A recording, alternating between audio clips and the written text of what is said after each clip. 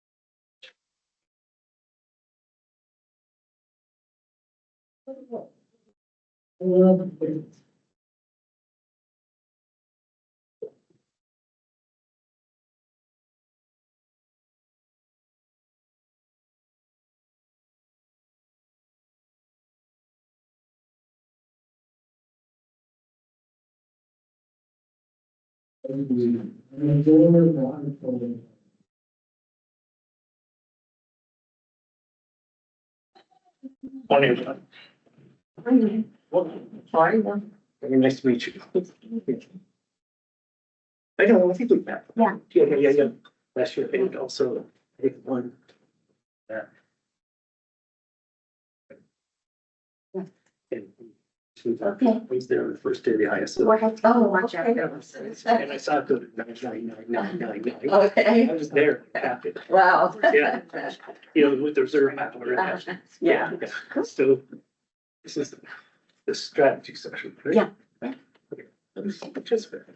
Right up there. Oh, okay. Yeah, you're good. You have a stop for you and everything. Then, yeah, I get a chance to go in. I'll show you on your position. Oh, who knows? I thought that was awesome. It's overwhelming for sure.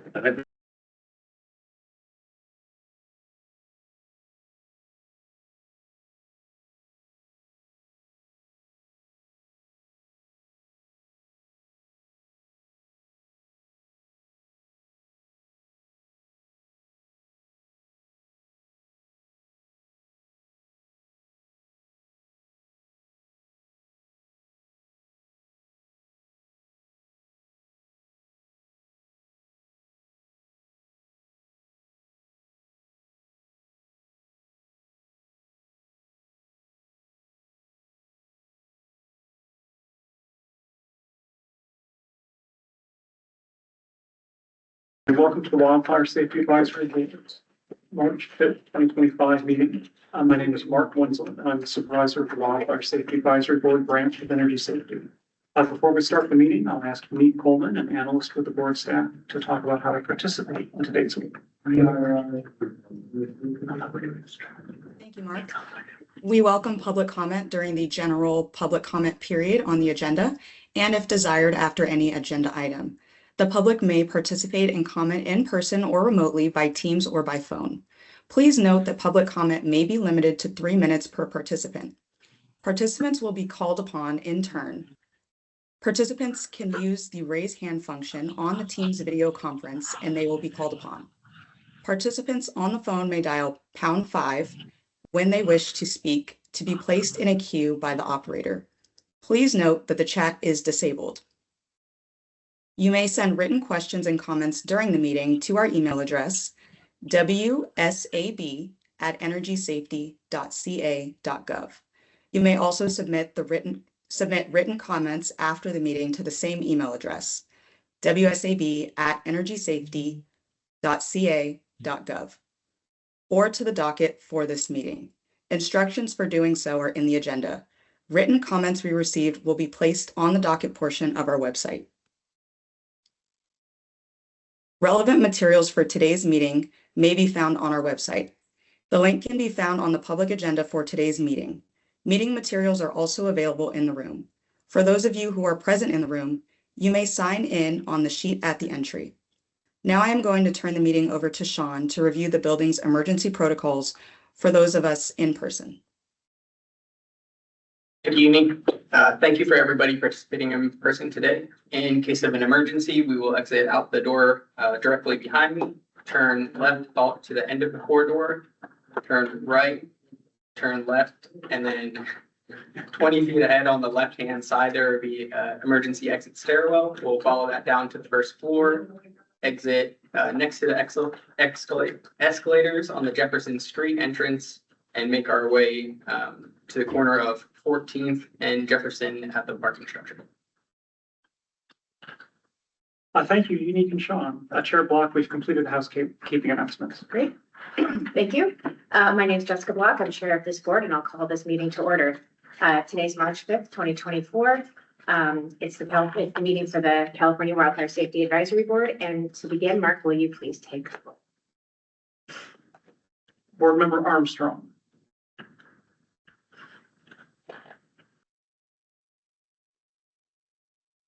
Board Member Armstrong. I think you're on mute.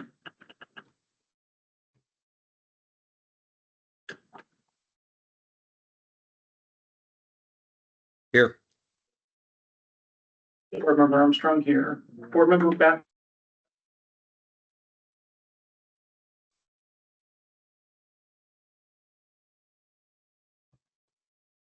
Member Batcher.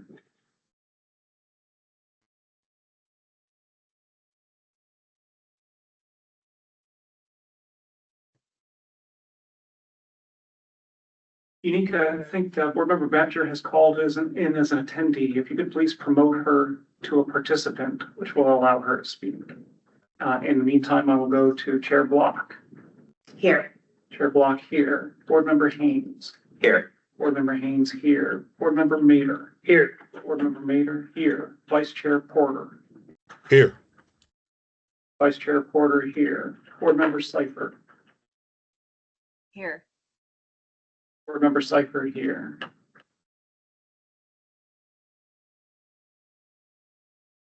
I see Board Member Badger on the phone. But I would suggest that we try to get her so she can speak, but in the meantime, we have a quorum. Okay. So if you'd like to. And she can probably hear us. I think she can. Okay, great. Okay. Thank you all fellow board members for being with us today. I'd like to thank the Office of Energy Infrastructure Safety IT professional Axel Homer for supporting us today. And thank you to our supervisor, Mark Wenzel, our senior advisor, Sean Richards, and our analyst, Unique Coleman, for assisting with organizing this meeting and making sure that we can have a successful process here in Oakland. I'll now review the meeting agenda. First, we'll start with a presentation of board statements on the January 2025 fires in Southern California. Most of the morning will be focused on our strategic planning discussion, and then we'll hold the first of our annual board officer elections for chair and vice chair for one-year terms. This is a board meeting that will be all day, and so we'll break for lunch between 12:15 and 1, just about. And then we'll come back. We'll go to board discussion to vote on the adoption of statements of priorities from our morning discussion to the energy safety fiscal year 26 to 27 for the budget. Next, the Energy Safety Policy Division will provide an update on its work. After that, we'll hear a staff update and work plan discussion.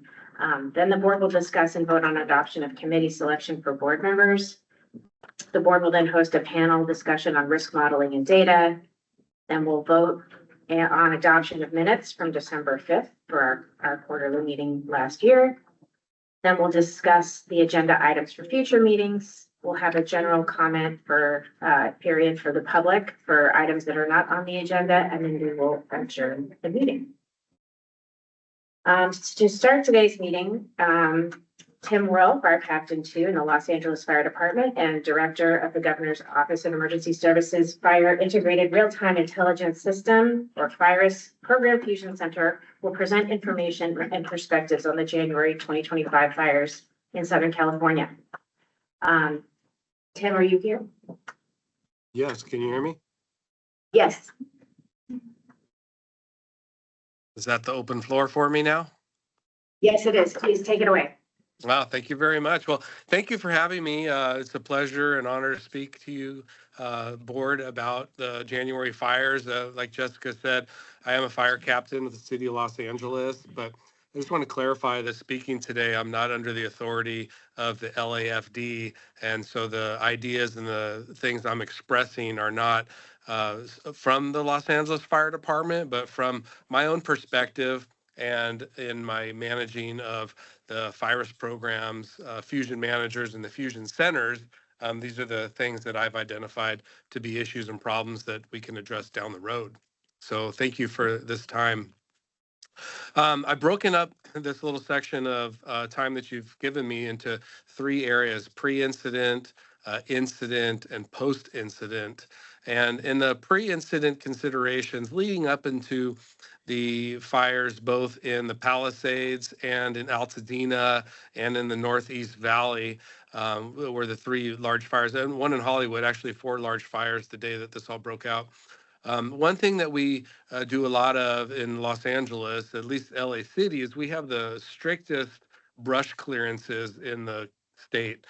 We have 100 feet of clearance on structures and 200 feet in the WUI areas for non-native vegetation. And so that defensible space is really paramount in saving structures during wildfire. However, this event, Palisades and Altadena, defensible space, was a little tough because of the winds that we had those days, which were upwards of 100 miles an hour. Defensible space could have been better and could have served the community better, but battling those winds was a little tough. Home hardening, using fire-resistant materials, fire-resistant roofs, ember-resistant vents, ember-resistant or dual-pane windows, and those types of things could have been better and helped in our pre-incident phase as well. One of the things I think I'm seeing a little bit of is a lot of our dual-pane windows now are they're all vinyl, and that vinyl can start to melt and degrade pretty quick. And in a fire environment, the vinyl windows, if the windows fall out before they even break, we're going to have embers in a house, and that's going to cause the house to catch fire rapidly and have fast growth.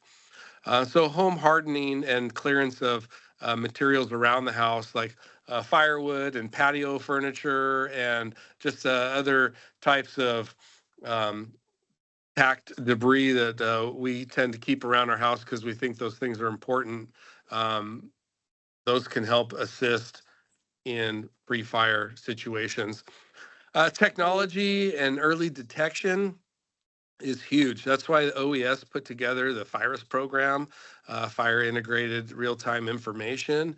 And so these programs are definitely helping guide and helping notify and build out stronger communities, not only in the pre-fire incident situation where we're doing home hardening and evacuation type planning, but also in the early hours of a fire when we can really see through our modeling how big and how fast the fire is going to move.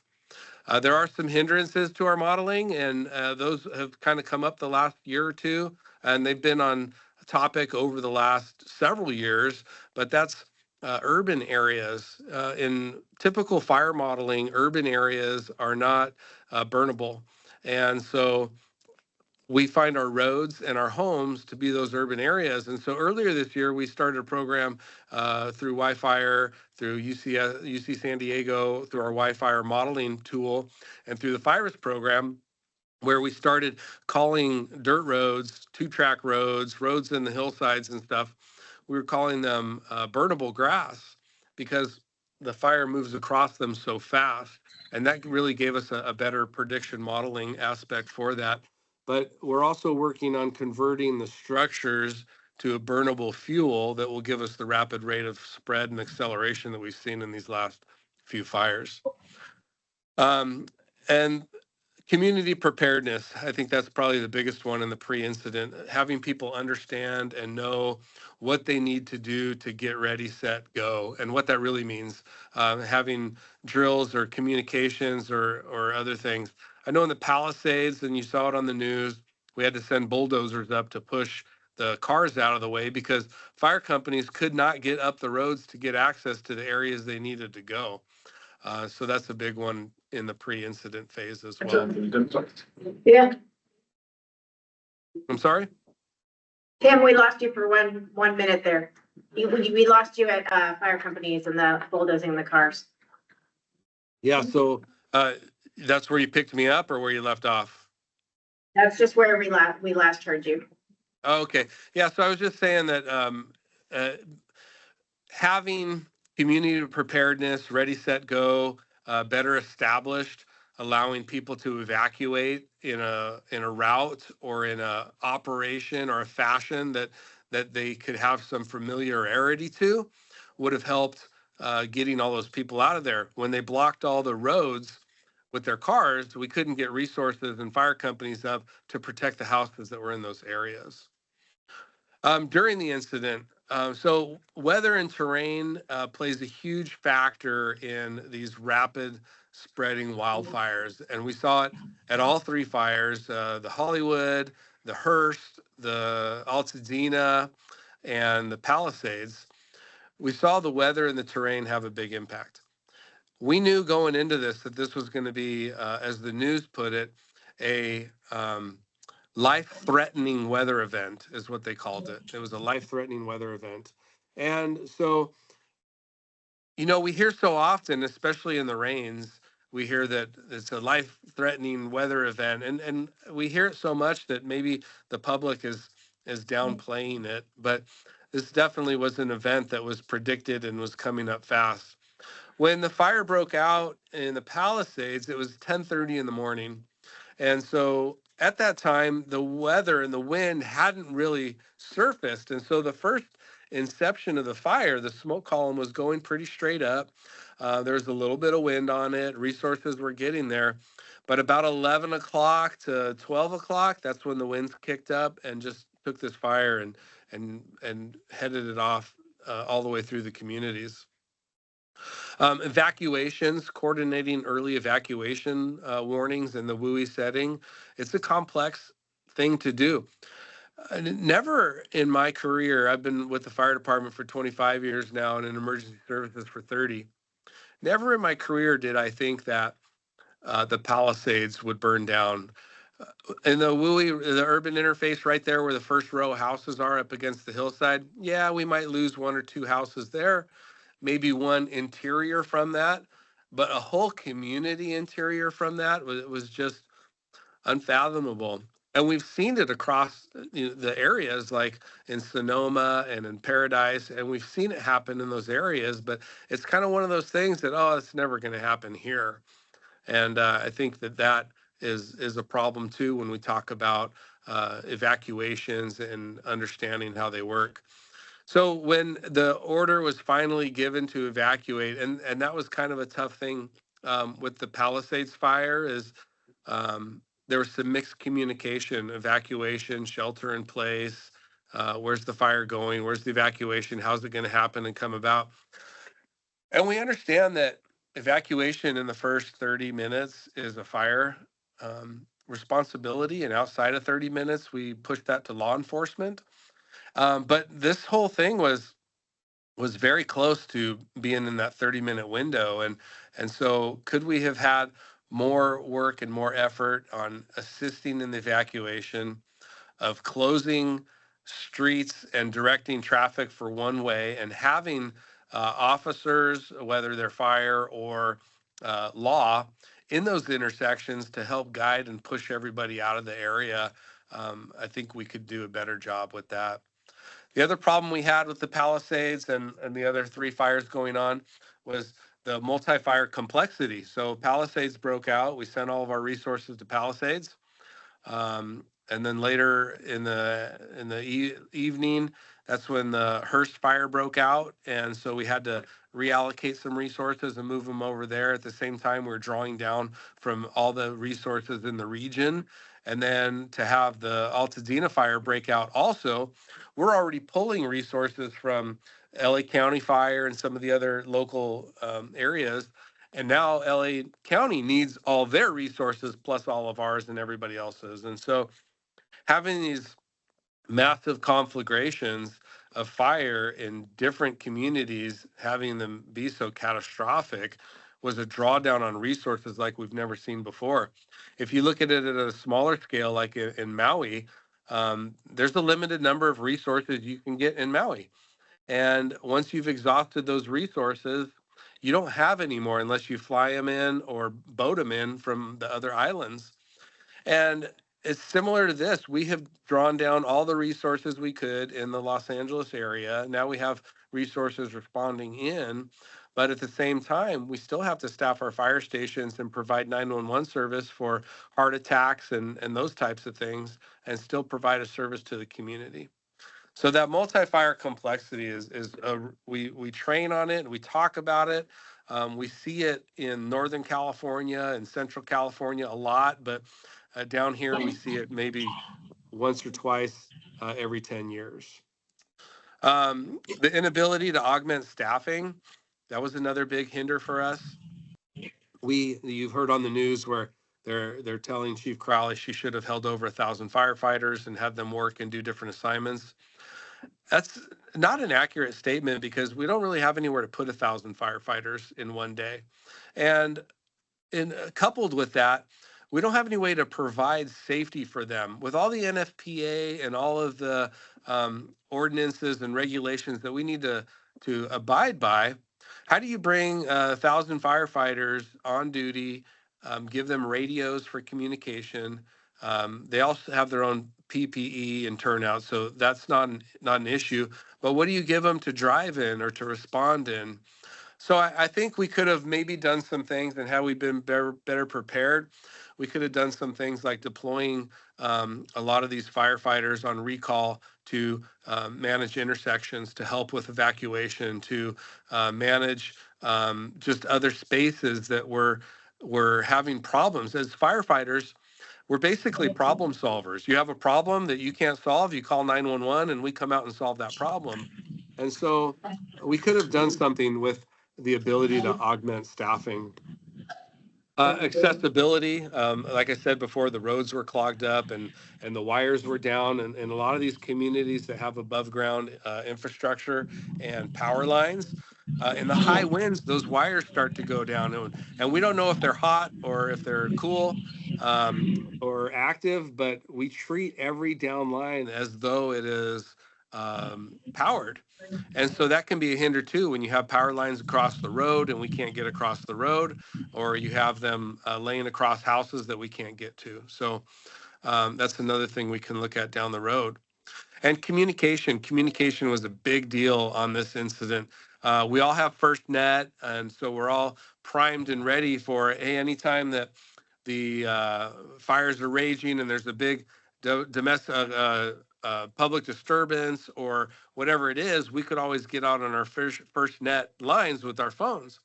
But FirstNet went down, whether it was the comm towers that were on fire and had issues with deployment, or just the relay from that. I'm not sure why FirstNet was out of service, but the only thing that really worked in the area was Starlink. And anyone that had a Starlink phone or communication or internet was getting out and was doing well because it was going up and hitting the satellite.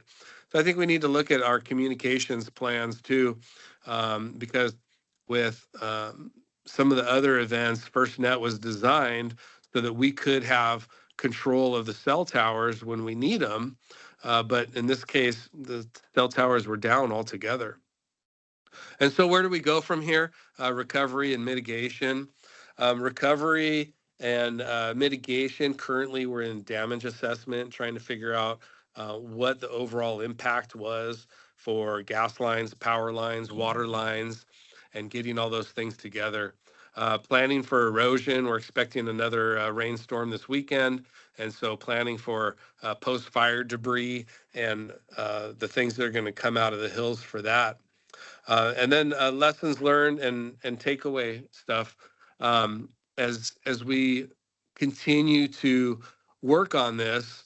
I think that as much as we do it and as much as we educate the public about Ready, Set, Go, and as much as we keep talking about these things, I just don't think it's getting great enough reach.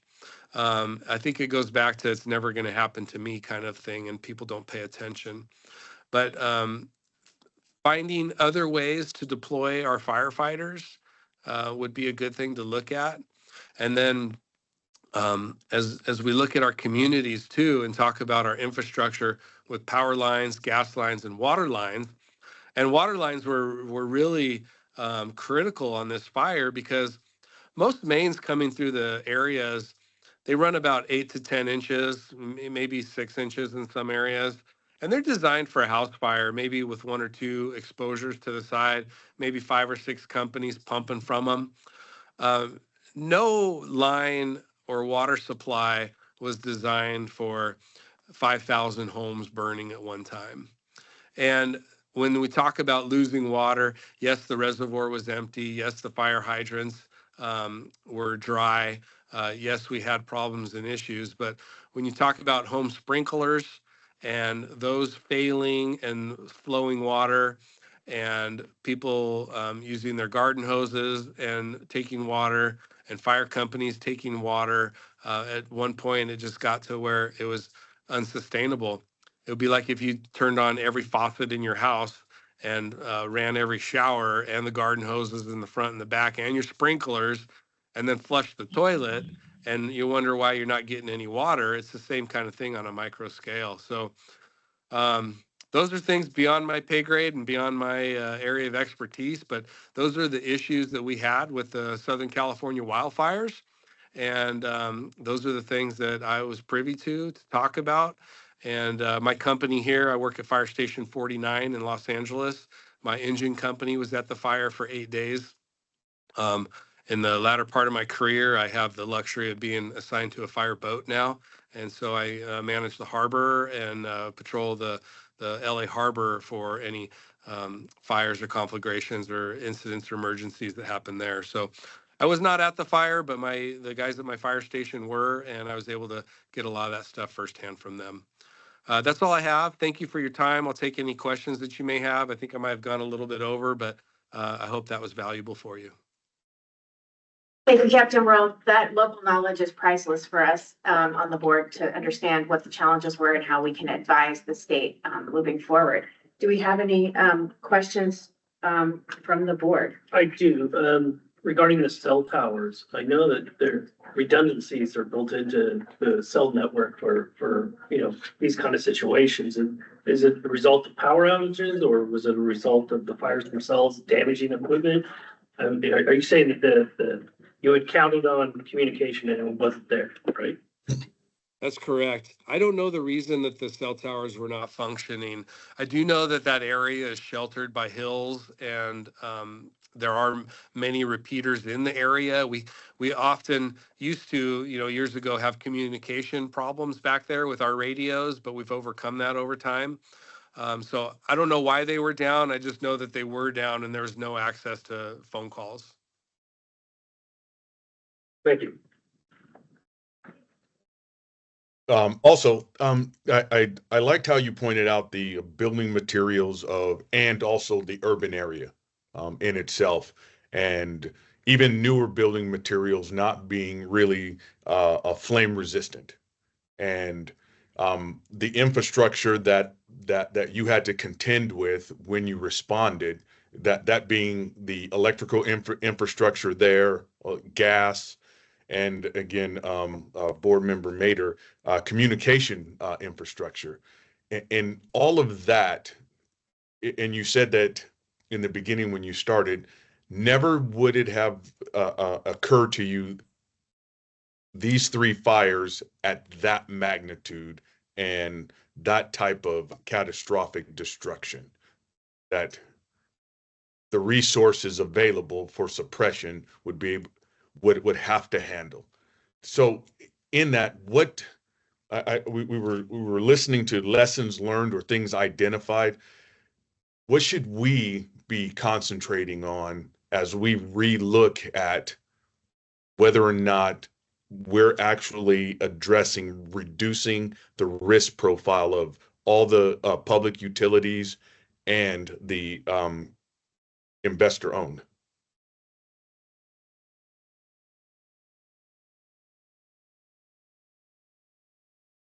That's a question to you, Captain Worrell. Yeah, I'm sorry. That was a long way to get there.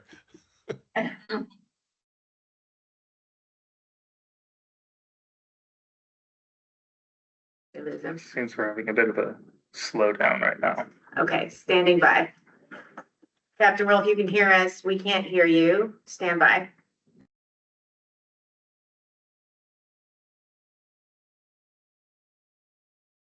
We may have rebalanced. Those online, can you hear me? Vice Chair Porter? Yeah, okay, Yes. great. Tim, can you hear me? I don't see him on the presenters. I believe his line dropped. Oh, bummer, okay. Yeah.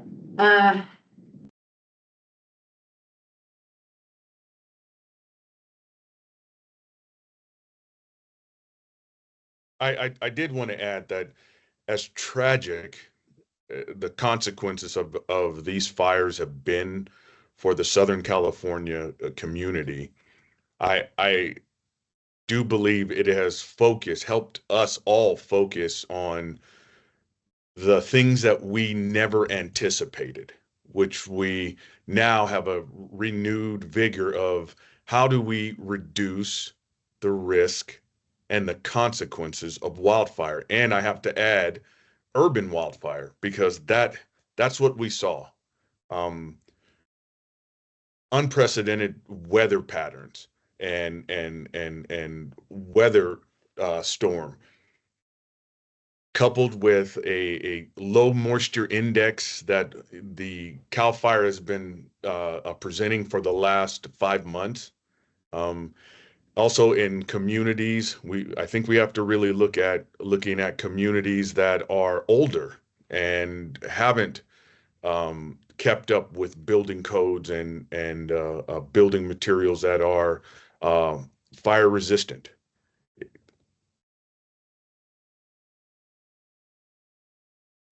Very good. Let's see, is he back by any chance? Okay. I messaged him also to see if he would. Like we lost it. Hopefully he can come back and we can revisit if he returns. Yes, Chair, I might suggest two things. First is, I believe we can now complete the roll call. I believe Oh, great. Board Member Batcher should be able to speak when she's ready. So, Board Member Batcher, are you with us?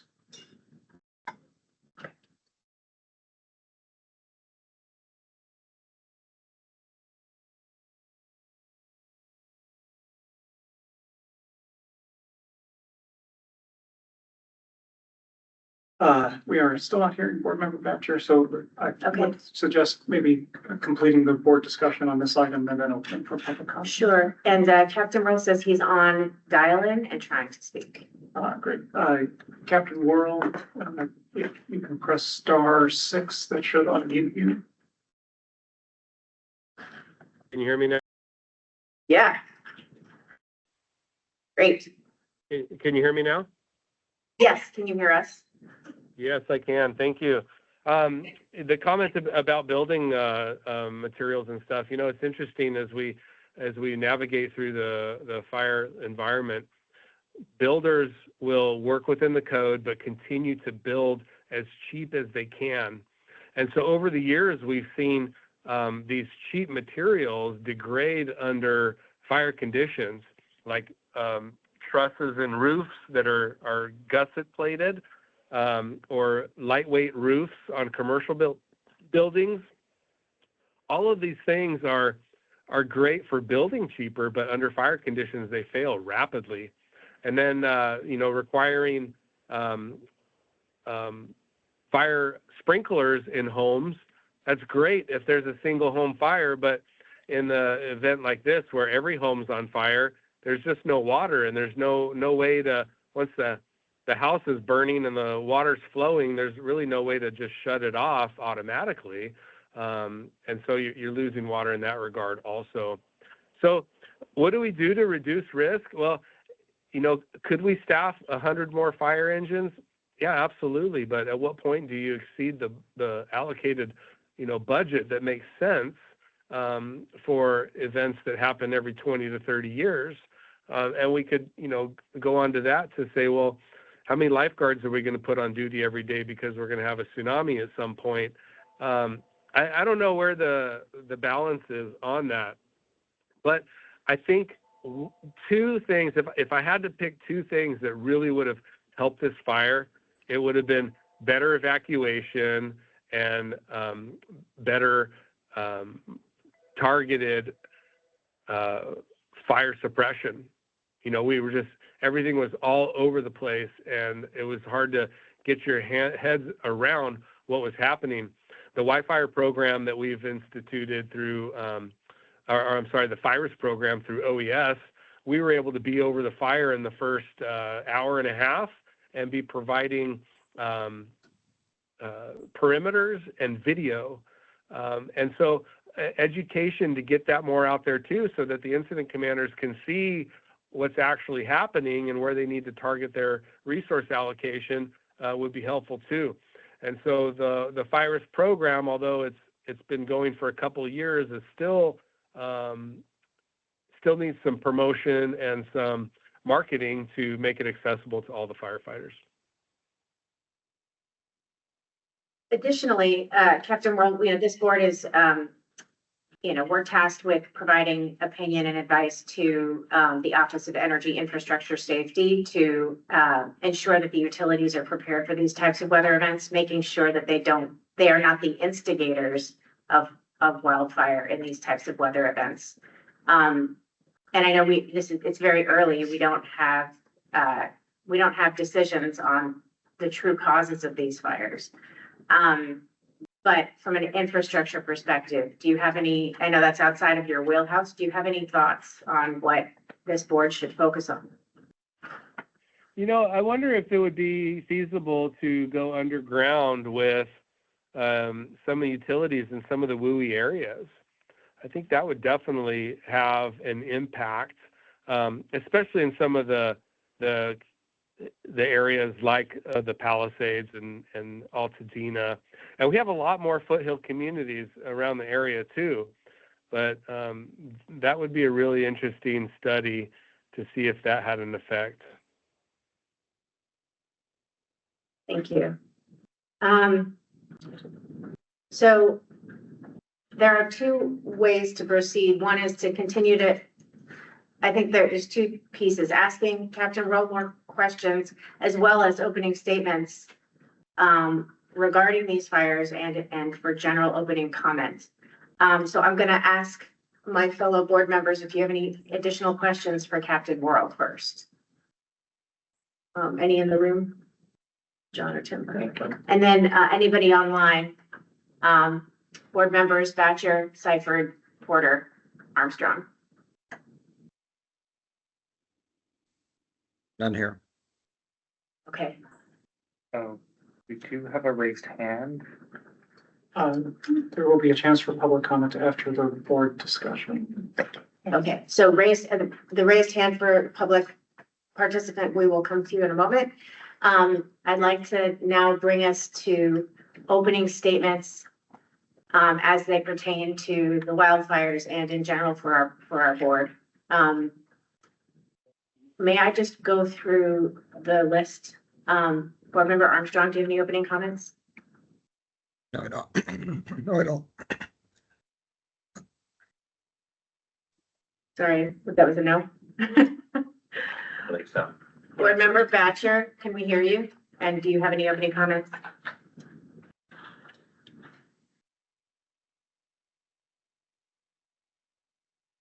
think we still can't hear her. I think, board member Batcher may be in a car. I don't know. Oh, I think she's understood. listening. I'm not sure if she's at every minute able to participate. Understood. Okay. Board member Batcher, please let us know if you're having any issues or communicate direct with, Mark Wenzel, and we'll come back to you. Vice Chair Porter, do you have any comments, additional comments or questions? I do, Chair. We've been in existence for 5 years, and this past January exposed that we have a lot more work to do to focus in how do we reduce the risk profile for this state, not just for any one utility, because it's communities that ultimately wildfire affects. And January exposed that even the areas that we would consider urban, partially low risk, are not.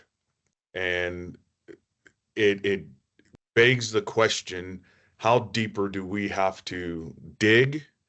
How more diligent do we have to be in examining all of the requirements that the statute that created our existence, right? How much deeper we've got to dig into those and create new ones, to be responsible, re-examining PSPS. The board member Mater says it all the time. PSPS is the one way to guarantee that you have zero risk. However, when is it appropriate?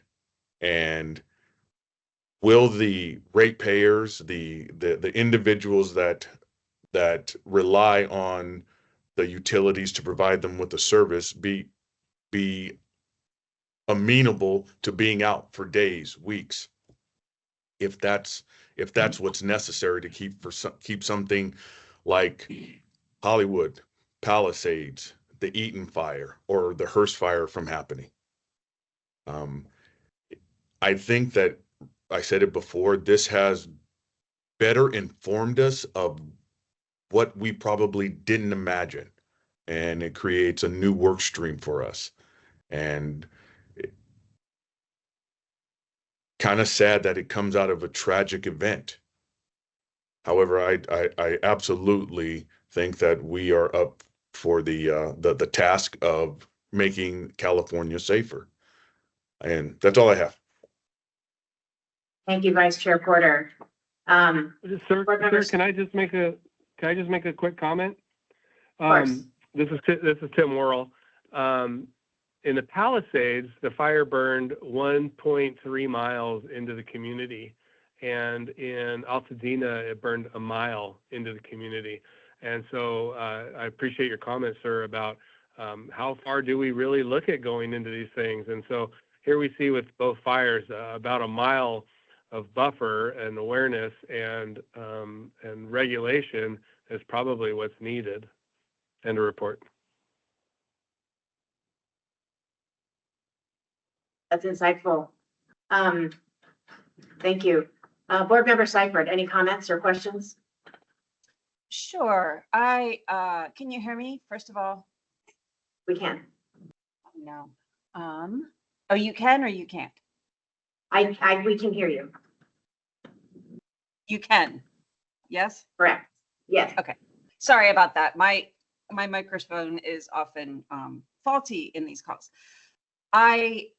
I've done a lot of thinking about and talking to colleagues and reporters about these fires. And one of the things that comes through to me is that there is a lot of blame going on where people are saying, if only this one factor could have been different or this other factor could have been different, then maybe it wouldn't have happened. And I think it's important to appreciate that an event like this and other destructive fire events are the product of multiple factors lining up together in space and time that lead to the outcome. And in this case, there were some things that we've witnessed before. We know that wet years followed by dry years can lead to abundant growth of herbaceous vegetation that then dries and cures. A slow start to the precipitation then has those grasses available to burn. They're extraordinarily ignitable. And so as you know, the replacement of shrubs with grasses in Southern California continues, we do have increased highly ignitable flashy fuels in the system. We had the Santa Ana wind event was extreme, but it wasn't unprecedented. And we had several fire ignitions, as Captain Whirl so eloquently stated, that happened very close to, you know, one of the biggest cities in the country. And so with that kind of wind and with those kinds of flashy fuels, it's really difficult to, you know, qualitatively change the outcome with any one thing. And I think it's important that, you know, the blame game it's not a productive conversation. And I think we also need to just be aware that, you know, wildfires like these are uncommon, but we do know embers to fly kilometers ahead of a fire front in a, you know, synoptic wind type of condition. So I think that's all I wanted to say, but I do appreciate Captain Whirl's comments, and I hope we can all work together to improve resilience in the future. Thank you, Board Member Seifert. I've covered everyone on the call, correct? I think. Anybody else, any other board members on the call? I think Board Member Batcher is unavailable to speak. Please speak up, Board Member Batcher, if that changes. In the room, Board Members Haynes and Mader, do you have any additional comments? I do, Chair. Well, Go for it. you know, I think we need to reflect that the reason why we're here, this board exists, is because of the horrors of the Napa fires. Yeah. It was just stunning, unexpected. People were in their pools trying to survive. And the vast amounts of the fires was shocking. And the campfire, and now this fire, which January 7th in the winter, 5,000 homes burned down in Los Angeles. All of these efforts, and I think that we need to reflect that we've done a lot. We've worked hard, but we can do better as a state, as the entire community. When I hear about the Ready, Set, Go, you know, that I've never heard of that before, really, until today, right? That this is a program. How is this not a focus when we know what happened in the campfire, where people were going down one-way roads and the one exit and they had to double back? Like, how is this not a focus in every city, like in every gathering is talking about this? I think sometimes I myself, because I'm in the utility business, focus in on, you know, how do you stop utilities from sparking and causing a fire, right? But we need to look at this holistically, right? Completely. And, you know, this really serves as a focus point. Often, as board member Porter, often I state that the number one way to stop utilities from starting fires is the PSPS. It has gotten much more surgical. You know, it was a ham-fisted tool in the beginning. We see the utilities, like yesterday, we saw that the utilities are getting more discreet and better able. You see all the weather stations, all of that. But what that does is reduces the risk of utility fires. When we see the devastation that comes from out of control wildfire, when people could have been ready, when they could have evacuated faster, it serves as a refocus moment. Great.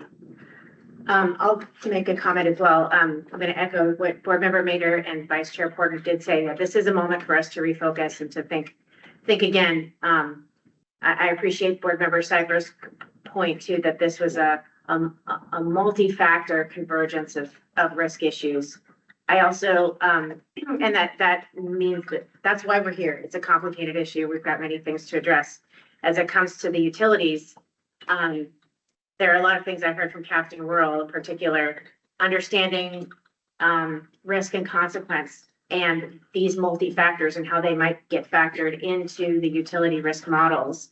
Are they doing it, and how do the regulators know they're doing it? So if we have a significant Santa Ana wind event after 2 wet winters and an extreme and critically dry fuels, what does that mean? And how does that factor into the locales, very specific locations that are hard to access and hard to evacuate? And I also appreciated Captain World's point that our foothill communities are extensive in California, and these are the ones that have been hit the hardest. And we have many, many more that are yet to have this experience, and hopefully we can learn how to address it before a fire comes to those communities. So I just want to close by my comments by saying that I too was humbled to witness these events. And it's disappointing that we continue to have those events post Napa fires as well. And I want to thank Captain Whirl again for your invaluable local knowledge and insights to these events. It's really very helpful for the guidance of this board. And with that, yes, Board Member Haynes, please. It's interesting for me. I think that the irony of my reaction to this is that it's a sobering reminder of what's inevitable. And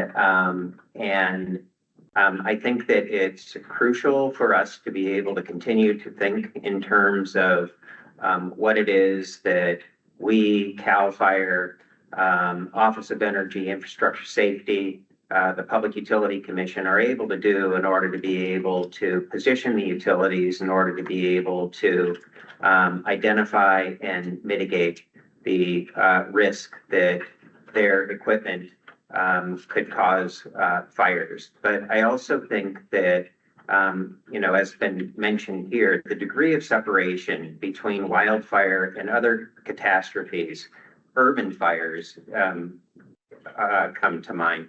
I think suggests that an emphasis that would be important for us to give consideration to is that a community's ability to be able to protect itself and to withstand and recover from catastrophes like this are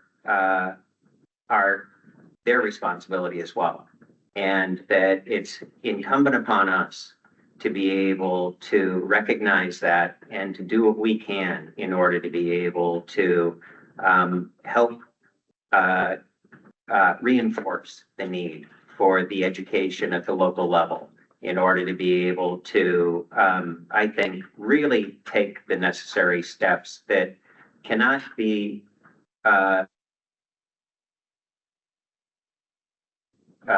met by statewide organizations like ourselves and utilities that have a broad footprint that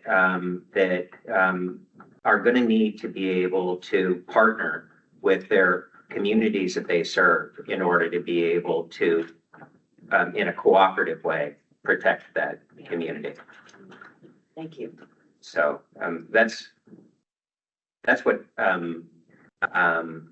comes to my mind when I think about the Southern California situation, the inevitability of what it is that lies ahead, and the holistic view that needs to be taken in order to be able to protect the families and businesses of California.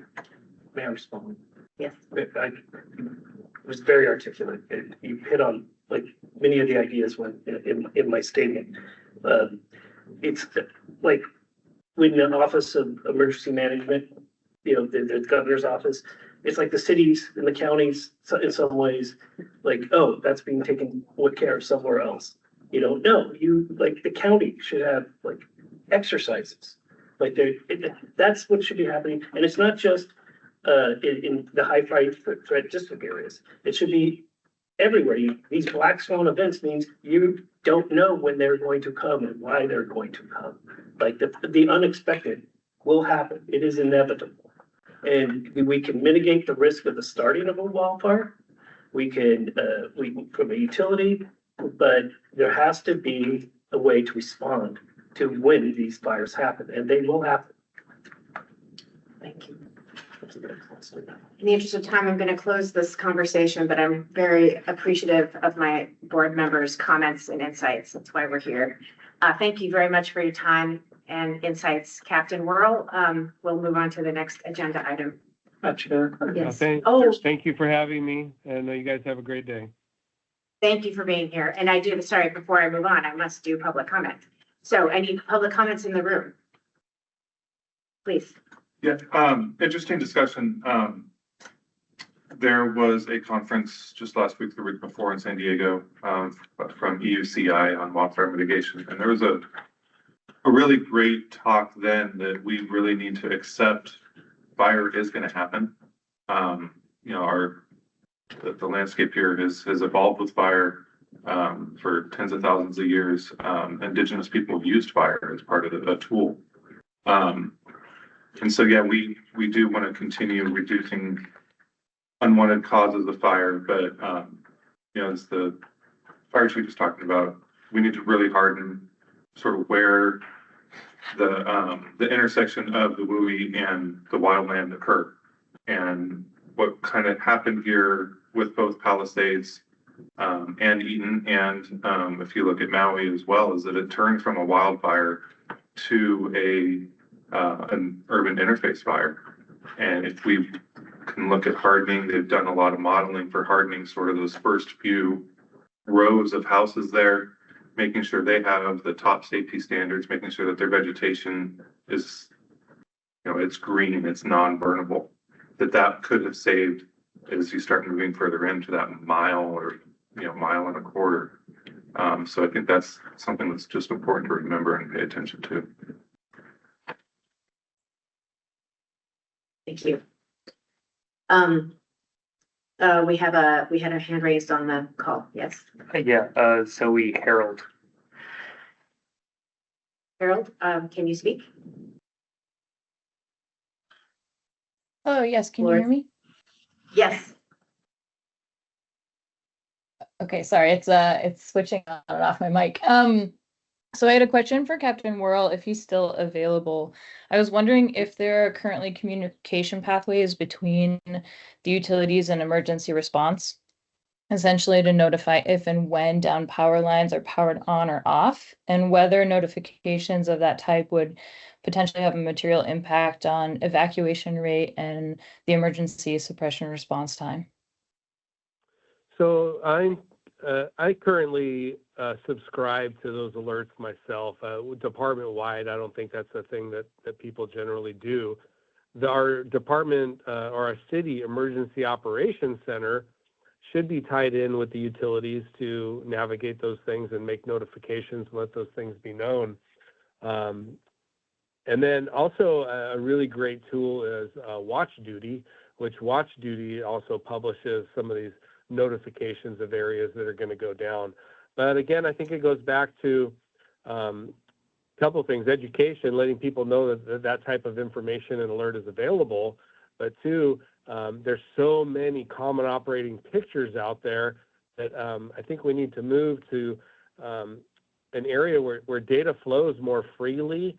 And whether you're on common operating picture number 1, 2, or 3, like everybody has access to that information and intelligence. And so the answer is no at the field level for the firefighters responding in. No, we do not have access to that information. But at the city level, they do have access, and the seats are next to each other. Thank you so much. I appreciate that.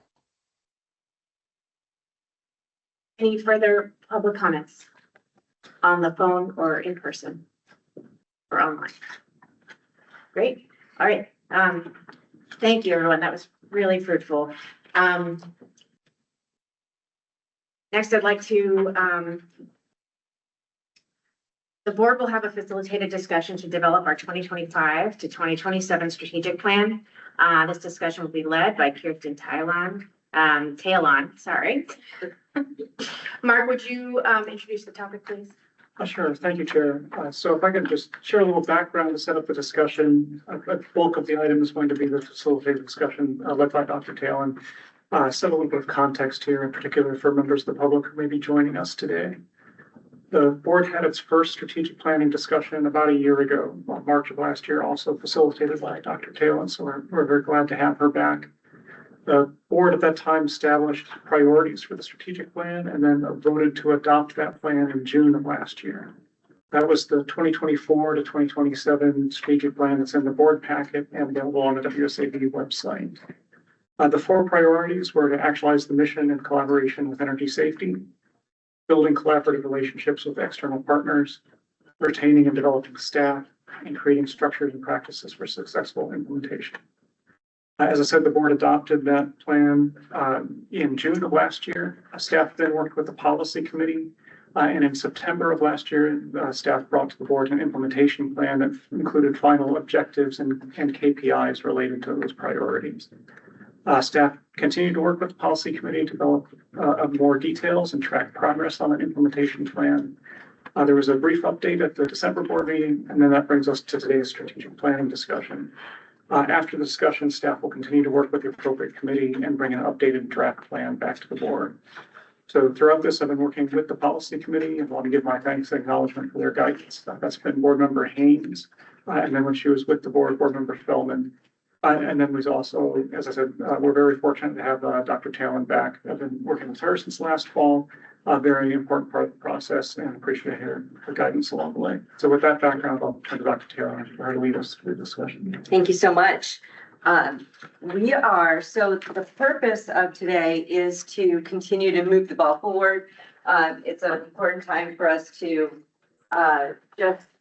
capture lessons learned and help it inform not changes to the plan. You have a plan, but just to make sure you're going in the right direction and making any slight adjustments that we need to in the priorities, essentially, going forward. So I have a couple questions. Thank you. I'm just going to move this around and thank you for sharing your space. Where would you like me to stand? So that the board can see. Okay. All right. We have two cameras and I want to make sure I get both. Where's the camera? So that you got it. Okay. Thank you. All right. So with that, these are simple questions. And the first question is, given the strategic plan, the priorities you set, what is it that you felt was going well, is working well, and has been working well in the implementation of the plan? I'm going to have you think about it for just a second because I want you to think for yourself before we start to share that group thought. So go ahead and just jot down a few thoughts. Give you a moment to process.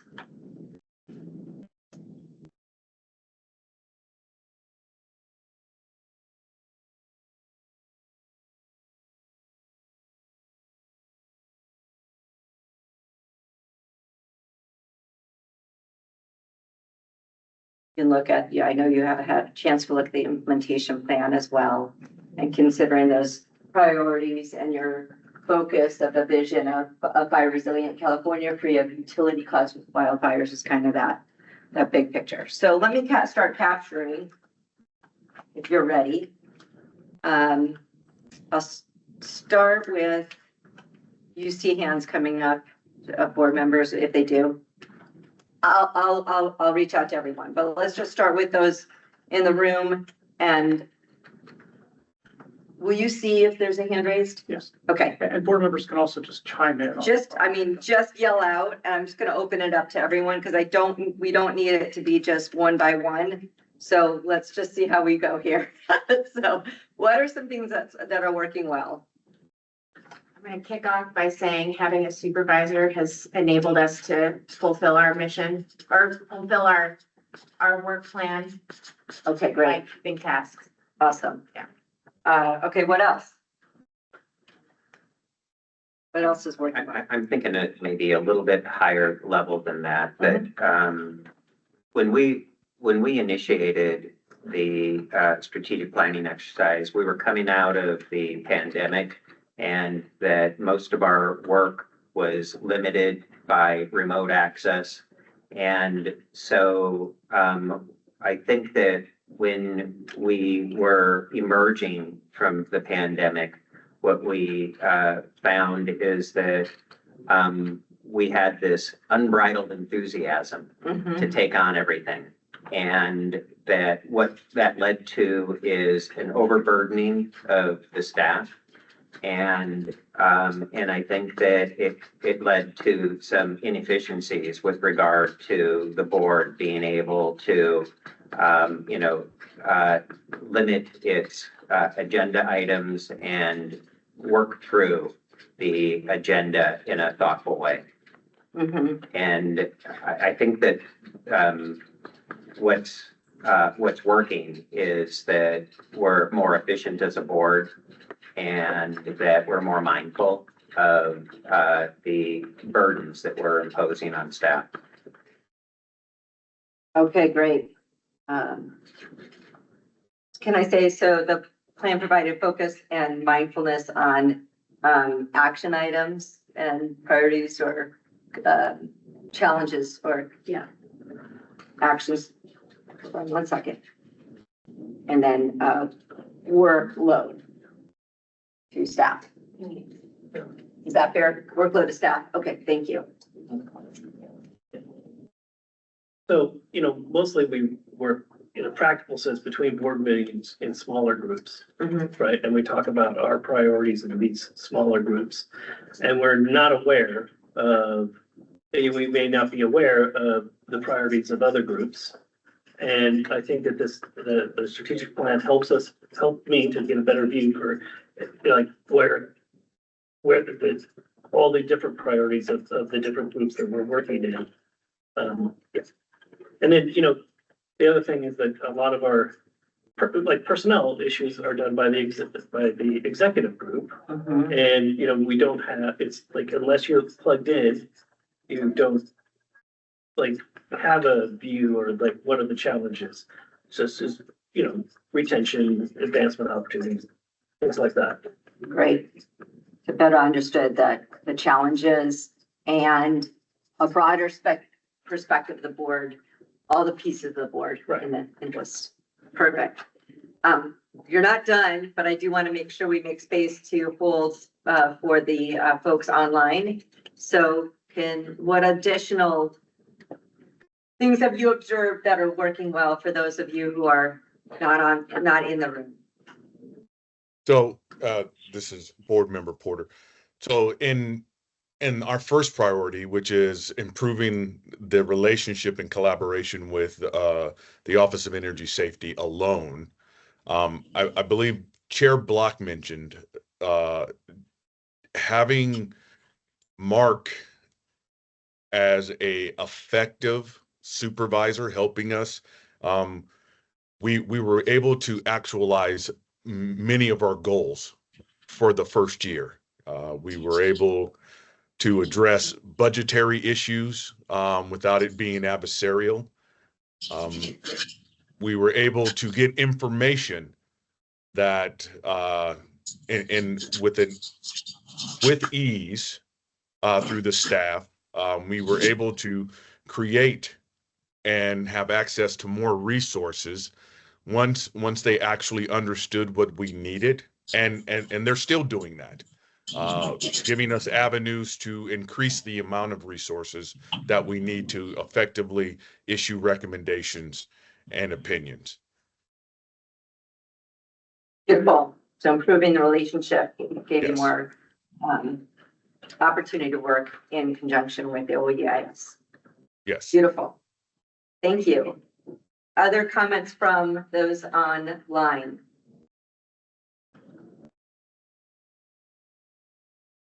I'll circle back for inside. I know it's a little awkward when we're in different spaces, but this is the time for just quick brainstorming. It doesn't need to be fancy. It does inform the rest of our conversation. So anything else? Yeah. I think that what we were able to do, and certainly Board Member Porter and staff could correct me on this, but I think that the POU community or the POU committee recognized that, that our ability to be able to, influence the POU partners and to be able to provide meaningful, input into their, risk identification and mitigation was hindered by our own limits in terms of our bandwidth, our expertise in some of the technical matters, operational issues that they were dealing with, and that being able to draw the POU community closely was effective in being able to tighten communications and to be able to have a more meaningful dialogue in order to be able to effectively identify issues and means by which they could be addressed in the wildfire management plans. Great. And so effective use of the partnership in that particular matter. So that focus on that particular priority was beneficial. Good. Other things that went well, especially as you're thinking about the implementation plan, the focus on the strategic priorities as a board. Anything from those online? And if you can't talk and just want to chat, I think Mark and Sean have access to the chat. Anything else to acknowledge that went well this year? I feel greater informed, or I feel more confident that our committees are making progress on our focus areas that I personally don't have the bandwidth to attend to, like the POU committee, the policy committee, which is an indication that we're headed in the right direction. Yeah, beautiful. So that implementation plan with the updates is helpful. Yeah. Okay, beautiful. Anything else? Can I offer one reflection? Just as I was listening to Mark share the progress of approval in June and then the implementation plan in September, you said, and then an update in December. I just want to acknowledge that as a very, best practice revisit of your strategic priorities. So I think you've demonstrated a commitment to keeping the focus on your plan. Are you comfortable with me adding that? Yes. Okay. Speak for the collective. Okay. Okay.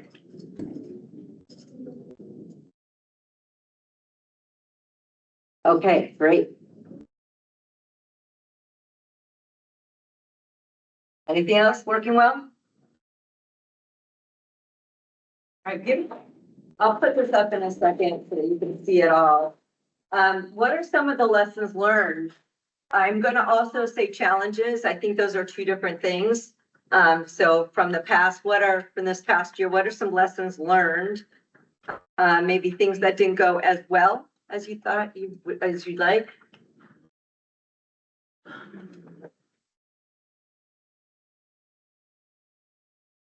Well, as far as, I feel better informed, but I still, want more. So I wanted to say the same thing, but I think we're inherently bound by our Bagley team rules. Okay. And, yeah, so. Well, let me go to John and then I'll Yeah. add that, Jessica. Thank you. I know these are really probably tightly. They are exactly. They're exactly tight. Okay. Please, you speak to. Okay. Well, I was talking about the Bagley King, it's only two of us in each committee that can speak straight and talk, and it makes it's very difficult to know what's happening in enough different Bagley King. And while I think there's better communication about like having the board's position in time for a board meeting, it's it's hard to keep up in real time, right? And we're not solutioning right now, right? That's right. Okay, I'll just leave it at that. Okay, great. Thank you for asking. And I like to double down on that. And I do believe that we're missing out on an opportunity, or definitely in the 4 priorities that we have, to better communicate or find a conduit that we communicate progress, intentions, and like board member Mader said, it's the position of the board itself. Being able to communicate that to the other board members before, we're in a public arena.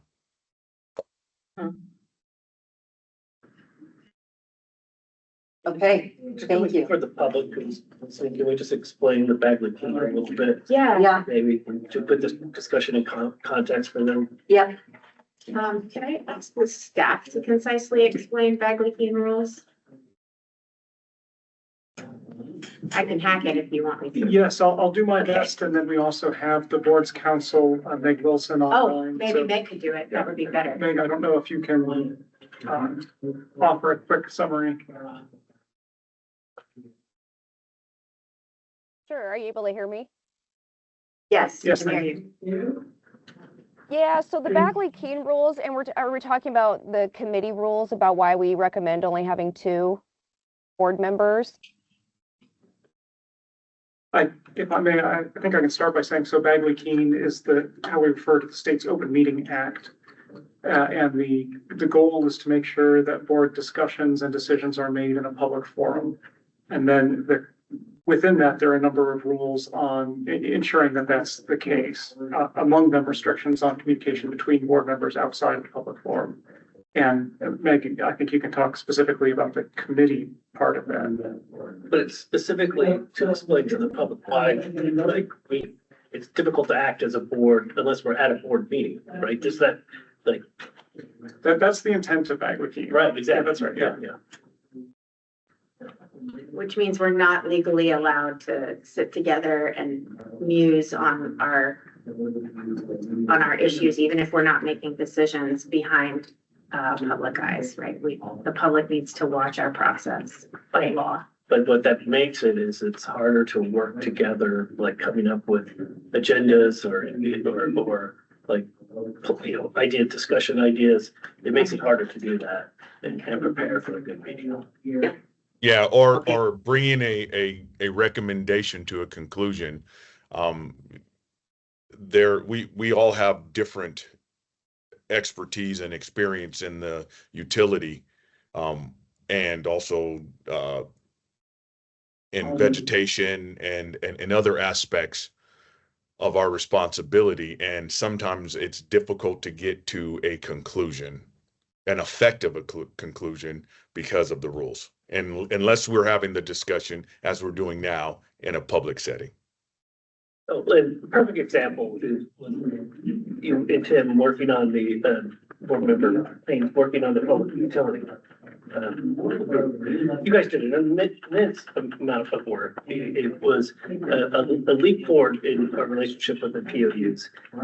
And I found out about it like a week before when the report came out, and this entire time, all this activity had been going on, and I had no idea. I had no way of contributing to that, and I found out a week before. And by the way, it was great work, and, trying to carry on and the work that you do. That's the practical reality of being under those Bagley Keene rules. Okay, beautiful. I'm going to change this one to challenge, because that's a challenge rather than lessons learned, and then I'll ask lessons learned. But I think this is a driving issue, so we'll go with the with challenges. So these are just real challenges. So the Bagley Keene is one. I think we've captured generally what that does. I think that it's in part captured in the draft principles for prioritizing staff resources that have been put together. And it begins with a recognition that we are a part-time board and that we have limited staff. And the acknowledgement of that is that there are limits that on what it is that we can actually undertake and accomplish. No matter how well organized we are, no matter how strategic we are, that we're limited. Mm-hmm. Yeah, well said.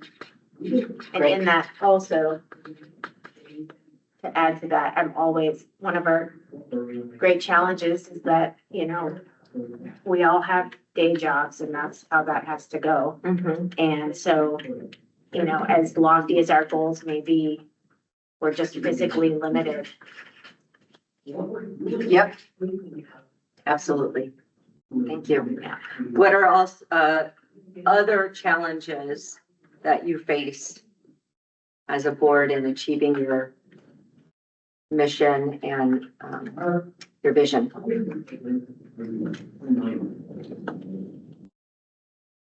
Well, and this is just gonna, may only apply to me, but I feel as though I'm limited in my practical understanding of wildfire risk management, and the associated practices that it involves.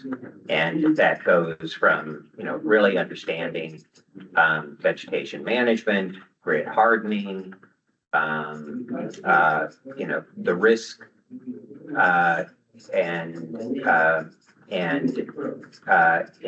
the intelligence that we gather and things like that. So that's a limit. That's a challenge for me. Yep, absolutely. And it sounds like because we're in an emerging understanding of expanded risks. So we're still learning. Is that fair to say? I haven't given up. All right. What else? I think having a ongoing real-time understanding of all the different efforts that like CPUC proceedings, the ramp, the risk modeling through having a map out, all of that mapped out and like up to date, like what direction these things are going. They're essential to understand these things in order to most effectively effectuate our mission. And then relatedly, I agree with that completely. And then relatedly, it's our ability to be able to be effective in partnering with others in order to be able to have any influence over any of those outcomes that would otherwise occur.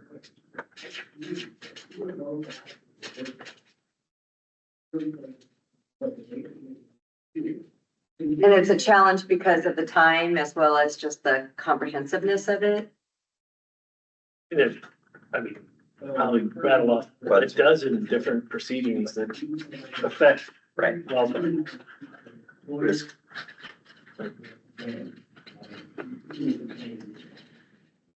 And Kirsten, I think that, the reason behind that is all of the above. Right. Okay, beautiful. And I want to make sure that we touch base with the folks online as well.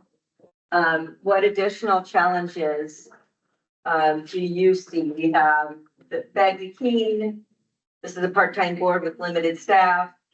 There's some limits in our practical understanding of risk and mitigation.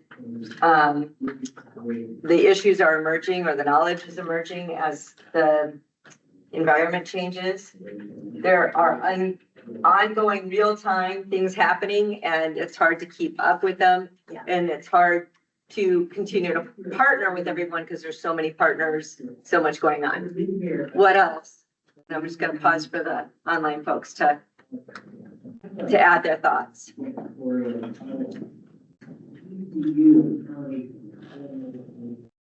Okay. Keep on going in here then. I'm tapped out.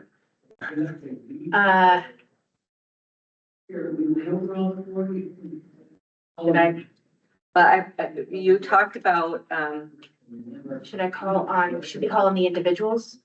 I think Board Member Batcher should be able to join and want to Okay. jump in. Okay, good. Board Member Okay, Batcher thank should you. be able to speak. Rex. and if Board Member Batcher wants to Mark, put what it in did you chat. Board Member Batcher, if you're having audio issues and you can type in any comments, that would also be helpful. And Mark can read them. Potentially she could call your phone too. That's a good idea. Because if she's on the phone and she can't *6 easily to unmute herself. Well, she's now on the laptop. It looks okay on our end, so I'm not sure I see. what the challenge is, but I think he's still having difficulty. So that's unfortunate. I apologize. Okay, Yeah, that's so, Board Member Batcher, it sounds like, a number of reasons why there's technical issues. One way to cope with that is to call Mark Wenzel's cell phone directly to.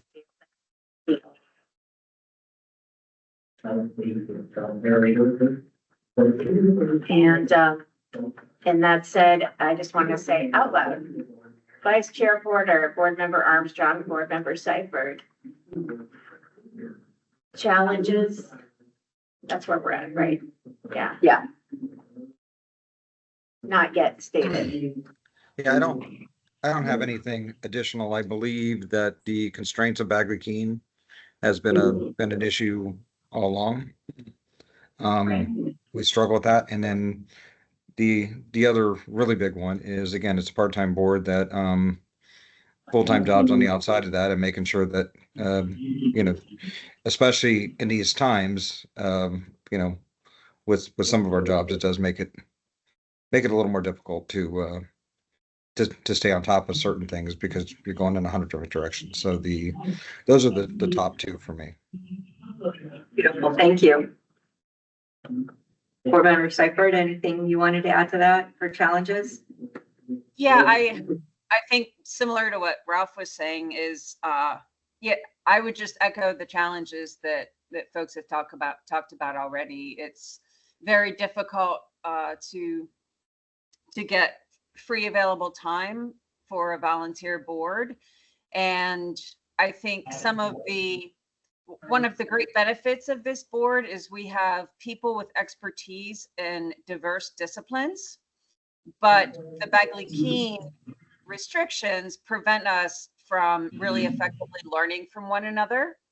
And so there's not a whole lot of cross-pollination of ideas because of that. And if we didn't have such limited time by having full-time other jobs, we might be able to have more board meetings, to have more conversations. So it's kind of a vicious cycle where we're just unable to engage as fully as we wish. Thank you. And I just want to, Board Member Armstrong, I just want to make sure I catch up with you as well.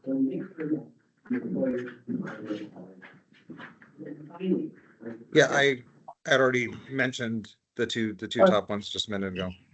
Yeah. Board Member Porter, sorry, my apologies.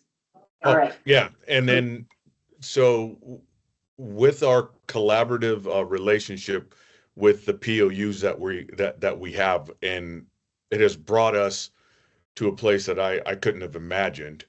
However, it's constraining due to the fact that their representatives show up, their associations show up. So it's a bit difficult to be a bit more pointed in the conversation with our external partners. They are super diverse, and not having them there, that has been an issue, and being able to take the next step.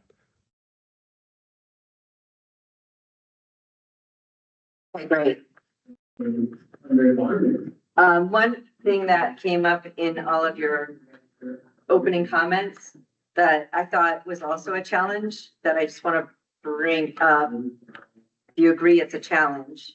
The holistic nature of wildfires, and the fact that maybe not all of the risk factors and mitigation efforts are directly related to your statute and to your board. Is that a challenge? Yes. Okay.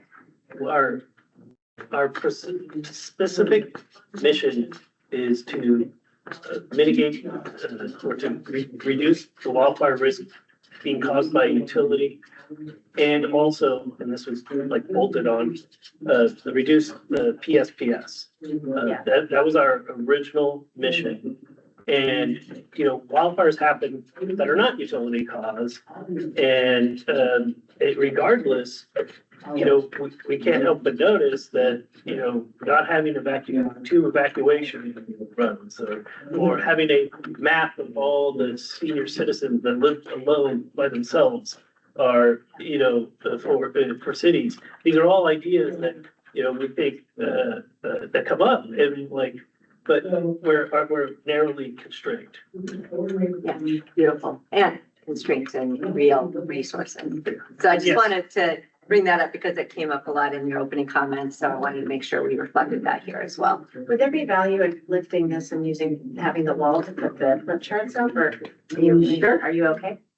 That would be great. I will get them up at break, but that might be helpful right now as Since well. we're not using the projector, you might. Thank you. The wall. That would be great. Thank you. I'll put you up there. Maybe I'll get Sean's help in putting them on.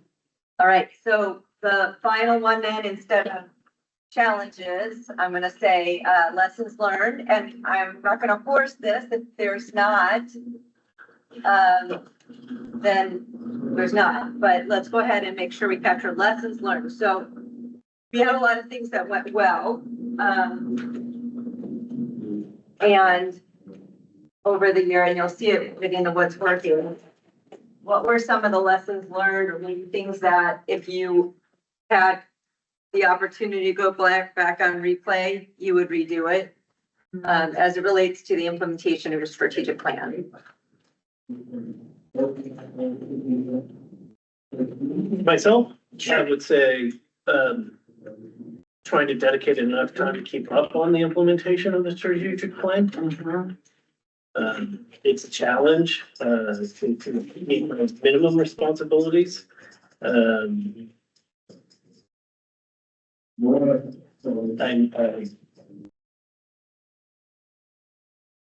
can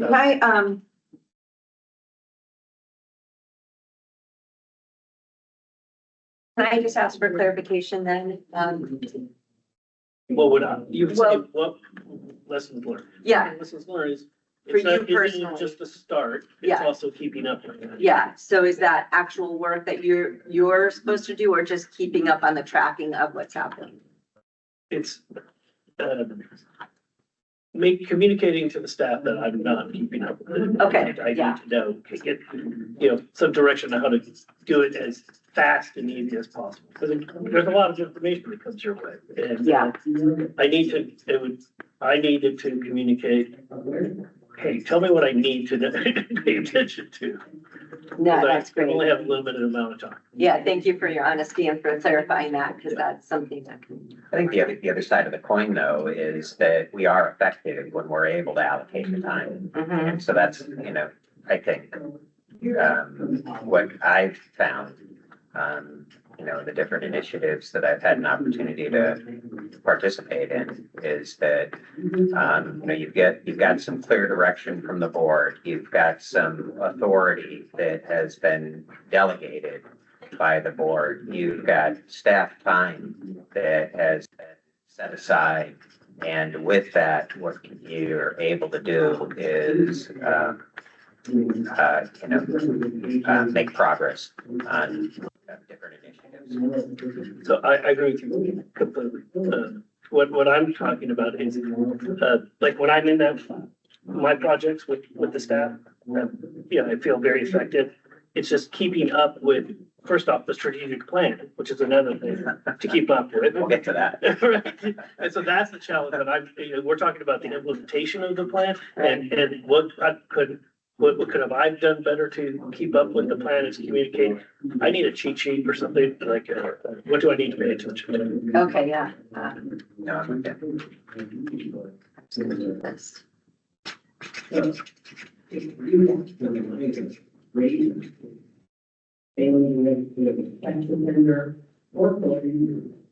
Okay. Beautiful, thank you. All right, other lessons learned. Board Member Badger has her. All right, beautiful. Board Member Thatcher? Can you hear me now? Yeah. Great, success. Okay, I have been able to hear almost all of the discussion, but for maybe about 5 minutes. So thank you all for putting up with my travel and not being able to connect properly. I apologize profusely to all of you. We're happy you're here. Yeah. So glad you could be here. Did you want to add anything then, even if it's going back? We're happy to capture your thoughts. No, I as a new member, it's rather difficult for me to weigh in. I don't want to, interrupt others who have the experience that I don't.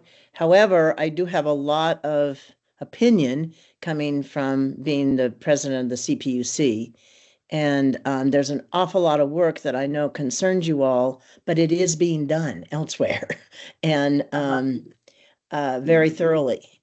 For example, in the PSPS that was talked about earlier, there are PSPS guidelines that are now in the 5th phase at the CPUC. There's a lot of strict guidelines that the IOUs must adhere to by rule of their regulator. So just things like that. I know it seems like you all are being asked to boil the ocean, but I assure you, you really, there are others who are part of have got paddles in that ocean working hard. So, and I'm sure you all realize that. But as an advisory board, I just wanted to underscore that. But that's all. Thank you. That's valuable. Thank Oh, yeah. you. Yeah. That's very valuable. That's what I was discussing earlier when it's difficult to keep track of all the different proceedings and where they are. Like I remember when the rule came out about topping, and upping, where the utilities were PSPSing at a certain wind speed and they relaxed they imposed a rule that you weren't supposed to consider topping at that speed.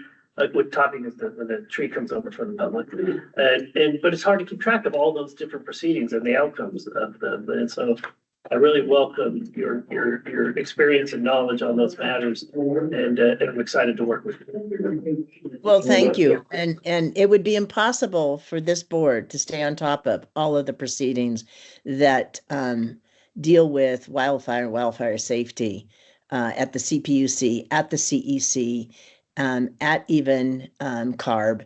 So again, I think you all should be comforted in the fact that there are many people that this is what they do for a living and they're doing it every day, not as a advisory board of volunteers, essentially. So you can tap into their knowledge at different times, but you don't have to have that knowledge. You don't have to be burdened with thinking you have to have that knowledge is what I'm really meaning. Thank you. Yeah. That's so thank you for that. So we've got kind of the need to the understanding that it's hard to keep up as a board member, and it would be helpful to have some way of knowing what to focus on. I know that's solutioning, but it's a challenge, or it's a I would say, I wouldn't characterize that way, because I feel like we're focused on all of our own way. Right. It's just there's all of these other efforts going on, and keeping abreast of them is difficult. Beautiful, thank you. So, got that. So, recognition, and this is also a lesson learned, what works well, clear direction, authority, and staff time, and allocate our own time allows for progress.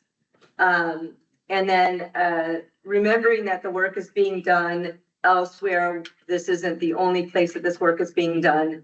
And there are others who are also working hard and diligently to reduce wildfire risk in the state. And this is what's working. Yeah. Lessons learned. And I think and then our ability, I think that's all that. All right. Any other lessons learned? Really what we're looking for. So I think we're good. For right now, this is going to just inform some future conversations that we're going to have. We had break scheduled for 10:30. It's 10:46 right now. So I would suggest we take a 10-minute break to stretch, take care of ourselves. Does that work? Sure. Okay. So we'll come back at 10:56. Ready to start again? Okay. All right. Yeah, that's good. Does that feel like good time? Okay. Maybe even a lot.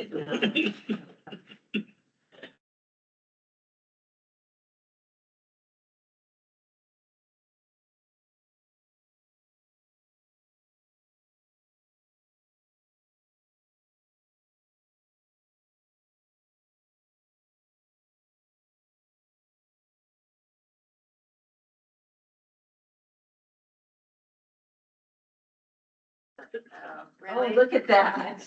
You're still- Oh, that's awesome. Did not say You can even staff keep is it. awesome. All right. Okay. So, we're ready to go again. Are folks online ready? Yep. Beautiful.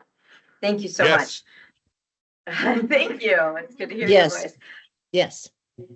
Yes, I'm Beautiful. here. Thank you. So we're moving into a discussion now on, and it's so timely, on really how do we make sure that, given the constraints that you identified, that the holistic nature of the issue and the massiveness of wildfires and risk identification and mitigation efforts, and the importance of your mission and vision, the fact that you have a part-time board with day jobs and limited staff. There is always more to do than we have resources to do it. That's just kind of, I feel like a human condition, but it's a very real constraint that the board is experiencing daily, as you go through the strategic plan. So I'm going to, we want to look at some priorities, a discussion around how do we set priorities. I'm going to have Mark go ahead and set up the conversation, and then I'll kind of guide the discussion. Thank you. Oh, so one of the documents in the board packet is proposed priorities for staff resources. And it comes out of the previous strategic plan where there was one of the objectives was to establish cohesive vision and roles and responsibilities. And it's really in response to the boil the ocean question that came up in the discussion this morning. So just recognizing that staff resources are going to continue to be a constraint on all the things that the board could do and would like to do. One way of thinking about how to order those in terms of the priorities for deploying the staff resources is set out here. So there are 6 principles, looking forward to board input and discussion on them. One of them is when deciding how to prioritize, what order to do things in, whether that topic advances the board's mission to reduce the risk of utility caused wildfires. One is prioritizing topics that are within the board's statutory mandate. So there are specific things that the law calls for the board to do. Yeah, and there is a statutory deadline in there as well. So making sure that we meet those requirements of law, focusing the resources on those particular topics, including requests from energy safety. And we'll get to that in the work plan discussion this afternoon, and targeting outputs to the key audiences. Third potential principle is prioritizing topics with highest impact or effect on wildfire risk. So if 1 and 2 have been satisfied, then there may be things that are, more bang for the buck, so to speak, or they'll have a higher recommendation from the board would have a higher impact. The fourth is prioritize topics where the board has a unique role, and I think we heard this a little bit from board member Bapter as well. There are many other people in agencies, as well as folks in the private sector and advocates working on the issues. Where is it that the board has a unique voice and a unique role to play? Building on that as well, each of the board members has particular expertise that they bring, and that's why they've been appointed here. So what are the topics that take advantage of that board member expertise and allow them to make fullest use of their own background, as well as to have the highest effectiveness and impact for board recommendations. And then the last is that thinking about work products that support the strategic planning priorities. And I think one of the things Dr. Talon has tried to drill into me that I find very useful is the distinction between the strategic planning, which is what is the board doing to make itself a better and more effective organization, versus the day-to-day work. So it's not to say that the day-to-day is less important. In fact, it includes all things that the board is required to do by statute. But thinking about those in two separate ways, making sure that there's the right amount of attention paid to both has been a really helpful framing for me. So these are potential principles. I think Dr. Jones is going to lead any discussion on them, but happy to answer any questions. So I think the end product that we're kind of looking for at the end of this discussion is, what are the prioritization factors or criteria that you as a board want to lean into when you are deciding what to do with and what to prioritize with your limited resources, knowing that you're all passionate about the mission and there's so much to be done. So let me just open the discussion by getting your feedback on the principles for prioritization that were provided in the draft principles. What are your initial reactions to these prioritization principles? Is it missing something? Is it repetitive? Let's just have a discussion. I'll capture just your thoughts in general, and then we can, my hope is nail down those prioritization elements that can be added to the strategic plan going forward. Steps or numbers 4 and 5 feel very similar. Board member unique value.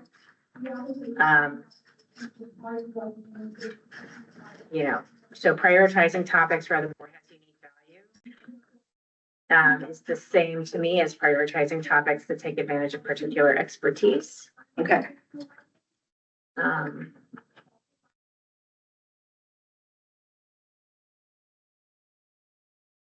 Thank you. Okay. I'm just looking for general reactions, and then I'm just going to start going through one by one and just get your thoughts on that. For those online, any initial reactions? Well, this is Maribel.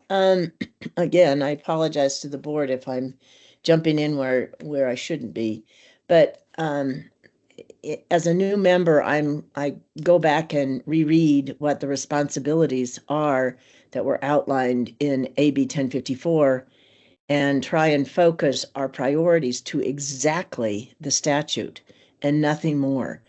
Again, because this is a board of people who are, have limited time, and we have a limited staff and limited budget, etc.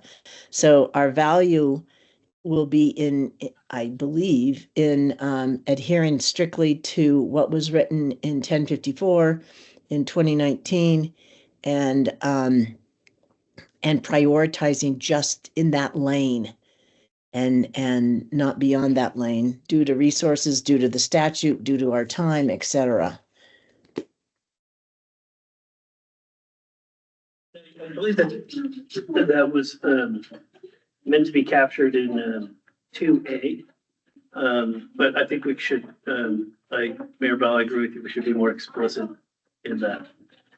It's not just staff supports, but reiterating that it is our mission to comply with our statutory mandates. Okay, beautiful.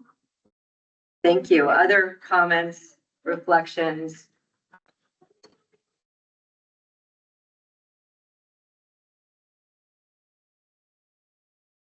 Yeah, I'm at risk of being redundant, but I think that I think this is, so, yeah. Apologies for being a little redundant, but yeah, getting onto our strategic priorities is getting into places where we know we can, structuring ways that our expertise can fit into the statutory requirements, right? It's about the methodology for getting to the statutory requirements. It's basically what you were saying, right? Yeah. Hold on here, let me look at.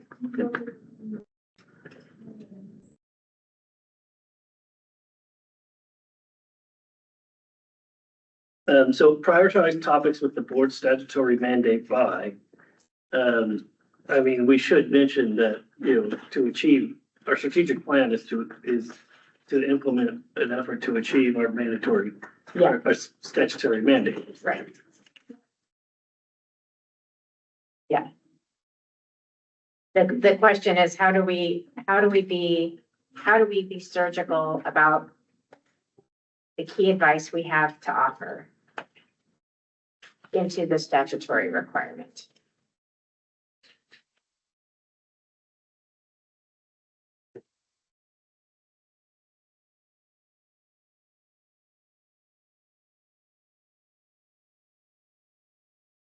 Yeah, as a reminder, we kicked off this board by attempting to read the entire wildfire mitigation plans cover to cover of all three investor-owned utilities.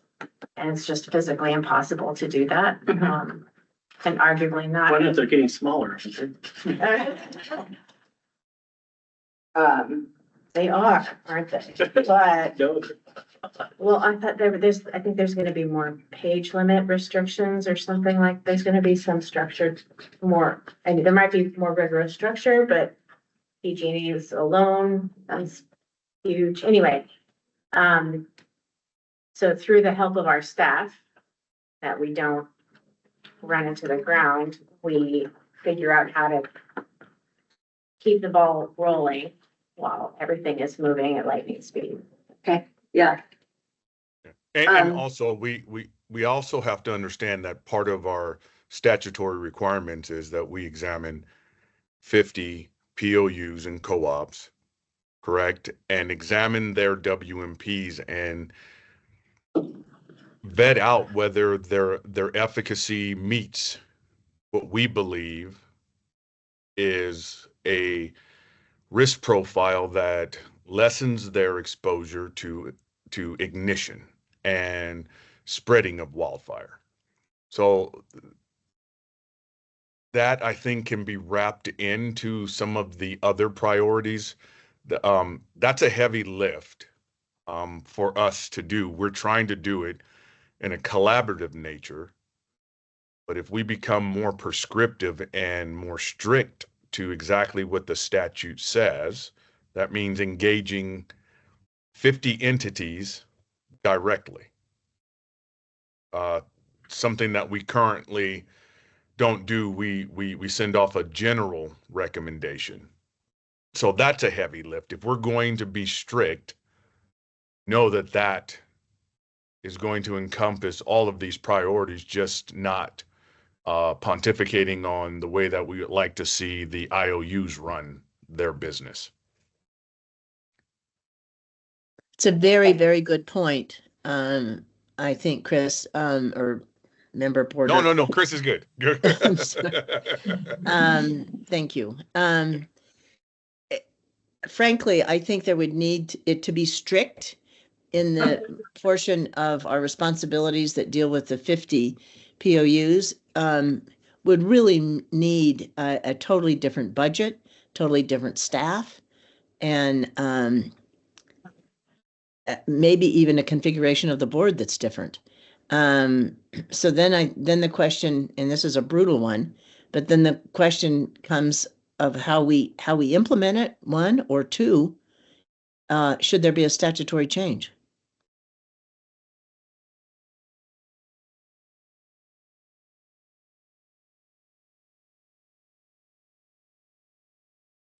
I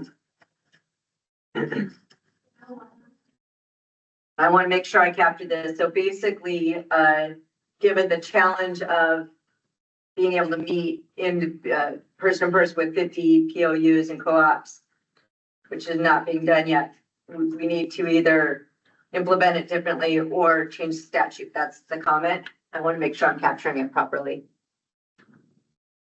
Yeah, I think that's my intent. Yes. Okay. And I don't mean to step on Chris, but I think he makes an extremely good point when we're trying to prioritize to the statute, which I feel strongly about. But given our budget and our constraints as the statute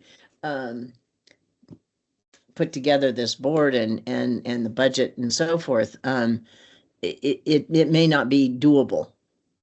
So yes, I think you've captured my intent. Thank you. I also just added, I thought, to consider, which is to, I don't think it's in the prioritization, but is it that we meet requirements first? Basically, before you consider any additional efforts. Yeah. As one of those priorities. Absolutely. So I want to, before we leave this topic, it does seem to me as though what we've just discussed in terms of what the final conclusion would be, and that is how do we implement, or do we change the statute? That's predicated on the assumption that what we do is we apply what Chris characterized as the strict adherence to the statute. And to this, I think the middle ground is to continue status quo and to simply make the proper notification to Office of Energy Infrastructure Safety and the governor's office that is how it is that we're going to proceed with meeting our statutory obligations. So it just seemed to me as though that's an alternative to applying the strict adherence to our interpretation of what the statute requires. Okay. To comment on Board Member Haynes' comment, he's right that status quo as we are now, we have fulfilled our requirements concerning the POUs and answered every request for recommendations from Office of Energy. The next evolution of getting closer to adhering to the strictness of the of 1054 as written, it is going to take additional staff or resources, which I think that the executive committee has spoken with OEIS about, and a more pointed focus in engaging those 50 entities and still having the bandwidth to answer requests from Office of Energy Safety. It's going to be ramped up, but again, as we keep saying, we are part-time, and we're trying to be responsible and effective appointees to this board, and still be able to fulfill our full-time obligations. So do you feel, thank you for that. Do you feel then that there are initiatives, actions that the board makes decisions to move forward on that detract you from your mandated responsibilities and might not be the highest priorities? Do you feel that that happens? Fair, honest assessment that push the staff beyond capacity and meeting those mandated requirements? We came up with these policy paper ideas in the last couple of years, and that may have pushed our staff.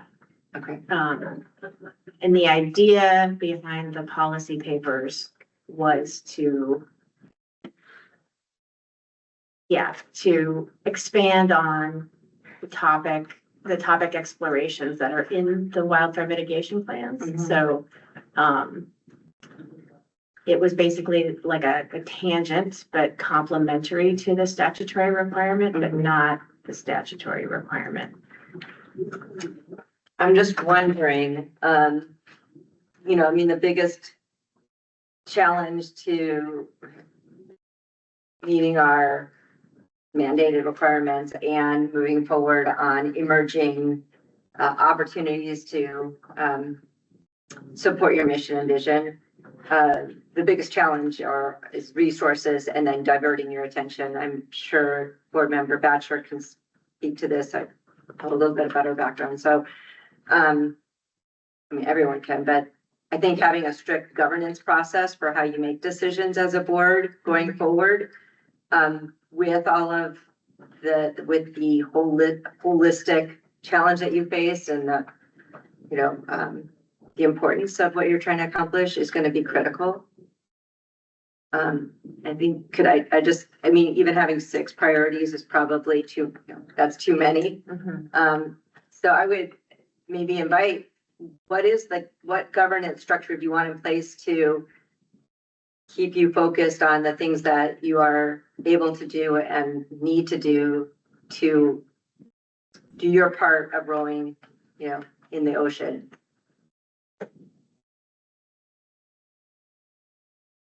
I can't speak to that generally. And so maybe I can just offer my thoughts from the perspective of what I encountered when I first joined the POU committee, and how it is that we pivoted from the practice that had been undertaken initially to one that is currently in place. And that is that initially all 50 POU wildfire management plans were reviewed. There were comments that were generally applicable that were made by Wildfire Safety Advisory Board. There were POU specific comments. And that was a struggle in order to be able to have meaningful dialogue between ourselves and the POUs. And so the approach that we took as an alternative was to look at things from a topical perspective and to be able to speak to the community in that fashion. And that addressed the impracticality of Wasabi being able to review all wildfire management plans, make meaningful comments, and as a consequence, felt and with presenting that policy to the board, the policy adopted the alternative approach, and that is what's in place right now. And so there was a recognition that the status quo was impractical, that there was an alternative that was deemed in compliance with our statutory obligations, and that was what was put in place in order to be able to work around the limitations that staffing and board members were dealing with in being able to meet statutory obligation. So from a governance perspective, I think that what we did was we communicated that to the board, and the board adopted an alternative policy. Okay. That makes sense. And it's working. Yeah. Well, I did my conversations with Mark. You know, we were talking about the challenges of reviewing every POU plan, but also there were some benefits. There's a POU that was not complying with the requirements of AB 1054, and they are now. And I mean, it's like I worry sometimes if we are we in light of like the fires in Los Angeles and the non-use of PSPS, like maybe we should, that's our function, right? And maybe we should revisit, are we meeting the meaning of the intent? And because it's a fast improvement, yes, but I just wonder if we can revisit that and see if there's if we can better achieve our mandate.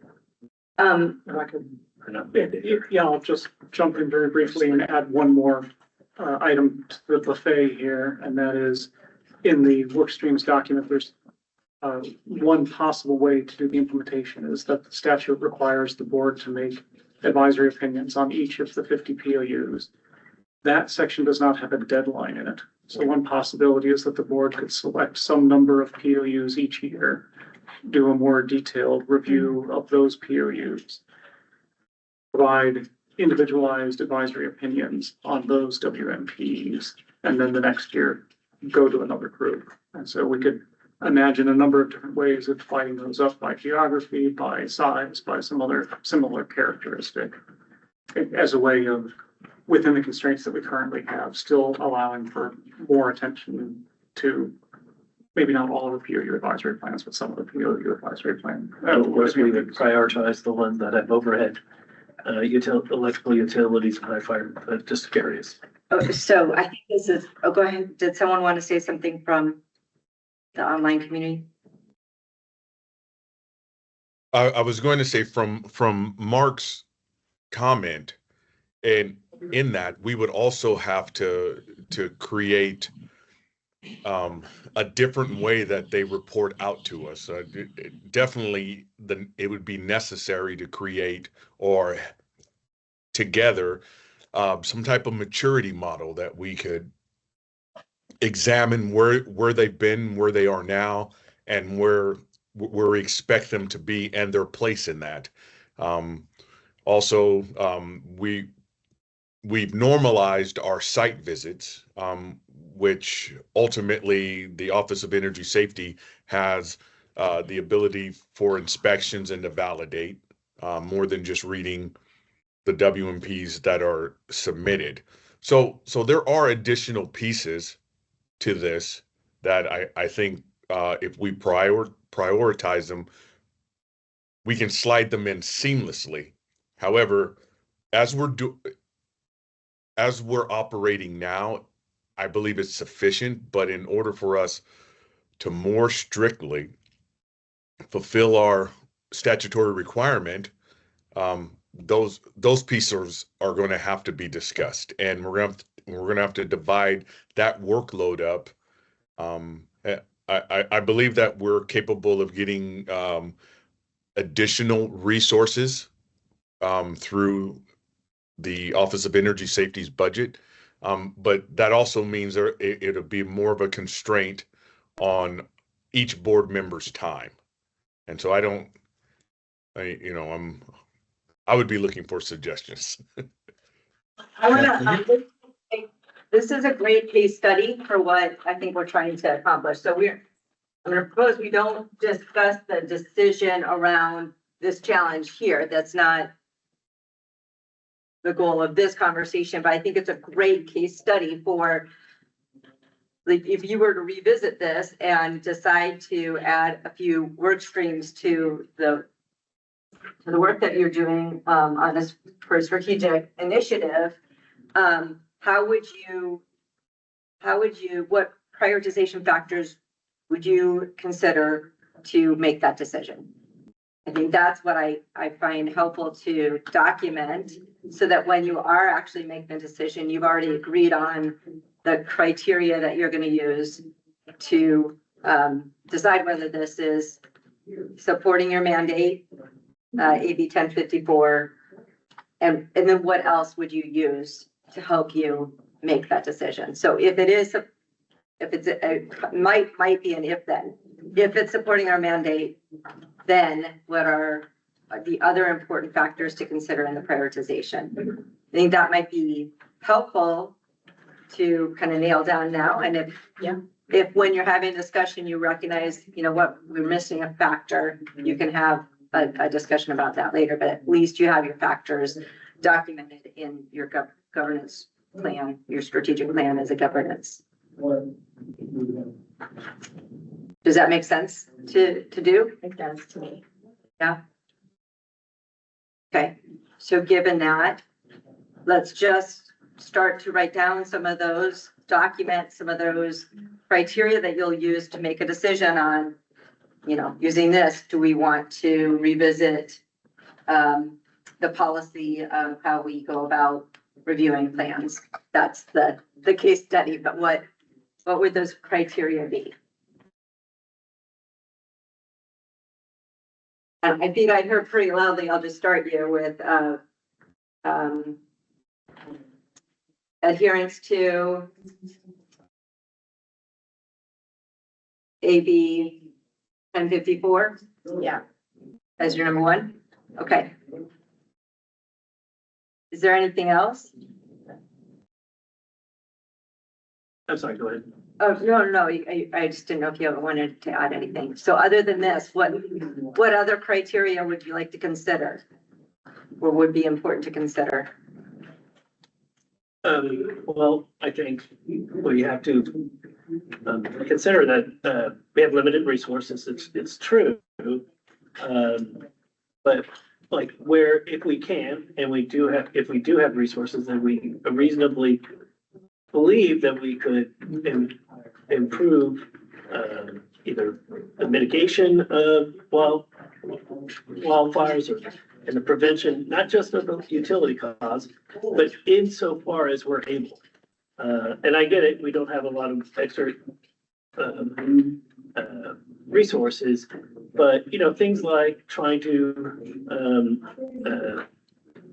mention to other stakeholders, other groups, things like what was it? The get ready, be ready. Oh, ready, set, go. Ready, set, go. Talk about our observations about different fires and the challenges, like the one-lane roads, like the campfire, and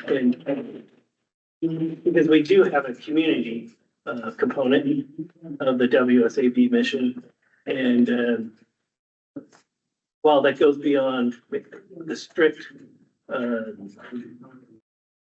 legislative requirements, it's still in keeping with, back in the interests of the people of California.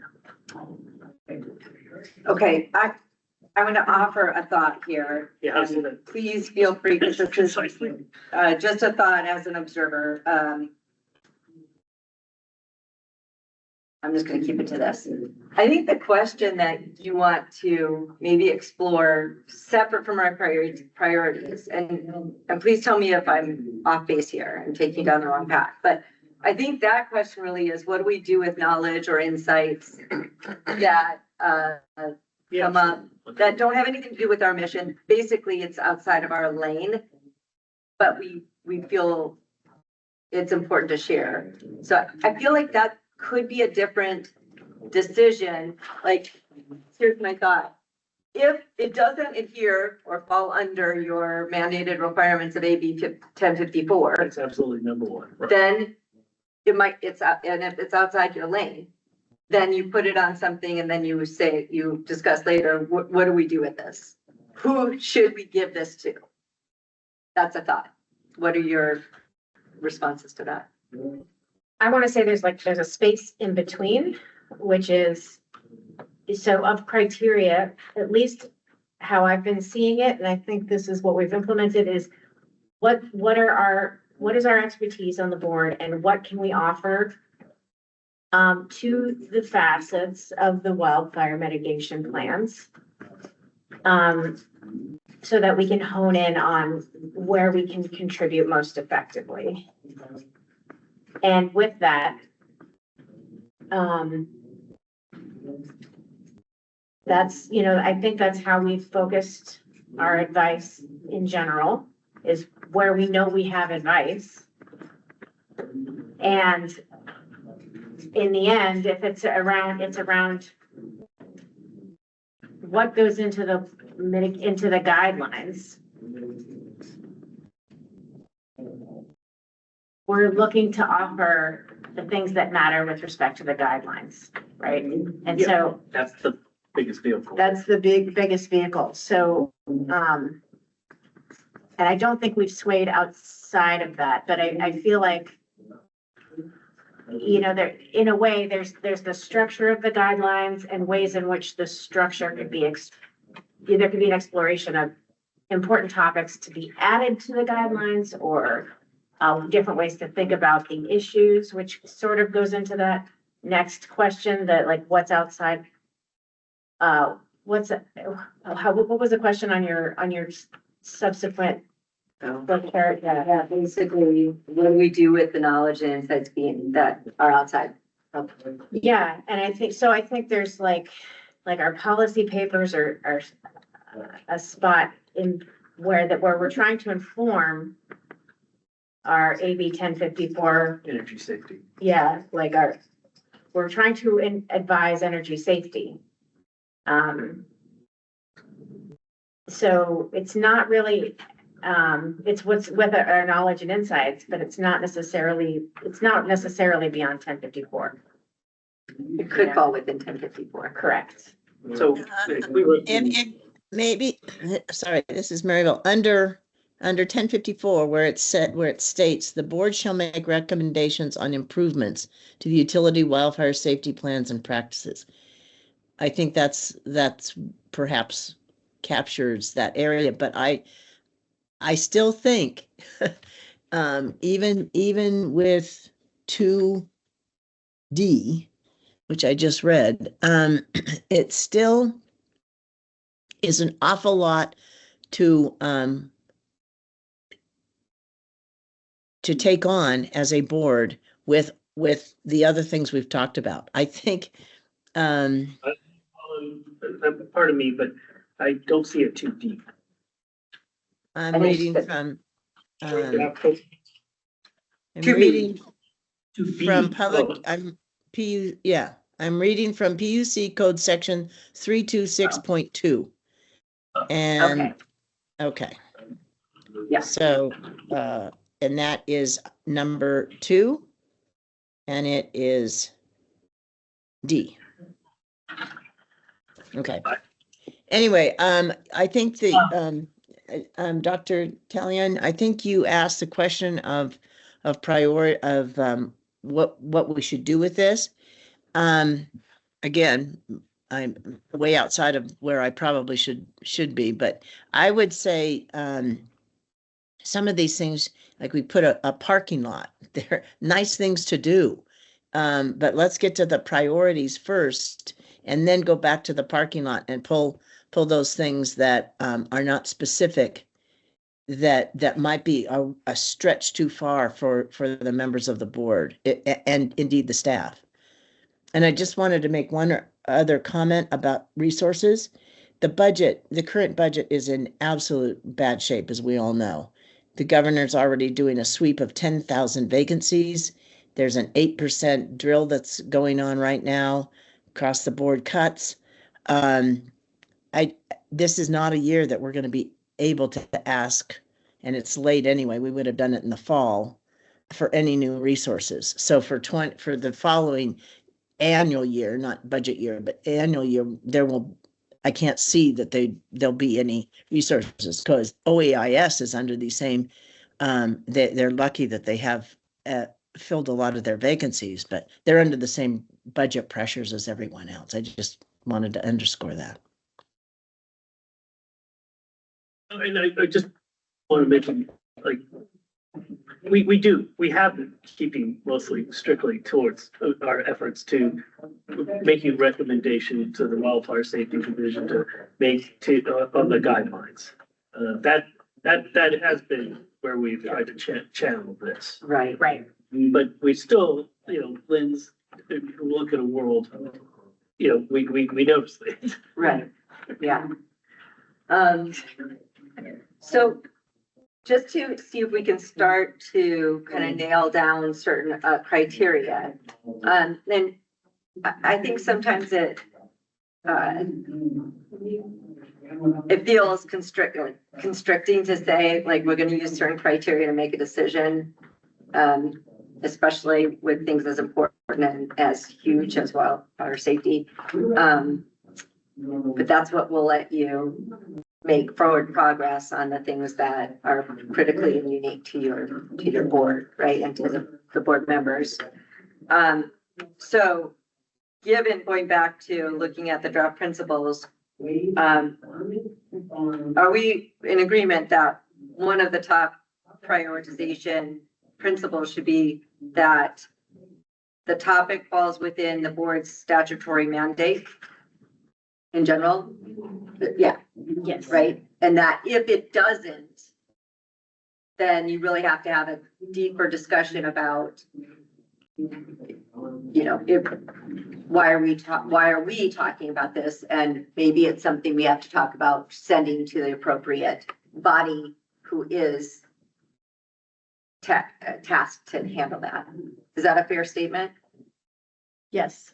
I agree. Yeah. Okay, and I think it's just important to acknowledge that. I just want to, board member Porter, and everyone on the call, I just want to make sure, and I want to make sure I have an opportunity, give you an opportunity to share. Do you agree? Is that a concern as the number one most important priority?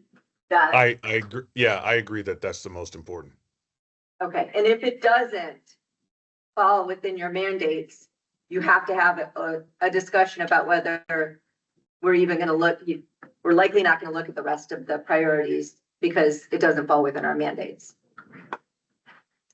I want to make, John, you want to. I don't want to make, it's not like I ask you for a bunch of extra work. No, I know. Someone was about to say something else. So I was going to say, before John starts to talk, hopefully it informs us that there'll be additional comment that can come from us. So I don't know if board member Batcher meant this, but we concentrate on our primary goal or our primary responsibility, and along the way, if opportunity presents itself for us to enhance what our requirement is, and we have the resources and the bandwidth, then we can address those. But let's fulfill our first priority, which is spelled out in the 1054, the statute. Yep, that's you captured pretty much what I think. Good. Or what I said, probably more articulately than I. Thank you. Thank you so much. I want to just touch base with, board member Armstrong. Did you want to add anything or wait, did I? Porter Armstrong, Seabird, I just want to make sure that I am capturing all of your thoughts. Yeah, I think they've articulated things perfectly. There are some concerns, especially as we time constraints, but I think Mark had laid out a plan for some of that as well. So thanks for asking. Yeah, hi, this is, oh, Oh, sorry. go ahead, Alex. I'm sorry. Yeah, that I think I agree with what everybody's been talking about, and maybe the priorities could even be hierarchical in that, you know, the first decision point is it within the statutory mandate? And then if so, we can have further prioritizations such as like, does it have a high impact on fire risk? And is it something that the board is uniquely have the expertise to do? So that's my only comment. Thank you. So then can I make a proposal to consider and that we would vote on it next month, or would you want to vote on it today? No vote scheduled today, Okay. so this will be part of the strategic plan incorporating all of this discussion. Okay. So what I'm hearing, and this is what I'm hearing, I'll reflect back to you, let me know if I'm hearing this correctly. So number one, prioritize decisions based on board statutory mandate.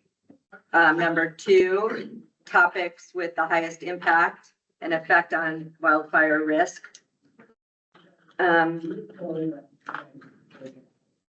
Number three, topics that the board has unique value.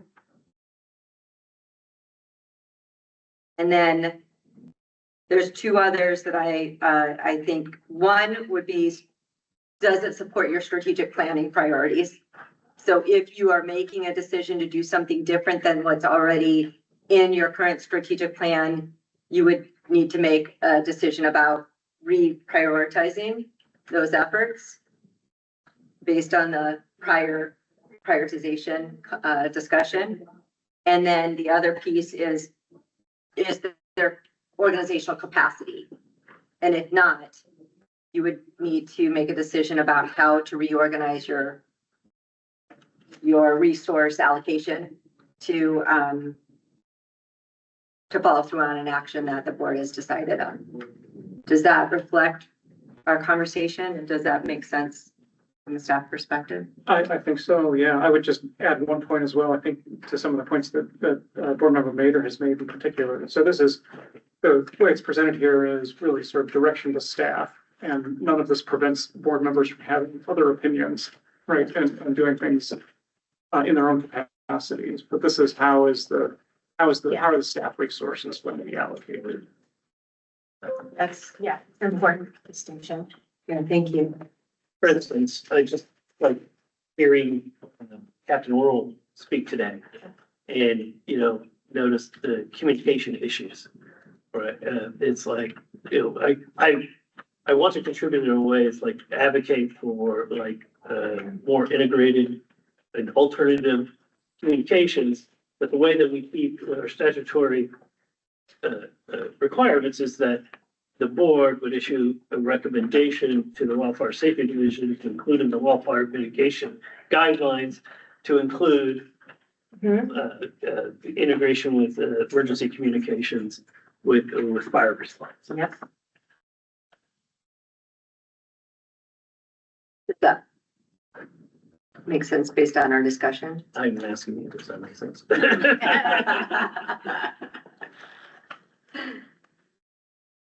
Yes. I mean, yeah, I would have to relook at it, but I think with board member Batcher bringing into the recommendations on improvements, and then it would be, does it fit within, you know? Well, I'm talking about our strategic plan, which is to meet our statutory requirements, which one of them is advising Wildfire Safety Division. Right, yeah, okay, that would make sense to me. Okay.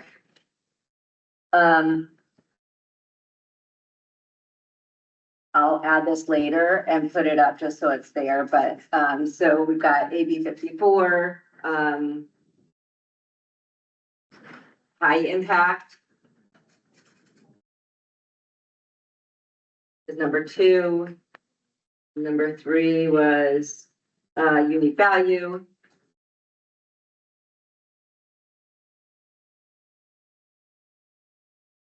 Number 4 was strategic plan element. And then number 5 was resource allocation.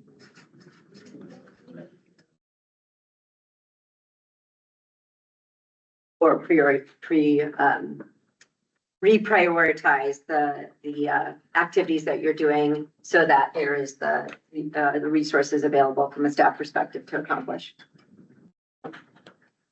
I just want to take a moment to reflect that when we only get so many opportunities to make recommendations to change guidelines. And they only change like multiple years. So if you're like, aha, I have, something to contribute, do you make a recommendation? But that has to wait for it. And then it has to go and get into the guidelines, which has to wait. And then as the utilities have a couple of years to come back and put it into their mitigation plan. So basically you make an observation or you make a recommendation. It's like 5 years later. It seems like that's how you can make a positive change. The board. Yeah, absolutely. Can you help me understand how this decision, and maybe this isn't the right place to ask the question, we can follow up separately, or but in September we had a document that had included the priorities, the KPIs, and the work streams. When you think about what it is that we've discussed here, what of that gets altered? Possibly nothing. I mean, you've got a plan, you're implementing it, unless you decide you need to revisit and make sure that they're actually helping you fit this. I'm thinking this is for new priorities, is kind of, or new actions that the board wants to take, that you would filter it through these questions. We've got work streams in that document. And so 3.1 clearly falls within AB 1054. Do we revisit each of these other work streams and to pass them through this criteria in order to be able to see whether or not there's those are things that we're to be allocating time to?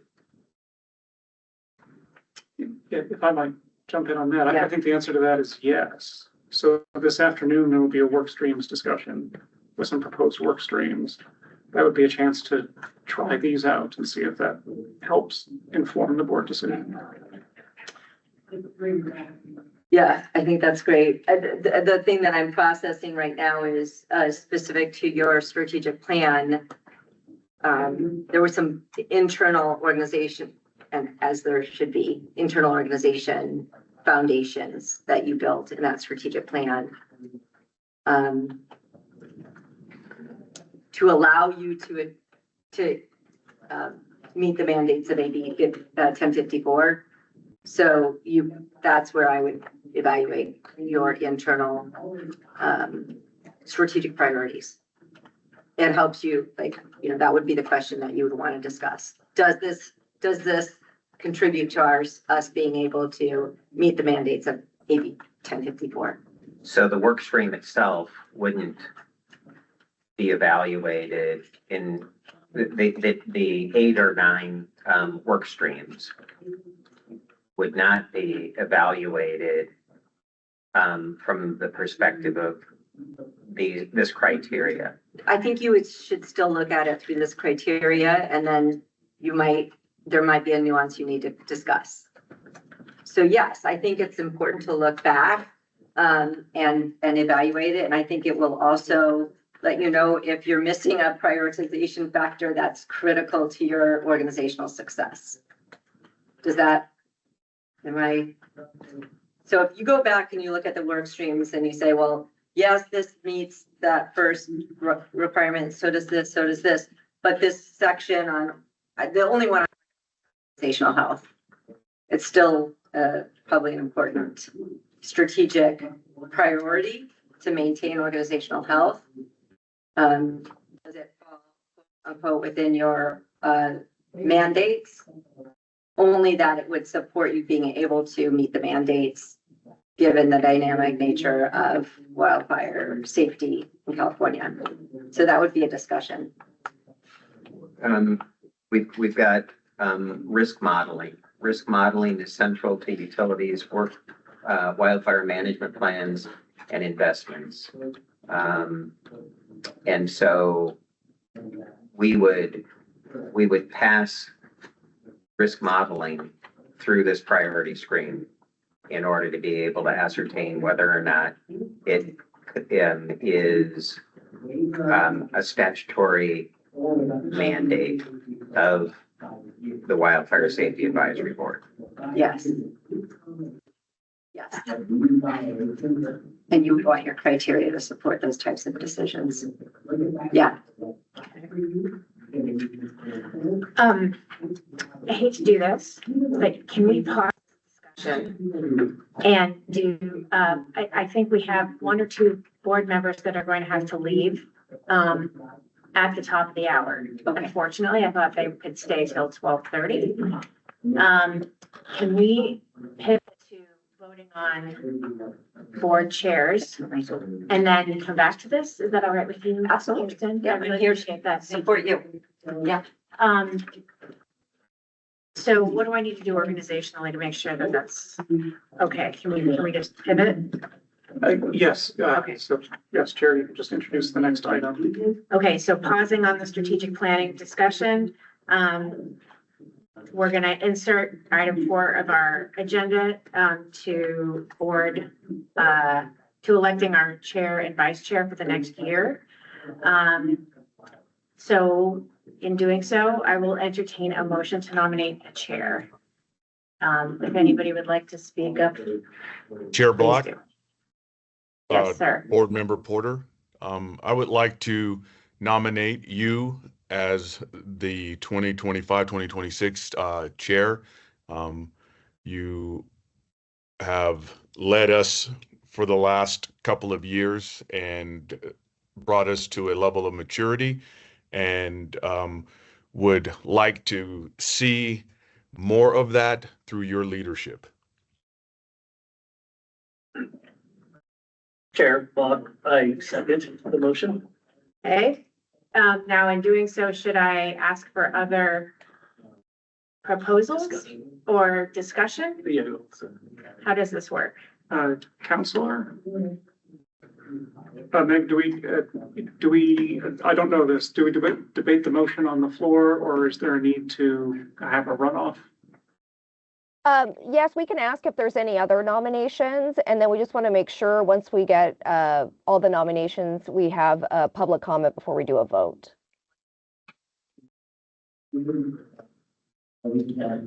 Okay, any additional nominations for chair that we should entertain?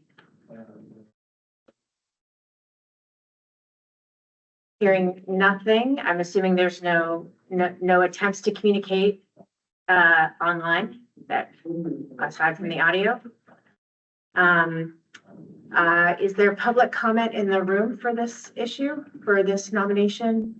What about public comment online or on the phone? Okay, so then we can go to that vote, yes? Okay, Sean, will you take a vote? Fine. Or, Okay, we'll do that. So this is Mark Wenzel. On the motion to name Chair Block as the chair for the next year, Board Member Armstrong. Aye. On the Armstrong, aye. Board Member Batjer. Aye. Board Member Batjer, aye. Chair Block. can I abstain? You may. Board Member Haynes. Aye. Board Member Haynes, aye. Board Member Mater. Aye. Board Member Mater, aye. Vice Chair Porter. Aye. Vice Chair Porter, aye. Board Member Seifert. Aye. Board Member Seifert, aye. So with 6 ayes and 1 abstention, the motion is carried. I'm honored and humbled to continue to serve. And I hope you all know that that is solely what I'm here to do. So my ears, my doors, my phone is open, and I will do my best to keep us moving forward in the best way possible. Thank you. Okay. All right, John. Which then? We're going to vice chair. Yeah, okay, so step 2.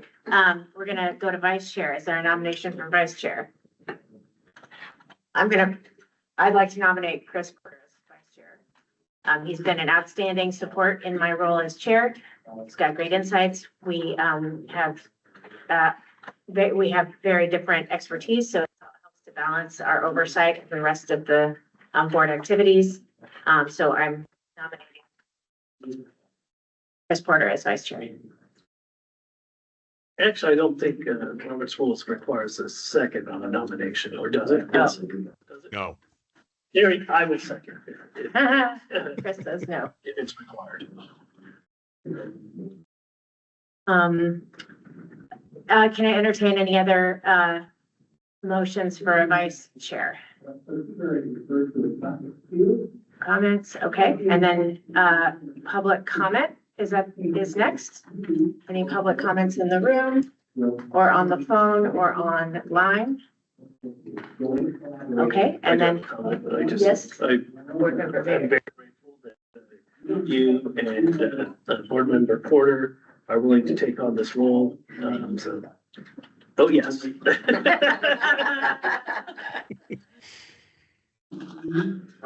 Okay, let's take a vote. Mark, will you carry on the vote? Board Member Armstrong. Aye. Board Member Armstrong, aye. Board Member Batcher. Aye. Board Member Batcher, aye. Chair Block. Aye. Chair Block, aye. Board Member Haynes. Aye.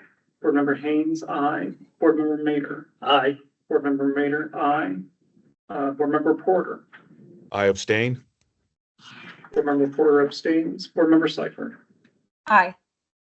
Board Member Seifert, aye. With 6 ayes and 1 abstention, Vice Chair Porter is renamed to the seat. All right. We should collaborate. Yeah. And I'd like to thank you all for, again, allowing me to help and be the second to the chair. And her phone number and email address is available for us all. I am open for any suggestions and counseling. Thank you. Thank you very much. Okay, that's great. Now, let's go before we finish our strategic planning. Can I get a check on the virtual board members and their schedules? So Vice Chair Porter, you've got to duck out, correct? Yeah, yes, I do. I have to excuse myself. And then we have board member, the other board members, do you have scheduling constraints that we should be aware of? Board member Seifert, do you have scheduling constraints as well? Yeah, yes, I have to leave at 12. Oh, you also are, okay, so at the top of the hour, we'll still have a quorum of 5. But we'll be down 2, correct? That's correct. Okay, so that's the plan. Okay, thank you all. Thanks for staying for the important comment period for the strategic planning and for the vote. And sorry to miss you for the afternoon session. Kirsten, I hand it back to you. Thank you for that pivot. Yeah, that's fine. And I know we don't have a ton of time, but I'll get this ready for you before lunch or right after this lunch starts so that you have this as a reference to your discussions this afternoon, as far as your priorities go. Are we good before, actually, let me just make sure we're comfortable with this discussion on the priorities and the priorities as we've said it. There's you have a resource to look at this as you go through the discussion this afternoon. Okay, beautiful. So with that, then I'd just like to discuss any new inputs that we want to consider as we look forward for the next 1 to 3 years. So it's not about really revisiting the objectives and your implementation plan. It's more about, you've made some forward progress, and I just want to capture any new data, information, or perspectives that you feel the board needs to consider as you're looking at 2025, 2026. So has anything shifted that it's important to consider as we look at the challenges and opportunity, the work of your board? We currently have one advisor, so we used to have two, we have one, we are hired, it looks like we still are moving forward with hiring a replacement. We've seen challenges with that in the past in terms of finding qualified candidates. So it's just, we're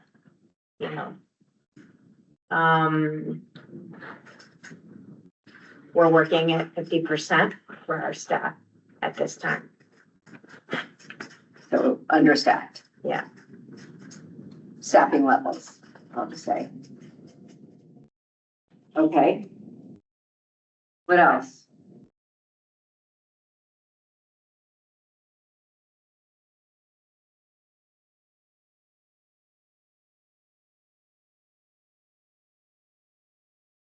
Other thoughts, just given new data, information that you want to consider, keeping in mind, I'm not saying that you are going to come up with a solution, but anything else globally that you want to keep in mind? If I could just wait very quickly on the staffing. So I agree we are understaffed and we've talked about the mountain of work that comes. I do want to give credit to our analyst, Unique Coleman, who's done a tremendous job with the logistics, which and also in some of the analytical work. So I think we're well above 50%, but I want to acknowledge the point that there's certainly a role that we need to have filled in order to meet the statutory. That's great. And so, I don't know how to say this, but I actually don't think about whether or not we're pushing the staff. So Sean, Mark, Unique, which means they're really graceful and diplomatic, which is essential to their roles. But I guess this is just a moment to say, make sure you let us know if we're pushing you beyond the boundary and where the limits lie. It just hasn't, I feel like that hasn't come up yet as a point. So I just can reword that. So the staff needs to really let you know if there's a limitation. Yeah. So I think. Yeah, I guess in the end, they've definitely done that. Yeah, so the word strings are important, but I think the staff is asking for the prioritization in that. So I think that's the request. All right, good. Anything else to keep in mind, 2025, 2026? We kind of talked about a lot of it this morning earlier. I think we're good. So then my follow-up question, and these are just kind of capturing things so that when you go into this afternoon, you kind of pre-thought about this a little bit. We've talked a lot about the unique value of the board. So what as a board member do you want to accomplish?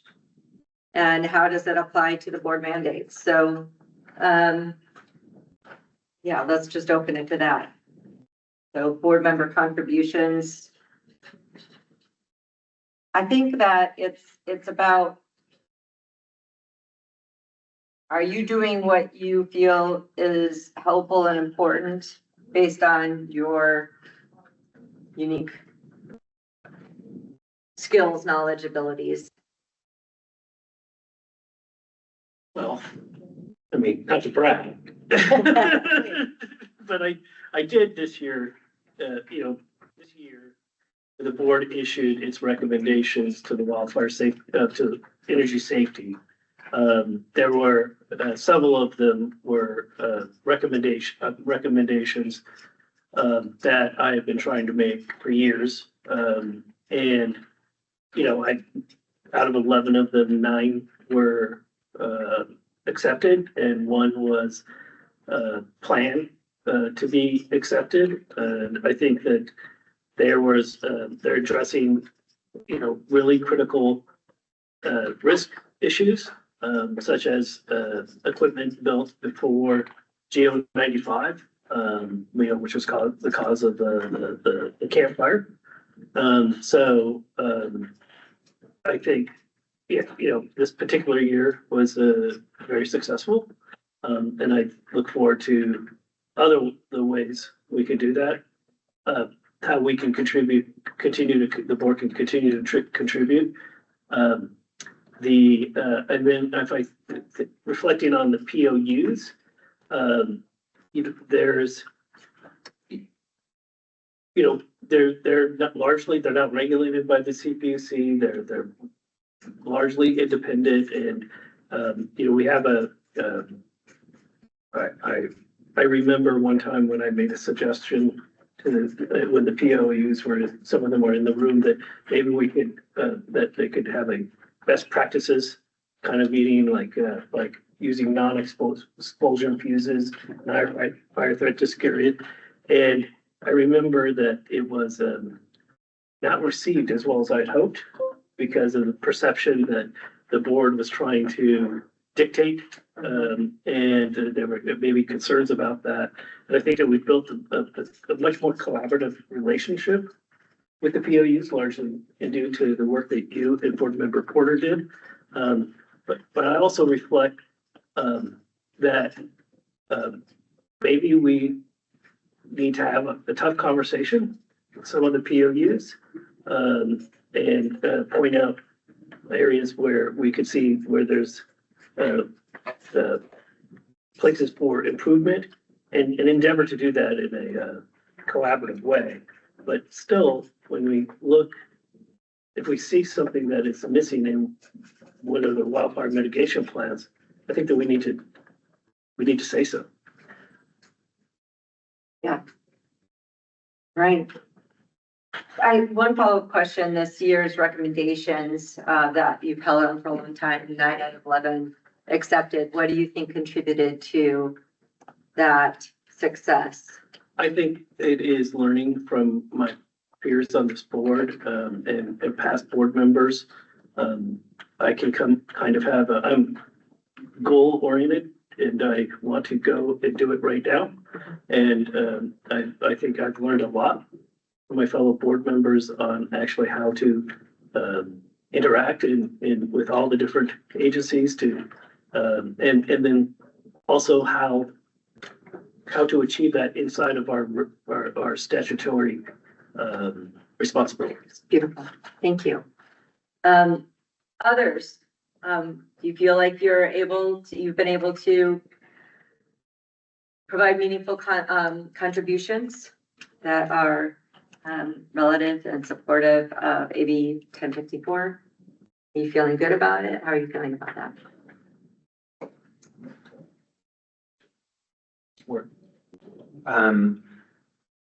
No, I feel very gratified to be a part of the board. And so, you know, I groped at times in order to be able to find how it is that I can offer anything meaningful. But you know, I feel as though, you know, it's the work that this board does, I think, is vital to the state, and I'm grateful to be a part of it. So, you know, and so, you know, we're evolving as a board, we're learning, and you know, don't we all, as a professional, strive for opportunities like that to do things in a meaningful space? So, yeah. Beautiful. Thank you.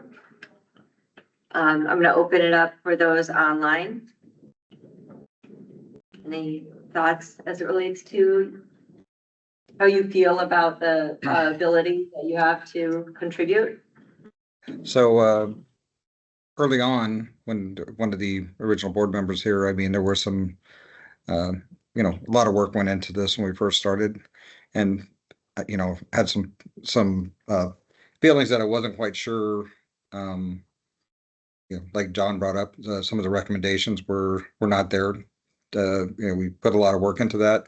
We read every one of the POU wildfire mitigation plans. We read all the IOU wildfire mitigation plans and made recommendations. I think today it's a whole different environment, and do feel that, like John said, some of the past recommendations are coming back, and it offers a lot of hope for me, seeing that change, and just glad to be part of this and offering my expertise. Thank you. I know, Board Member Batcher, you're new to the board. Did you have any reflections as it relates to board member contributions? No, I really don't, because I am new to the board, and I appreciate the comments that have been made by the other board members. I'm amazed that you all read the IOUs, wildfire mitigation plans, along with 50 of the POUs. I'm blown away by that. I remember at the PUC when Wildfire Division was still located very near my office, and they literally wheeled in the binders, and it was extraordinary. And so I congratulate you all for that and for all of that hard work. That's incredible. I just hope I can add and contribute as a member to this board. We all have a lot on our plates, and I appreciate that very much, that you all are doing this for the service of the state of California, and that you have passion around this subject matter that is every day becoming more critical. I just hope I can keep up with y'all. Thank you. You want to add? Good. No? Okay. I just want to reflect, what I'm seeing as a theme is recognition of the evolution of this new board. 5 years is not long into it, and it's been under a lot of pressure because of the environment. So I think it's important every once in a while to sit back, reflect. There's lots of hard work still at hand, and yet you've done a lot. And I also, as we are just about ready to close, I have one more question for you.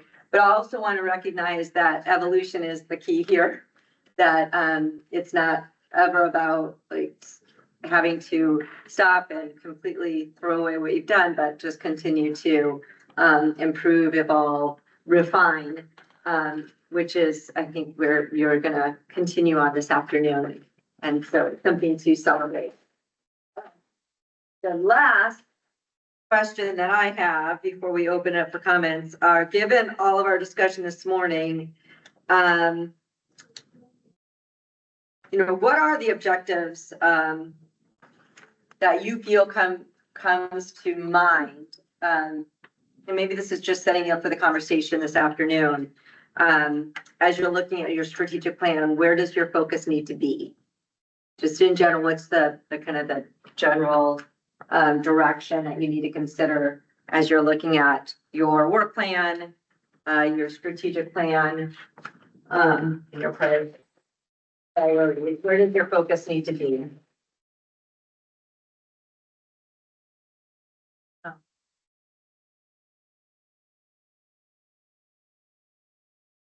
I wonder if a little history might set this up. Yeah. Briefly. So in your packets, you have the detailed implementation plan, which has for each priority or the objectives the board adopted, for each objective, a series of actions, and then status update on each of those actions. And there are some that are behind. I think 3 of the actions are behind, but the majority of them are marked as either complete or in progress. So I think there's been a lot of good progress, with thanks to support from all the board member hands on the policy committee. So we've taken a number of those actions. When it comes to a future strategic plan, I understand this is not the right time to revisit those priorities. But the board could certainly look at the objectives again, and then staff would, in consultation with the appropriate committee, come up with those actions and deploy those actions over time. So I think that if I could put a finer point on the question Dr. Talon is asking, is within those objectives and actions, what are maybe some of the more concrete things that the board needs to do to achieve the priorities that it has?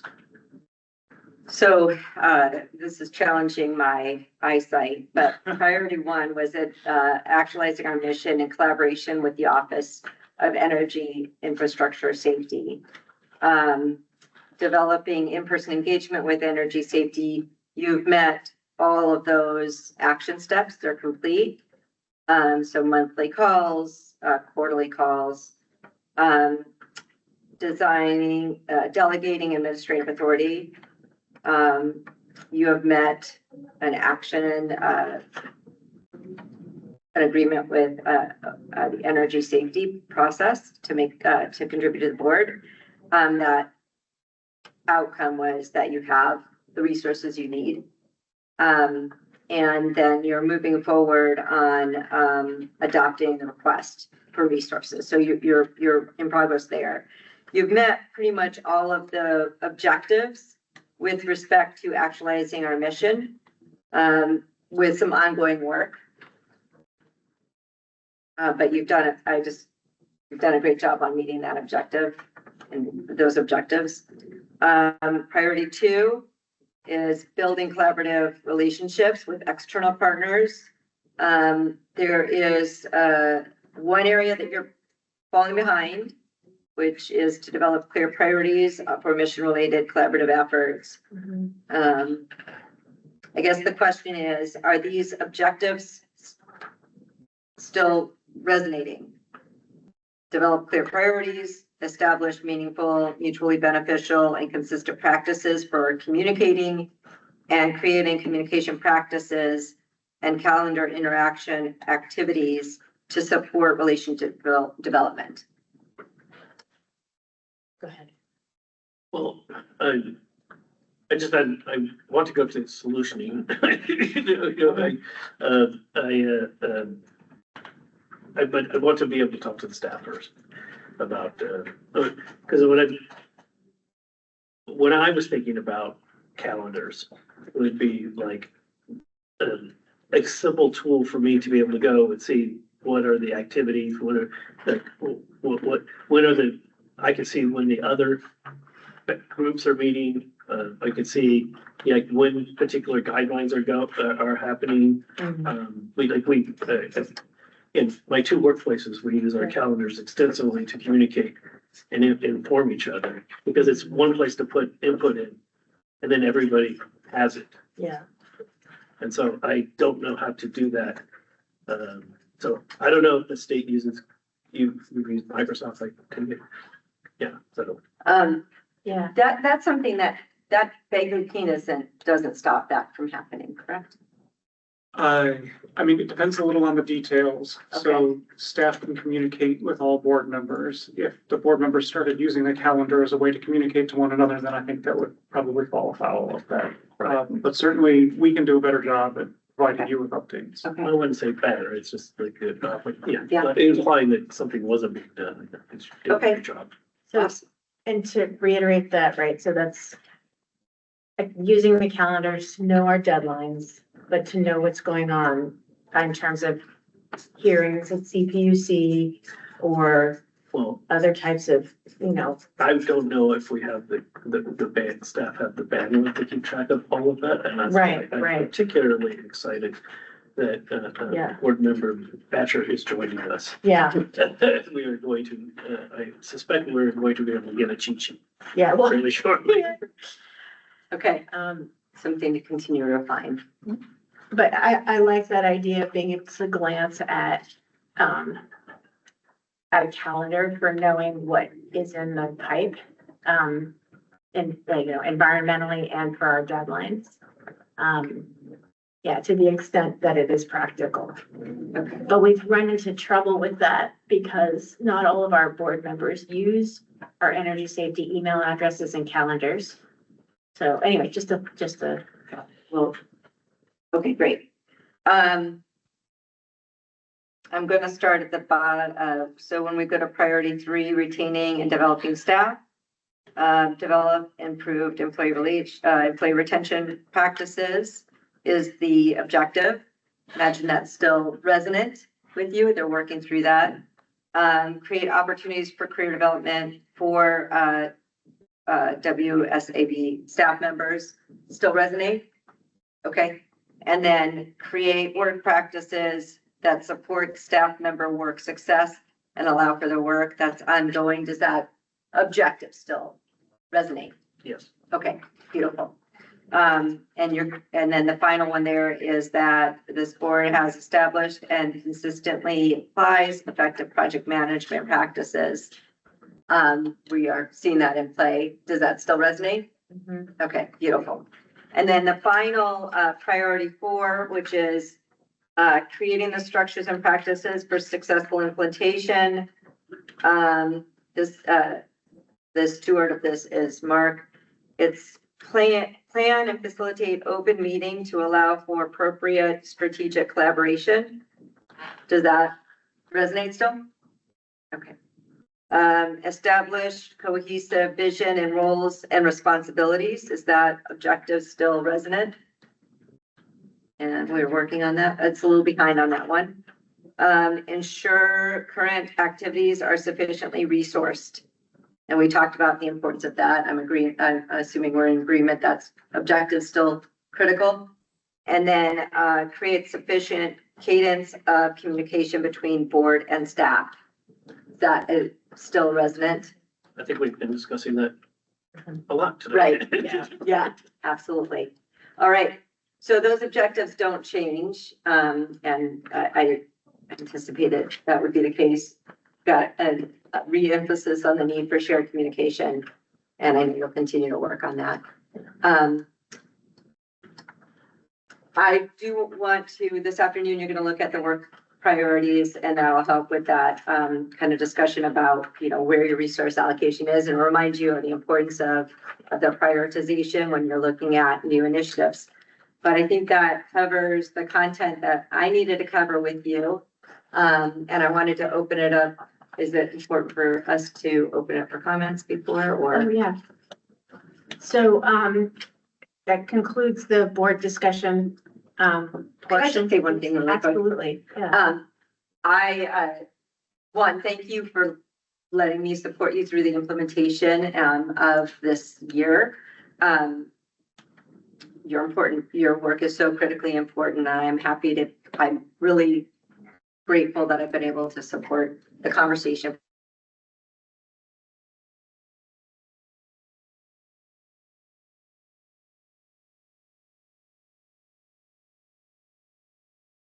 Impressed at Mark's ability to take where he wasn't even here and really convert it into action and see immediate forward progress. So thank you for the work that you all do to protect California. I'm very grateful, and thank you for letting me participate in the strategic planning process. Thank you for coming. Yeah, thank you for supporting us. We really needed the structure and the guidance. Thank you. You're welcome. All right, so I will go to public comment. Is there any public comment in the room? Any online? Or on the phone? None on.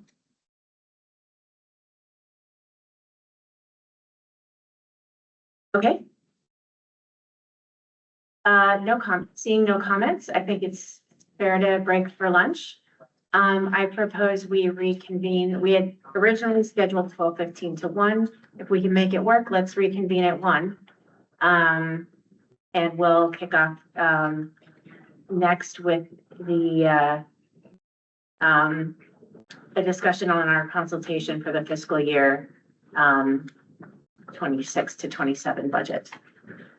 All right, we will mute and see you all back at 1.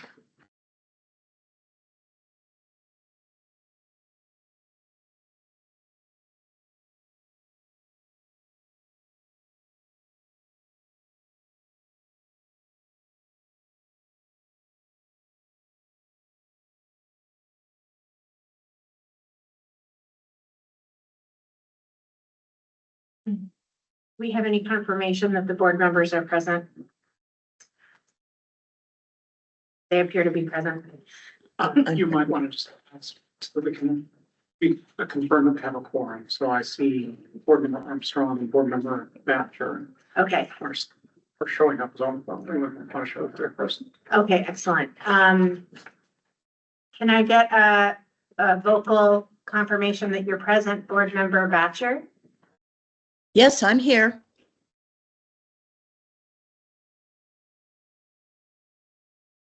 So we'll hold off, and then board member Armstrong, are you present? I am here. I saw their frames light up on Teams, but we didn't hear them in the room. I think possibly the speaker was not responding. Can Armstrong speak again, please? Yes, I'm here. Thank Great. you. Now let's try again with board member Batcher. Can you try speaking? Is that possible? If there's Yes. any way? Great. I am great, here. cool. I'm here. Can you hear Fantastic. me? All right. Okay. Yes, we can hear you. Thank you. Okay, great. Now we are back. Welcome back, everyone. We're going to head on to our fifth item on the agenda. The board will now discuss and vote on the adoption of a statement of priorities to energy safety for the fiscal year 2026 to 27 budget. Mark, can you describe the draft statement, please? Yes, thank you, Chair. So in the statute is a requirement that energy safety consult with the Wildfire Safety Advisory Board on its budget. And this is the opportunity for the board to make a statement of its priorities. As board member Batcher noted, the timelines for state budgeting are quite long.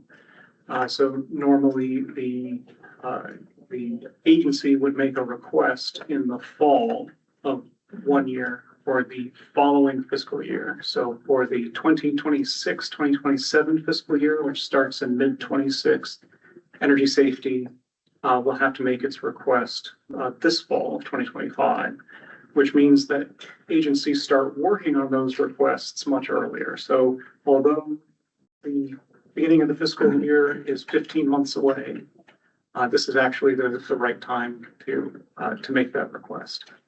So the request as is written has three major priorities. One of them is, and these are aligned with strategic plan priorities that the board discussed this morning. So one of them is continued support for existing staff, including training.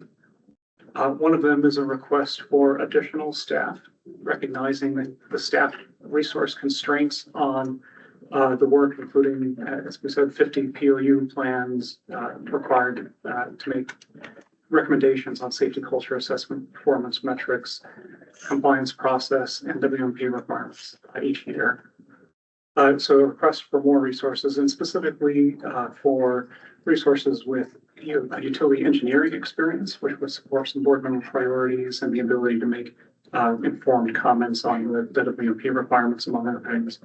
Also, the board has invested a lot of its time on vegetation management, and so requests senior environmental scientist resources. So somebody who has the capacity to help build out board recommendations there. And then an additional request just for more resources at the existing level of a senior advisor, somebody who would be able to resources that would be able to weigh in on the existing type of work.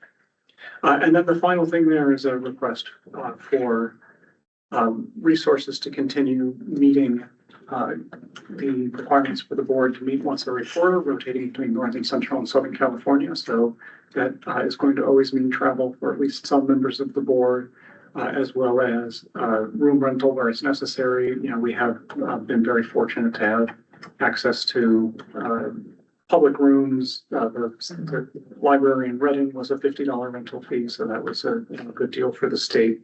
But there will be times when we need to rent rooms, pay for travel, and pay for accommodations to do site visits. So those are the three priorities outlined in the draft there. To repeat, it's maintaining the staff that we have and adequate training for that staff. Additional staff resources to request for a vegetation management and an engineer type person, so an expert in each. Yes, it's not written as a certain number of staffers, but resources that would allow the board to do more in those areas. Great. Okay, right, so not an explicit ask, just an identification of staff. That's right. Increasing for those things, and then maintaining budget for meetings and travel. Yes. Okay.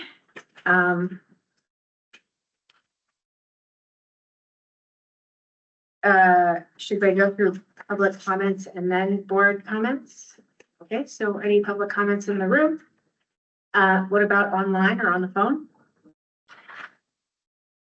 Okay. Board members, are there any comments about this budget request? I support the concept of asking for someone with experience in the utilities. I mean, I just, you know, someone who understands fuses, switches, just the type of topography and how you would build in that environment.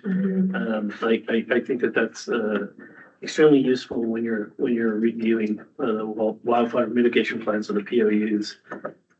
Yeah. So wonderful. that in particular.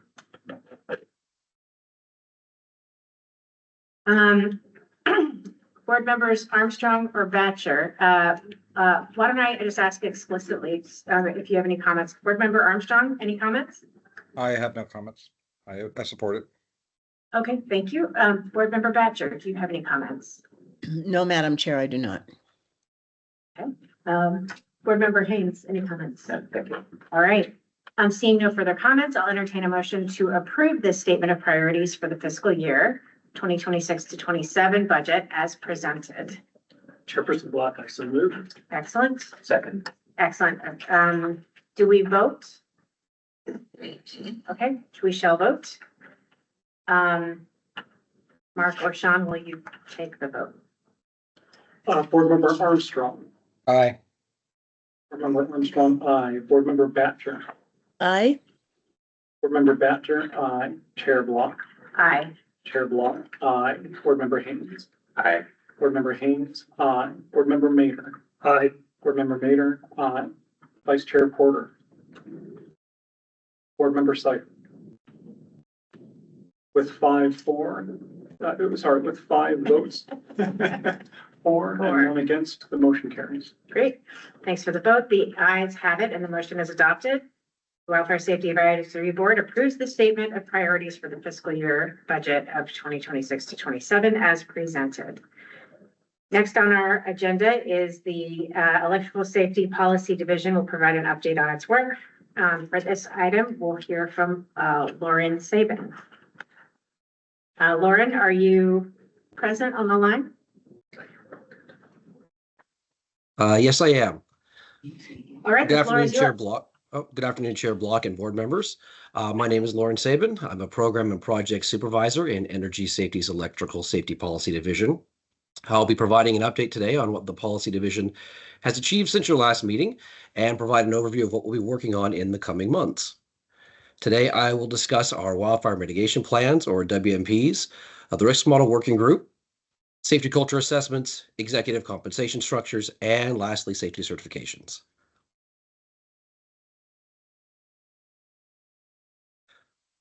And we can go to next slide, please.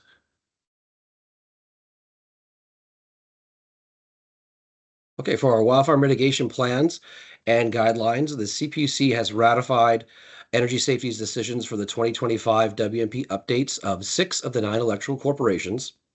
Policy Division published draft decisions for the other 3 electrical corporations, aiming to publish final decisions in April of 2025. Policy Division also denied a change request from SDG&E on February 24th and directed SDG&E to submit a petition to amend by April 10th. And next slide, please. Regarding our guidelines, we adopted the WMP guidelines on February 21st. These guidelines provide the requirements and processes for developing the 2026 to 2028 base WMPs. As a reminder, Energy Safety requires each electrical corporation to submit 3-year plans for its base WMP and then allow specified updates in the 2nd and 3rd years. Policy Division also published the draft maturity model and survey guidelines on February 10th. Public comment on those is currently open and will close on March 12th. Okay, and next slide, please. And this year, the 2026 to 2028 base WMP submissions will be staggered, with one electrical corporation submitting its base WMP every 2 weeks, whereas in prior years, WMPs were submitted in groups. The WMP pre-submission process remains the same as it was for the 2023 to 2025 base WMPs. Each electrical corporation will pre-submit its WMP for energy safety to check for satisfaction of the statutory guidelines requirements prior to the official WMP submission. As a reminder, information and announcements about Energy Safety's WMP guidelines, schedule, and decisions can all be accessed through our dockets. And next slide, please.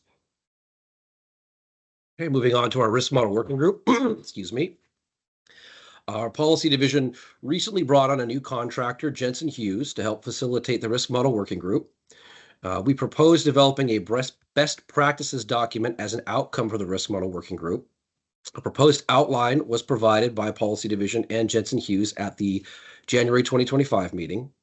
Attendee comments were discussed at the February 2025 meeting, and then the risk model working group meetings through 2026 will involve collaborating with attendees to write each section. Okay, next slide, please. And moving on to safety culture assessments. The Policy Division adopted the 2024 SCA guidelines on December 17th of 2024 and began the 2024 process in January 2025. Electrical corporation workforce surveys were completed on February 28th, and management self-assessments and focus groups are scheduled to be completed by the end of the first quarter 2025. 2024 SCA reports for electrical corporations are scheduled to be completed in Q3 of 2025.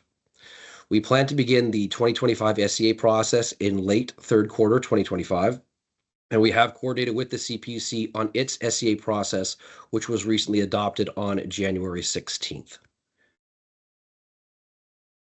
And moving to executive compensation structures. The Policy Division published the draft executive compensation structure guidelines on February 28th, and the public comment period is currently open and will close on March 31st. Okay, and next slide to safety certifications, please. Thank you.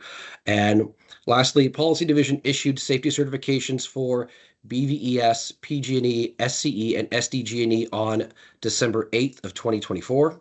And we are currently updating the guidelines for safety certifications and developing the 2025 schedule. That contains all of our updates. Thank you for your time today. I appreciate the opportunity to speak with you, and we look forward to continued collaboration with the board in the future.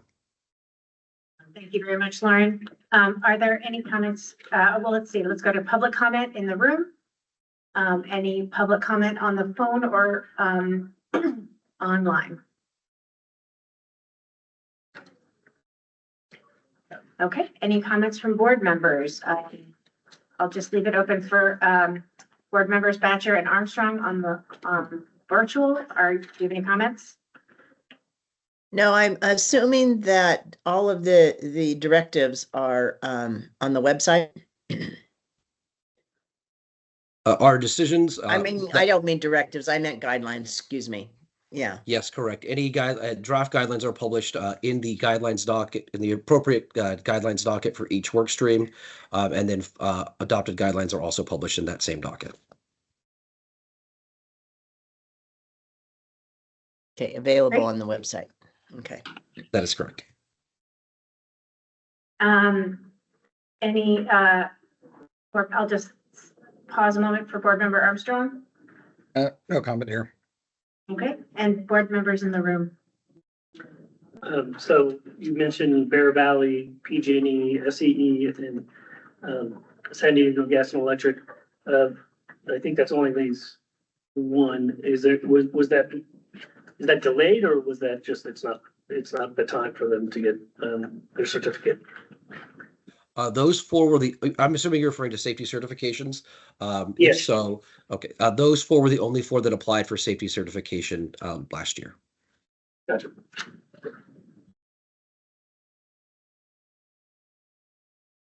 Excellent. Thank you for your time, Lauren. We appreciate it. All right, thank you. So last. On to our next agenda item. We'll move to the staff updates. Mark, would you please lead the staff updates? Yes, thank you, Chair. So the next milestone for the board is the adoption of recommendations to energy safety by June 30th of this year. Staff has circulated a rough draft for comments to sister agencies and discuss recommendations with board committees. More to be done, but we're wrapping that up and expect to publish a draft for public comment next month. These work streams are the next round of staff priorities. As you noted in the strategic planning discussion and the budget discussion, staff resources are limited and remain a constraint. So this is the prioritization part of this, where the rubber hits the road. I'll note that Sang Sobel, who was one of the board's senior policy advisors, has moved on to a position with this Public Utilities Commission. So we want to thank her for her contributions and wish her the best. However, that does mean that we're down by one senior advisor. The position was posted, was advertised, and the application deadline closed last week. So we're now in the process of evaluating the applications that came in. We're hoping to get another really excellent senior policy advisor. Even with that, it will be a little bit less productivity as we onboard that person, bring them up to speed and get them to be a full contributor. So with that noted, the potential work streams we have here are for board input and direction and discussion. So the first is the advisory opinions on the publicly owned utilities and rural electric co-ops wildfire mitigation plans. We talked about that extensively in the strategic planning discussion this morning. The POU working group will start again next month, and that's a collaboration between the POU representatives, co-op representatives, and WSAB staff with the POU committee. The POU's WMPs for this year are due by July 1st. So what we expect in this work stream is to review and evaluate those WMPs and continue the conversations with the POUs. One thing that we have heard from some board members is an interest in making sure that the board is spending enough time on the POU evaluation, noting that the board is the only organization to receive and review all 50 POU and cooperative WMPs. So one possibility is to shift resources to that work stream. As we discussed a little bit this morning, one part of that could be going into more depth with some of the POU WMPs and perhaps rotating those, or taking a topic and looking at that in depth across all 50, but picking one element to do rather than trying to do mile wide and inch deep. So that would be worked out with the appropriate commitment. The next item on the work plan, list of work streams here is the annual recommendation to energy safety. So as I said, there's a little work for us to do to wrap up this year's recommendation to the board. We're also looking ahead to next year's recommendations. There are two potential work streams in here as well that would be chapters of or sections of that recommendations document. One of them is continuing the risk modeling work. That would include participating in the risk modeling working group, continuing to do research on the utilities risk models and on best practices, and see where the board can make contributions to that. And I'll note that we did receive a request letter from Energy Safety dated Friday for the board to provide advice and recommendations on two topics. And the risk modeling was one of those two topics. So that would be within the statutory requirements.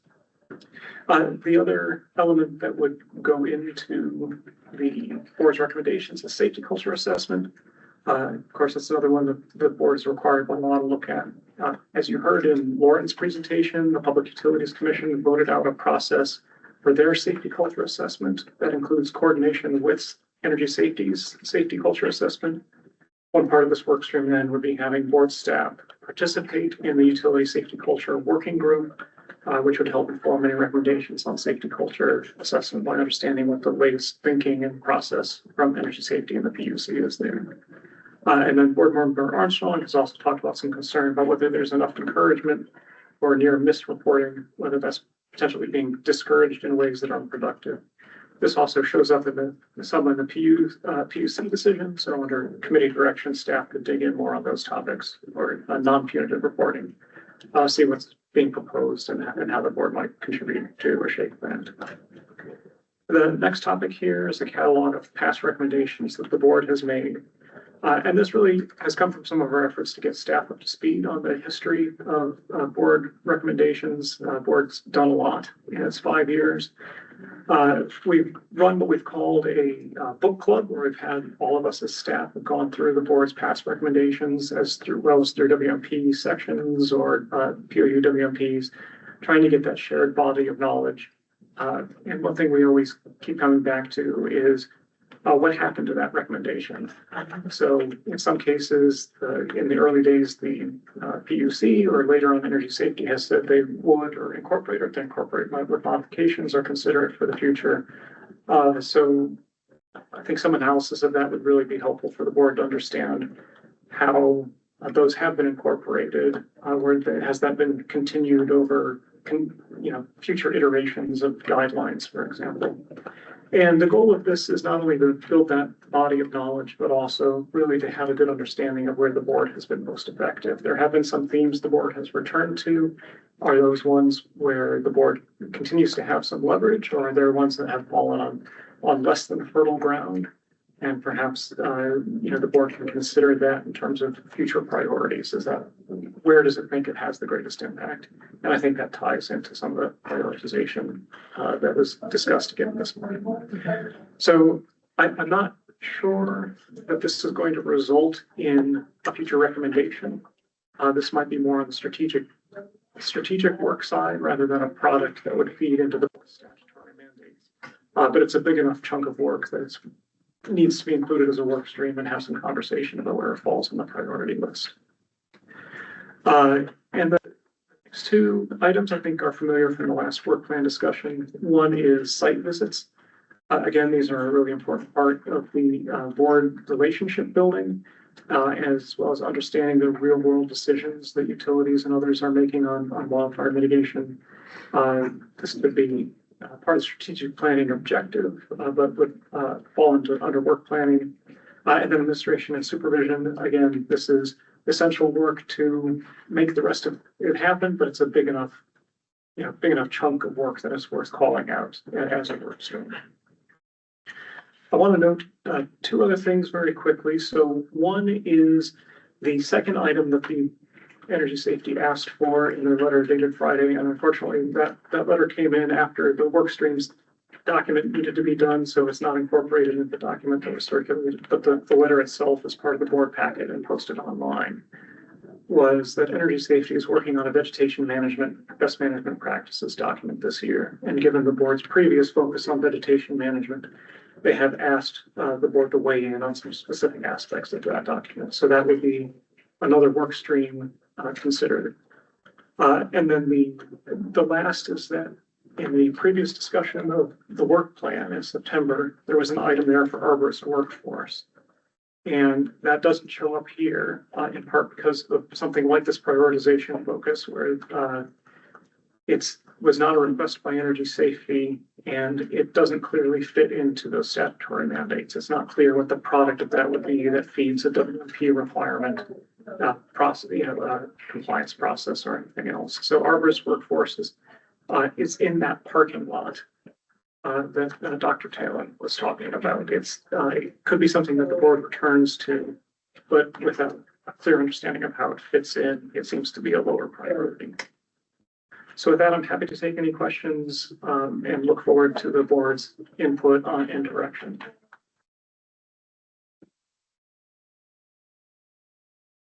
Well, if I may. Please. Thank you. Set the meeting. I'll be happy to go over the history of where things came from. And I think that I thanks for verbalizing that because I think I can help. You should probably, with all the other board members, especially that have been from the beginning.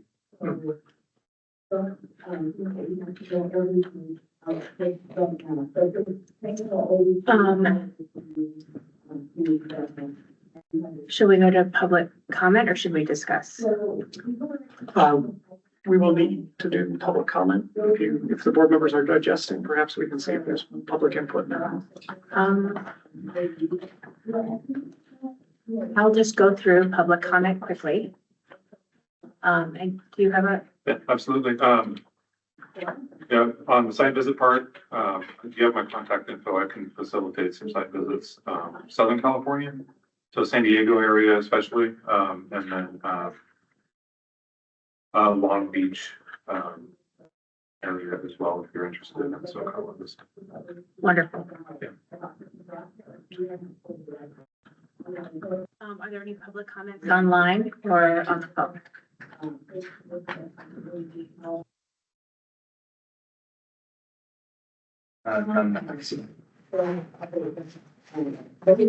Board members.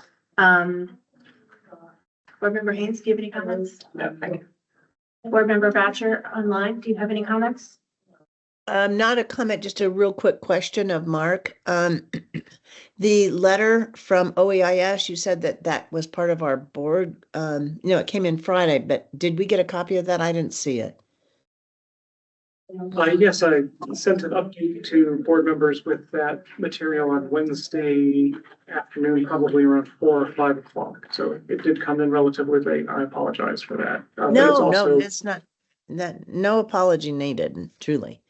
Okay, so last Wednesday? The letter was dated Friday. It arrived in my inbox on Saturday. I sent it to the board on Monday, probably around 4 o'clock. Okay, Monday. Right, got it, Mark. Okay, thank you. I will double check my inbox and make sure I get it. Thank you. Thank you. Board member Armstrong, do you have any comments?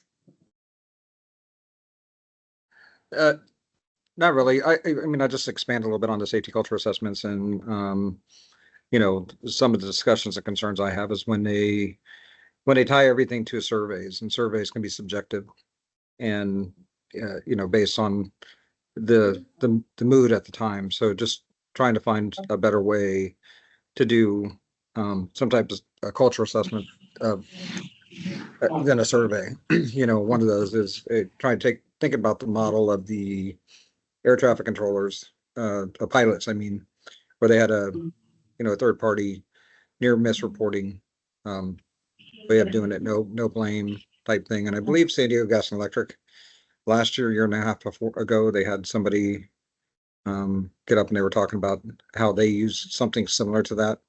I mean, that should be a model of, trying to identify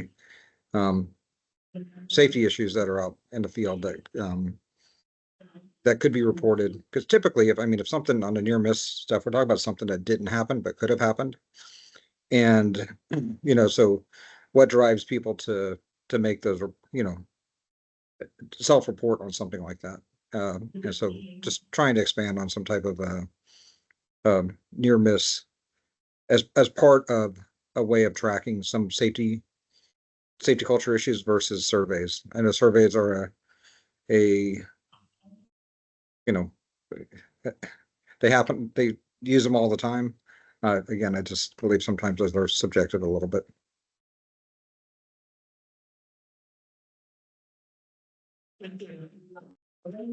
Madam Chair, just to follow up with that, Mark mentioned being a part of the working group that will be formed or that will be part of the OEIS and CPUC safety culture assessment. There's going to be a working group. Would in that working group, would some of these things that were just mentioned become part of the discussion, or could they be?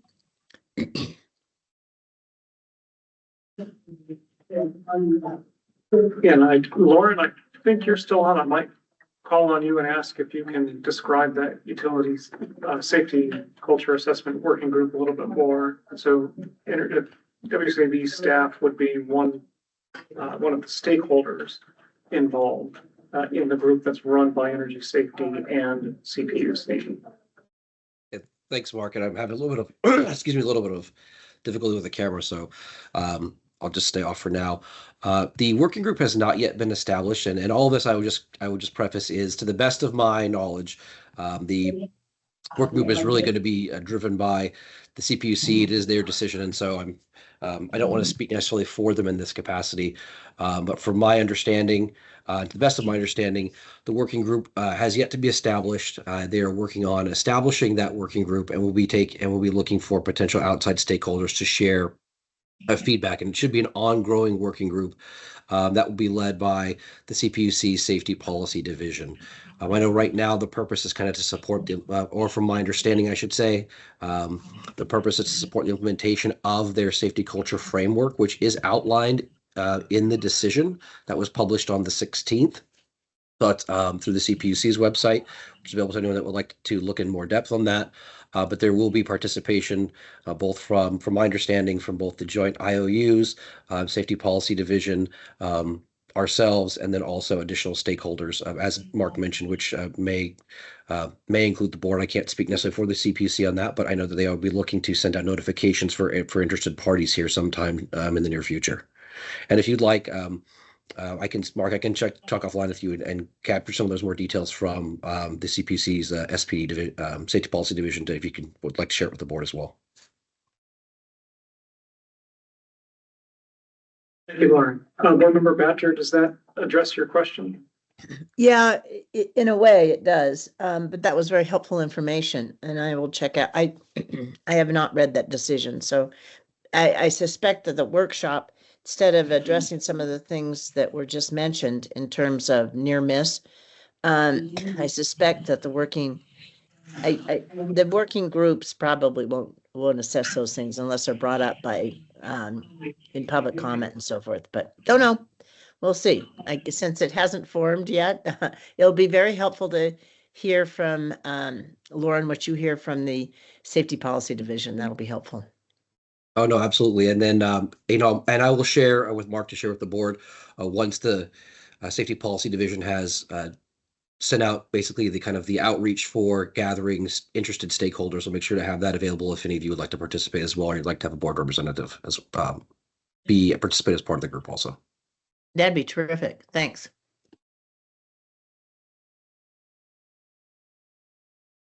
With respect, yes. Yeah, with respect to the work plan discussion, it appears to me that you have a strong board representation in each of the categories, and that we're not overlapping too much. We should be able to give you reliable cadence of response. I want to just be mindful of the volume of tasks and the concern that we need to really focus on, that the POU review is important. And that we might need to shift priority to that. And if that's the case, in that timeline, what are the other conflicting requirements we have in that second half of the year that might go to the wayside? And we can always discuss that moving, into the future, but it sounds like we're going to need to weigh priorities in the second half of the year. Yeah, thank you. I think that's right. So if the board does decide to make sure that there are adequate resources on the POUs, that means doing a little less of something else. So I think we do have the request for energy safety on risk modeling and on vegetation management. The vegetation management will probably, their letter said their publication date is April, and then they're going to ask the board to weigh in after that. So it's a sort of, late spring, early summer, I think would be the most intensive time for that. Okay. I think what I'm hearing for those, we would probably, I think what I'm hearing from the board is maybe if POUs are the top priority, then do a good job, but maybe not the fullest possible job on those two requests from energy safety. Make sure we're meeting the mandate and getting them what they need. But you could spend a lot more time on risk modeling alone. That's right. And then I think the catalog and review of past recommendations, I think that's something that I might propose go on the back burner. So maybe we do Yeah. a little bit at a time, but not set a deadline for it and make sure that we're meeting the other obligations. I would agree to that.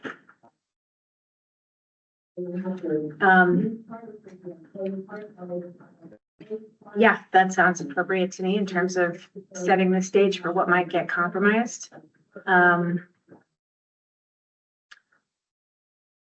The risk, the way I see it, of course, is that the risk modeling and the vegetation management requests that most recently came in would theoretically inform our POU advisory opinions as well. So if, you know, that doesn't make it easier, I guess. Yeah, I will welcome recommendations from the board or the staff on how to proceed as we move forward. Yeah. You did mention that we don't necessarily have to do all 50 in 1 year, right? Right. So if we were to implement a policy of a limited, setting up a cadence, would that would lessen the burden of meeting the statutory requirement of responding on every every POU? Yeah, I really like that idea, especially if it can be focused on the POU committee's topics. Well, you know, I know we talked today about that wildfires can go into the urban, can go from high fire district areas into the urban areas, but I remember reviewing one POU, particularly Alameda POU, and noting that it's not far from here. And there's no forests around it. There's, you know, maybe we could set a lower review cycle for POUs like that, where there's, and not that we can't review them. Like, of course we should, we have to, but there's some that need more attention than others. Yeah, and you'll recall, I think the last year, part of the board's advisory opinion was saying that for the 23 POUs with no overhead facilities in the high fire threat district, Yeah. a less comprehensive annual review of their WMP could be adequate. But I do want to mention Reading, which is technically meets all those criteria. In their WMP, they do have a large recreational area following the river, and then they applied the principles of trying to protect against fire from that area, and wanted to applaud the forward-leaning, application of the concepts of being ready for fire in that WMP. I see Board Member Batcher has her hand up. Okay, Board Member Batcher, please. Yes, thank you, Madam Chair. Just for my own clarification, today we've discussed that, which just was mind-boggling to me, that all board members read all 50 of the POUs, WMPs. How do we proceed this year? Is even if we have the specific subject areas, as Mark has I think rightfully suggested, how do you see the board work being laid out? I mean, will we all read everything, or will I don't know. It's just for my own edification. Perhaps the rest of the board knows all this already. I do not. We have pivoted in a couple of ways over time. Board Member Maynard, would you like to take it? I think I would like to correct a perception on your part. All the board members didn't read all 50. We divvied them up. We tried the first year. We tried the first year. We read all the three ISO major ISO WMPs, and we did try. But in subsequent years, we divvied them up into a smaller assignment. Yeah, about 6 or 7 each. And then as years go, and you become familiar with that particular POU, it doesn't take as much work as it did the first time. Yeah, that's helpful. Thank you. There's no way I could be reading 50 POUs and wildfire mitigation plans. There's no way. No, thank you. Welcome. Yeah. Yeah.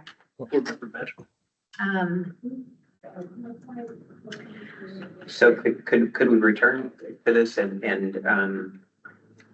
when is it that we get better insight into how it is that the board members are going to be allocated either some or sections of all of the wildfire management plans, and then the guidance that would be provided in order to be able to ensure that we're looking at these in a relatively consistent fashion in order to be able to provide feedback, presumably to the POU community or the POU committee that is then going to consolidate that information and then communicate on an interim basis with the POU community as we're working toward some board final recommendation. Is that guidance going to be provided at the next board meeting, or how do we gain insight into what lies ahead? Yeah, thanks. I mean, I think some of that would be worked out with the POU committee. I'm sure that the board members have a chance to weigh in, but the POU WMP, they're due July 1st. So certainly an update and guidance at the next board meeting would be timely in early June, and we can offer that. I'm sorry, say, what is the deadline for July 1st? That's right. The POU WMPs need to be submitted to the board by July 1st. So if we were to provide an update at the board meeting in June, that would be timely for whatever those, distribution is and the guidelines. So we can certainly commit to that. And then as individual board members, think about this, and we have some ideas that could be considered by the POU community committee as it's developing its recommendations for June. Go through staff to the POU community. Yes, I would recommend. So let's see. I'm aware that our council's on the phone too, and I know her ears have perked up at this. There is, under Bagley King, there's also the prohibition against a serial meeting in which an intermediary, like a staff member, is used to communicate from one board member to another board member until a quorum is reached. So we would be certain not to facilitate that. But yes, I think any feedback that you have sent through staff, we will make sure that we pass on as much as we can in a way that's compliant with the Bagley King requirements. I think one of the things that may be helpful is to better understand what's allowed and what's prohibited under Bagley King. I was under the impression that we have the ability to talk procedural matters and passing those thoughts along to you and then forwarded to the POU committee. And so, for instance, we would, if I had a mind to, I would be able to develop my thoughts in terms of how it is that we process our way through the review of the POU wildfire management plans. And that would be allowed, wouldn't it? But the prohibition is as to substance. And so, I wouldn't be offering, I wouldn't be able to offer my thoughts with regard to anything that I've seen that was strong or weak in one wildfire management plan, and convey that through you to the POU committee, right? And so procedurally, we're able to offer thoughts as to how it is that we would allocate responsibilities for the POU review, but not the substance of that. I mean, isn't that proper interpretation of what's allowed and not under Bagley-Keene? I think I'm not comfortable making that determination on the fly, but I'll take that back to our legal advisor and make sure to share the answer with you. Personally, board member is that, I would love to watch another board member go through their process, evaluating POU, WMP. I'm looking at some of my reviews right now. Pretty impressed. But no, because I note that I'm actually calling myself out here because I don't have anything about the community in these my reports to staff. All the other components of a WMP, mine are focused usually on the actual utility risk, right? And there's all these other components that we're supposed to review. And so like Diane, the board member Feldman, was fantastic in that regard. And I would have loved to watch how she analyzed them and subsequently share, what I can bring to it. And so that are you saying that the fewer guidelines that are provided to a board member in their review of the POU wildfire management plans would be advisable, because that's going to allow board members to be able to exercise their own judgment and expertise as they review without any restrictions imposed? I think that is the case, but I was thinking that if I was able to observe others and learn how they're able to analyze these plans using their expertise, that while I wouldn't have their expertise, but at least I'd have the memory of that and be able, when I review it, look towards those other areas that I usually skip over. No, I think that's, if you don't mind, sure. I think that there's a great deal of validity with what you're saying, but I also think that it throws us right back to where we were 18 months ago, when we found that we were having a difficult time being able to allocate wildfire management plans to all the board members and getting their review and comment back to staff in a timely manner. I agree. If I may. I agree, but if we were able to reduce the amount that he looked at in a year, we could, maybe we could do that, because the workload would be reduced to a fifth of what it was. And so then, does your thinking then lead you to that all board members would review the subset of the POU wildfire management plans that are going to be up for review for this cycle? Yeah.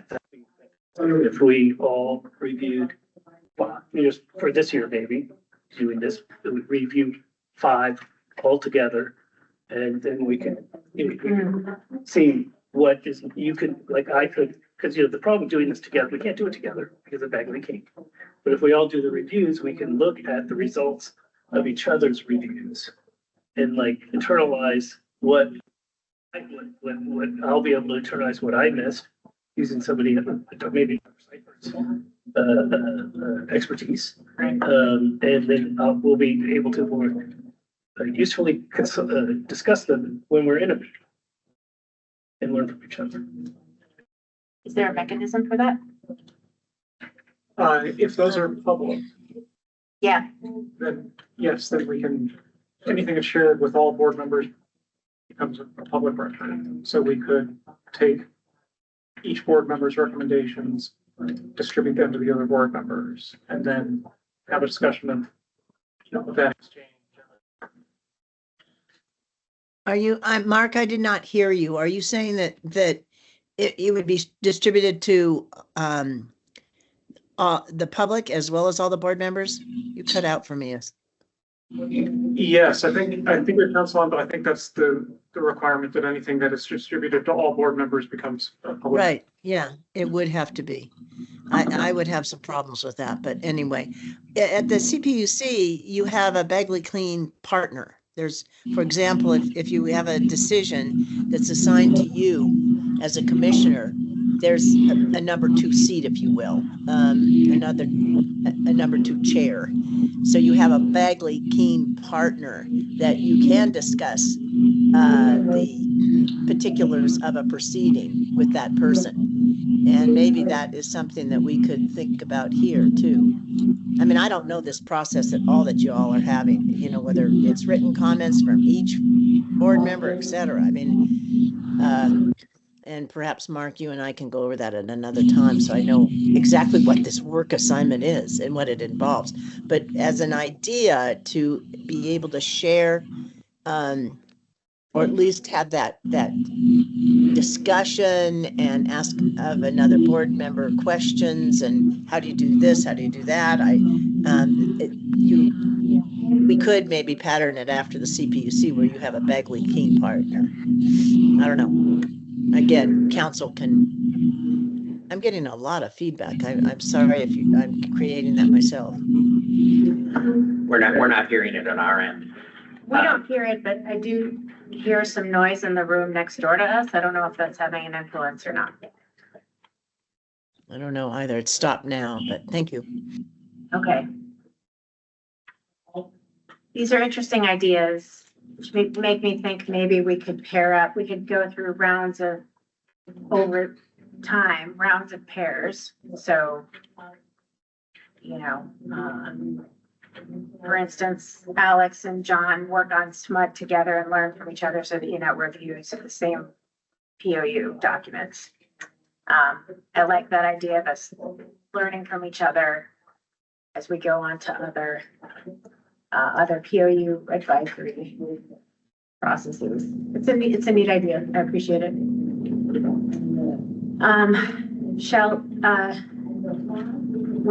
Yes. Board member Armstrong. Oh, board member Armstrong has his hand up, yeah. Can I also make a comment? Can everyone make sure their mics are muted? Just so we don't have feedback in the room. Yeah. Thank you. I'm sure we did. Board member Armstrong, you did have your hand up. Do you have an additional comment? No, I did, but I think we covered it since then. Okay. So it sounds like we're not going to make a decision at this time about any of these. No, that's right. So the strategic plan is a board document. The work plan is a staff document. So this discussion has been very helpful to us in terms of understanding the board's priorities. Okay. And how we direct our efforts. We'll continue to work with the board and with the committees to make sure that we're meeting board expectations, but there's no action required of the board at this stage. Okay, excellent. Shall I move on to the next topic? Okay. We are so precisely on time. It's shocking. So we will now move on to the discussion and vote on the adoption of committee selections for board members. We'll hear from our board supervisor, Mark Wenzel, to give us an overview. Basically, for those that are listening in, we have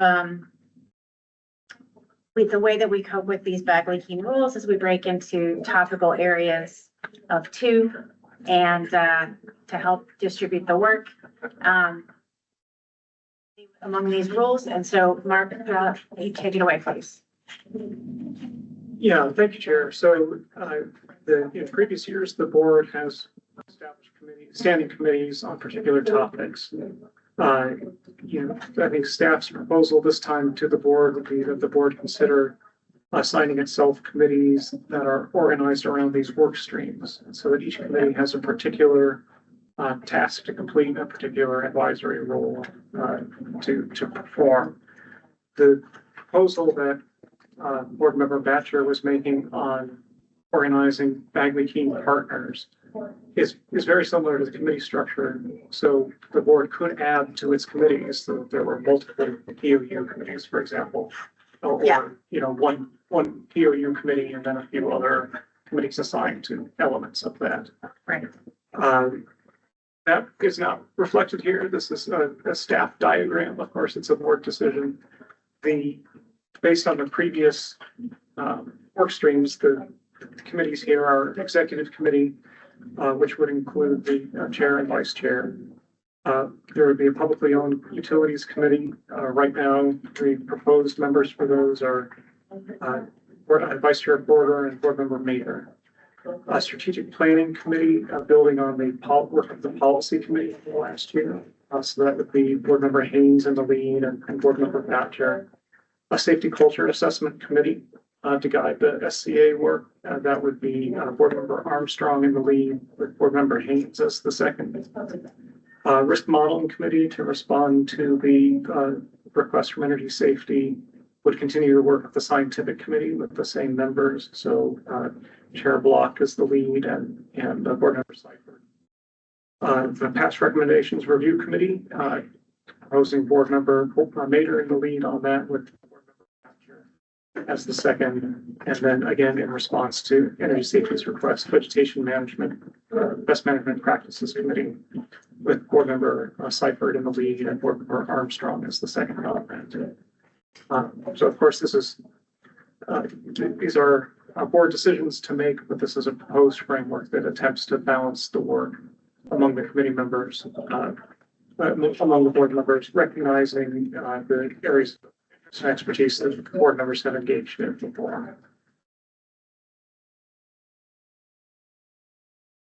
Has this been approached by presented to individual board members? I have shared with each board member, except I don't think I've talked with Dr. Seifert directly about it.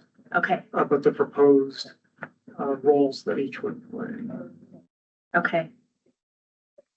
From here, I'll take public comments. Are there any public comments in the room or online or on the phone?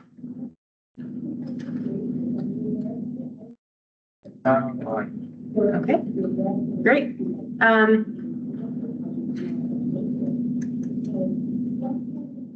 Board members, any comments? So I propose we all look at these and see if we feel comfortable with our assignments. Knowing that we can only have 2 per committee, we can always make more committees. We can make less. But these are the work streams. So we're I'm reiterating that we're reorganizing what our committees are by the work streams in our goal this year. Any comments by board members Armstrong or Batcher online? Out of here. Nope, I'm fine, thank you. Okay. In the room, Mater and Haynes. Well, I noticed that the board member Porter, board member Seifert aren't here. That's So why right. don't we just assign them to all the committees? Yeah. I was gonna say, I'll just vote for board member Seifert that she can have the ones that she's assigned to, but I'm sure those look like the appropriate work streams for her or committees for her. And if she has a conflict, she can let you know, but I think that that's a confident position for her. Board member Haynes. I feel like I'm just being a little bit dense here, and so this is not, and don't take this as a statement of opposition to any of the committees or the committee assignments, but earlier in the discussion, we were talking about how it is that we're going to be prioritizing our work. And what we had said is that, what we're going to do is we're going to look as the first order of business to be what falls within AB 1054. And then secondarily, we have several other items that we would be looking at in order to be able to prioritize. And that I was under the impression that we were going to be using that prospectively. And we were going to go through and we were going to vet, what it is that we've identified as our objectives, the key performance indicators, as well as the work streams. Yeah. And so does the same apply to these committees? And because it seems as though they're no different than what it is that we had been talking about in terms of, how it is that we're going to be prioritizing our work and making a determination as to what it is that we're going to work on first. So, like I said, Yep. I'm just being dense here because I'm not sure how it is that we proceed with making a committee assignment, recognizing that we've got a lot in flux right now in terms Hello. of. Hi, Maribel, it's Ken. Hi, Ken. You got a minute? Yeah, I do. I'm in a meeting, but it doesn't, it's a, So that was timely. I know I'd spoken my piece, and so. Yeah. To get to that, oh, hold on, now by trying to attempt to mute, I've lost the screen.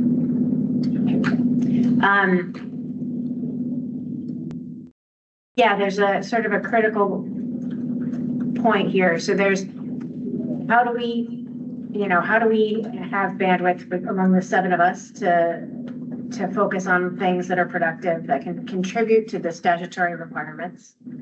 What I believe I understand here is that we have these work streams, and we have 3 staff members that will have to, as things get into crunch time, we'll have to focus on one or a series of these. It's possible that not every one of these work streams can be satisfied in its entirety. Is that what I believe I've heard? Yeah, I think that's right. Yeah. So, so I think we haven't addressed how we decide what we're going to cut or focus on as we hit crunch points, right? Yeah, I guess, so I interpreted some of the conversation around the work streams to include that. So for example, the past recommendations review, it's not a statutory mandate. It might fall into the strategic planning, so that might be a reason that we devoted it. Yes. But if the board has explicit discussion or guidance of that, of course, we're happy to hear your thoughts. Yes. When I look at this, I don't think of course, the executive committee is not required by statute, right? But there does need to be, we've got our chair and our vice chair. I think that, and this is me reacting to the information in real time, right? So publicly owned utilities committee, I think that is related to our requirement to review the POUs, WMPs. The strategic planning committee, I think, is not statutorily required. However, we do have a strategic plan to achieve our statutory requirements, right? Which we discussed today. The safety culture assessment is one of our statutory requirements. Risk modeling and vegetation management, in our statutes, we are required to advise the Wildfire Safety Division when it requests that, and they've made those 2 requests. Right. And the past recommendations review committee, I think I volunteered for that accidentally during this meeting. I found out I was assigned to that. I don't know if that has to be a Bagley-Keene group. I could just talk to the staff about it and go over the history. I'd still take on that responsibility, but I do think that we need to have a committee to be working on I mean, if you were to look at our other statutory requirements, which are to provide recommendations to the Wildfire Safety Division regarding the WMP guidelines, like we should probably have, we all kind of contribute to that individually, and the staff collates that for us. But so I don't know how we would do it manually keen to do that, because we want all the board members to be doing that.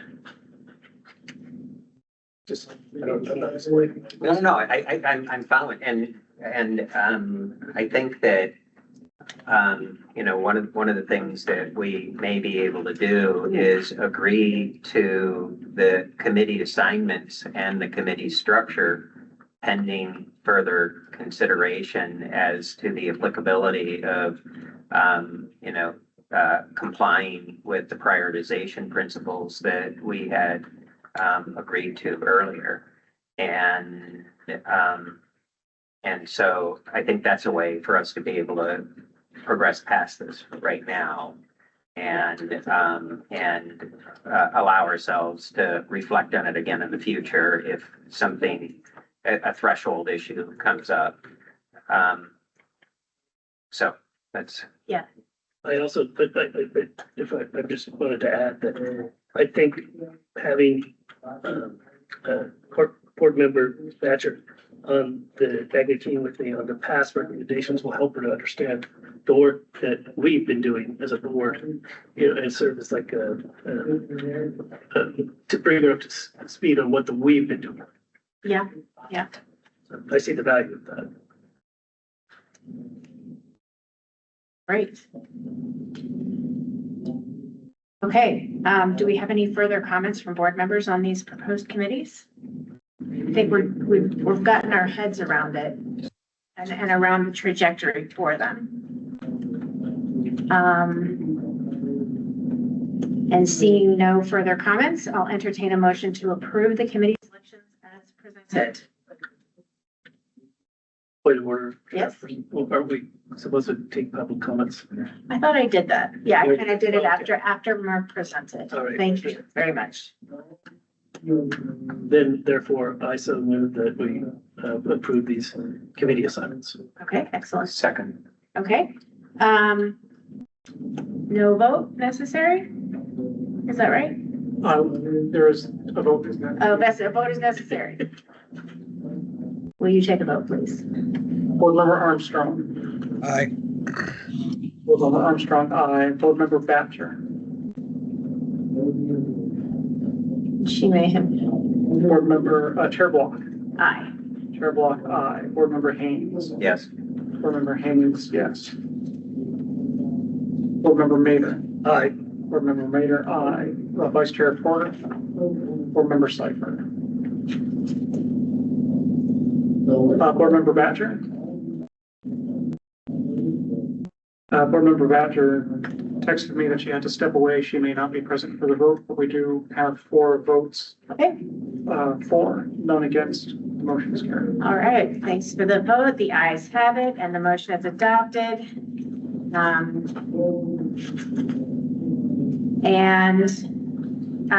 We now will move to a panel discussion that I've been looking forward to on the utility wildfire risk modeling and data with Dr. Ilkay Altentas, the director of the Wildfire Lab at the University of California, San Diego, Shafi Mohammed, who's the chief data science officer at Energy Safety, Jenny Reed, analytics unit supervisor, and Stefan Schoncheck.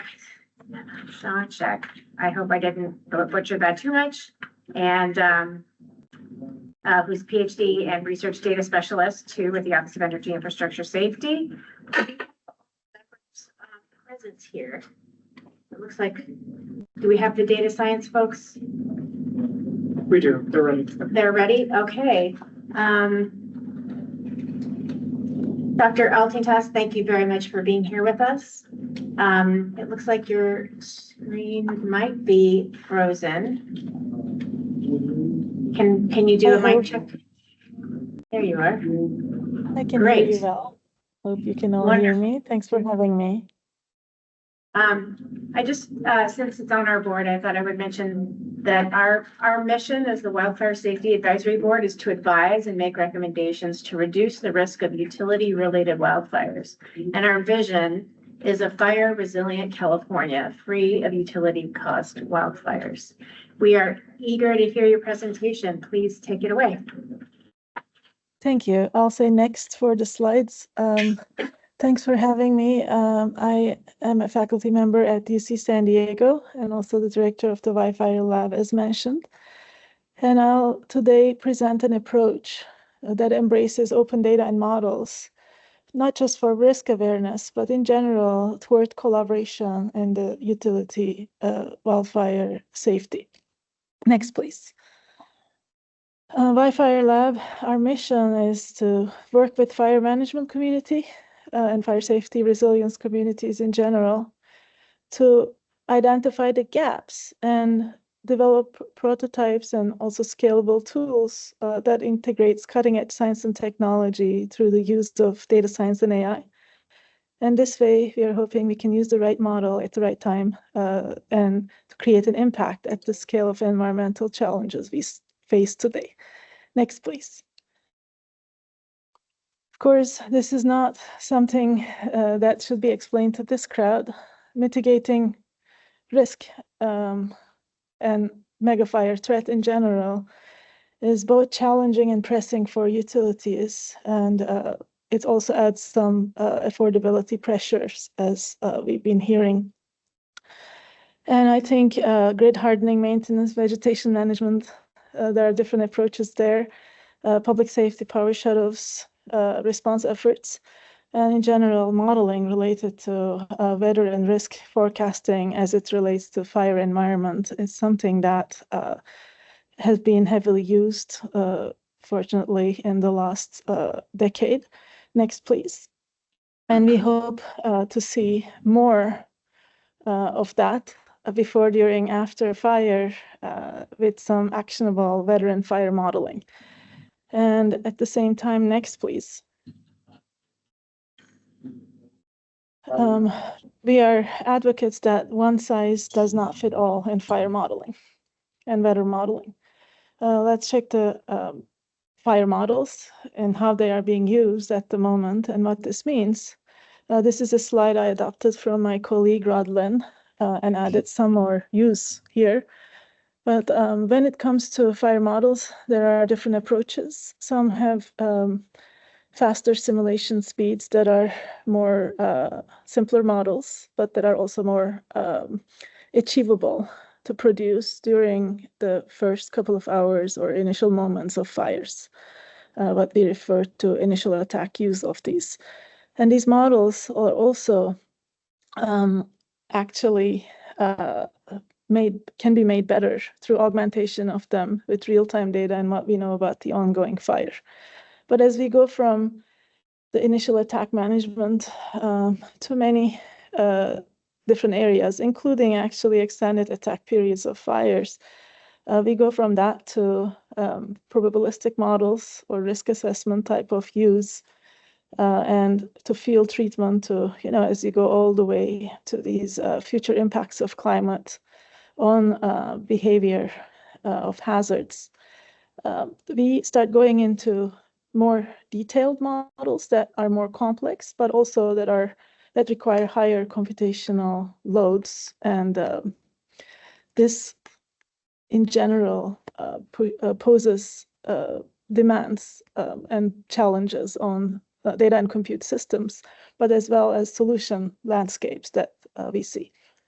So I think there are things that can be done to actually expose some modeling and computational open science techniques to develop these models that the fire science, advanced fire science models, next generation fire science models.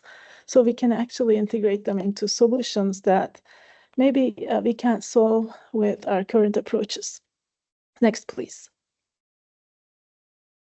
So one of these areas is actually this difference between 2D and 3D modeling and when to use those.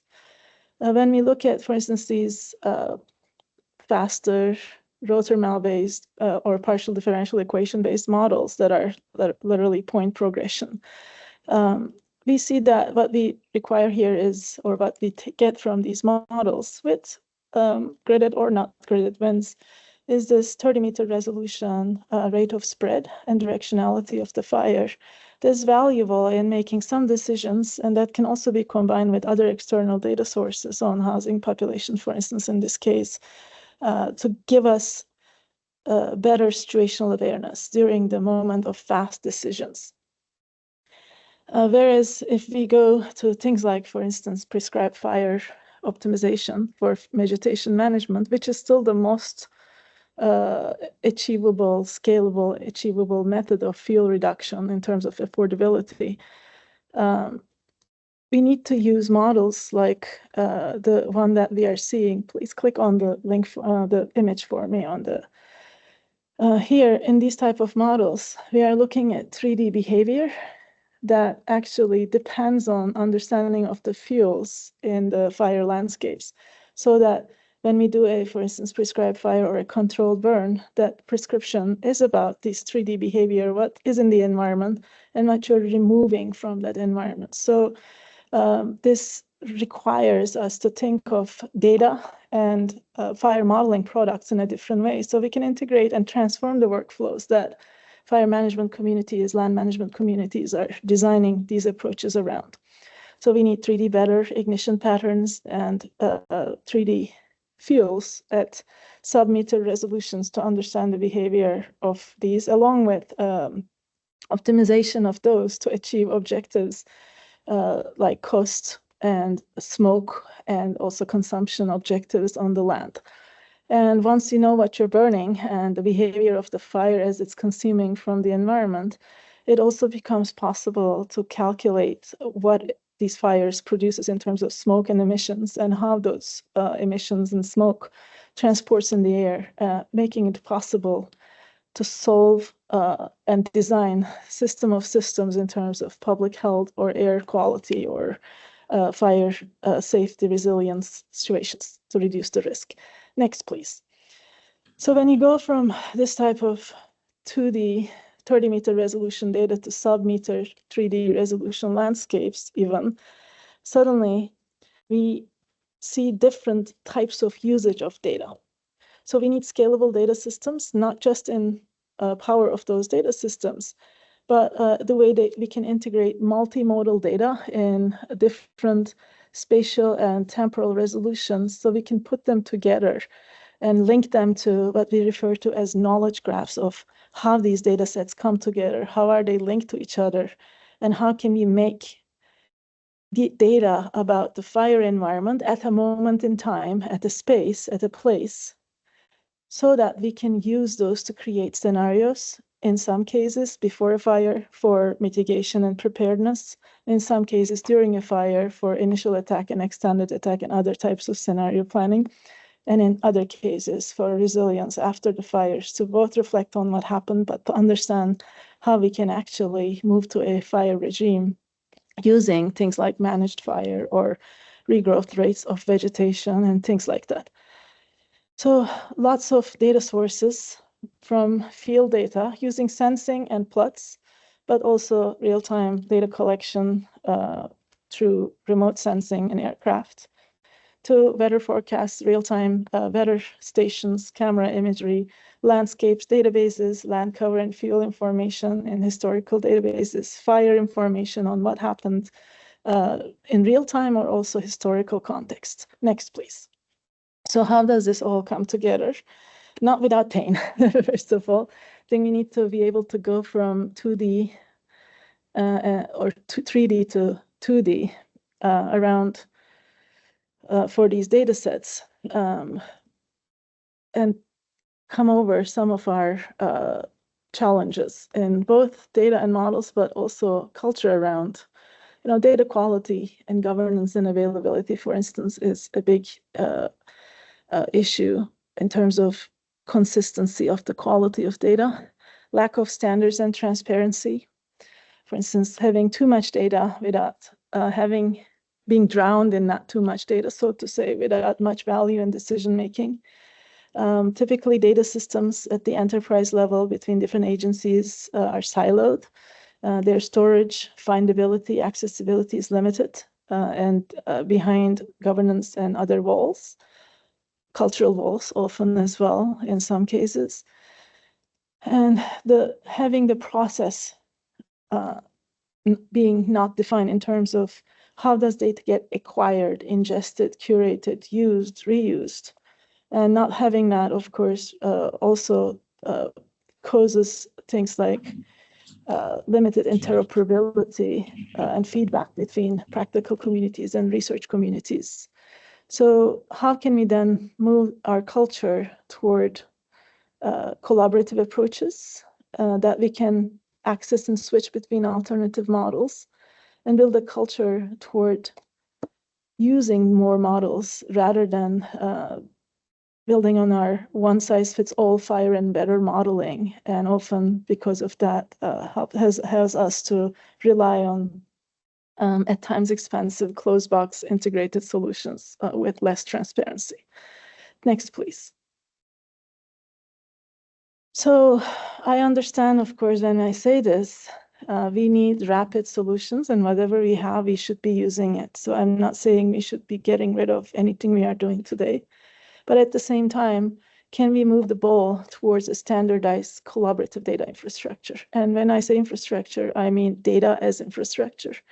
Roads are infrastructure. Power systems, as we are talking about infrastructure, I turn my switch, my light comes on. I don't have to worry about that infrastructure. So if we get this right, actually users of the data and models that within on top of that data infrastructure don't have to even know that it exists, because it's built in a way that with proper governance and collaborative structures that come with also agreements and data flow ingestion processes in mind. So, and that's the long haul, I understand. And the long haul requires us to go together. So we need to learn to collaborate and open up our silos and closed box approaches. Next, please. And that requires this embracing of open science and data through a commons approach. This is actually where Wildfire Lab has been working in for the last decade and a half. Next, please. And what we have been advocating is, can we have actionable open fire science and AI? That means using the right model and right data together with the right data for the right decision support workflows. The W in Wildfire is actually workflow. And using that workflow at the right time with the right interpretable, explainable communication approaches that actually integrate social science into how we are communicating these products within those solutions is at the core of the approach I'm explaining and making a point of here. Next, please.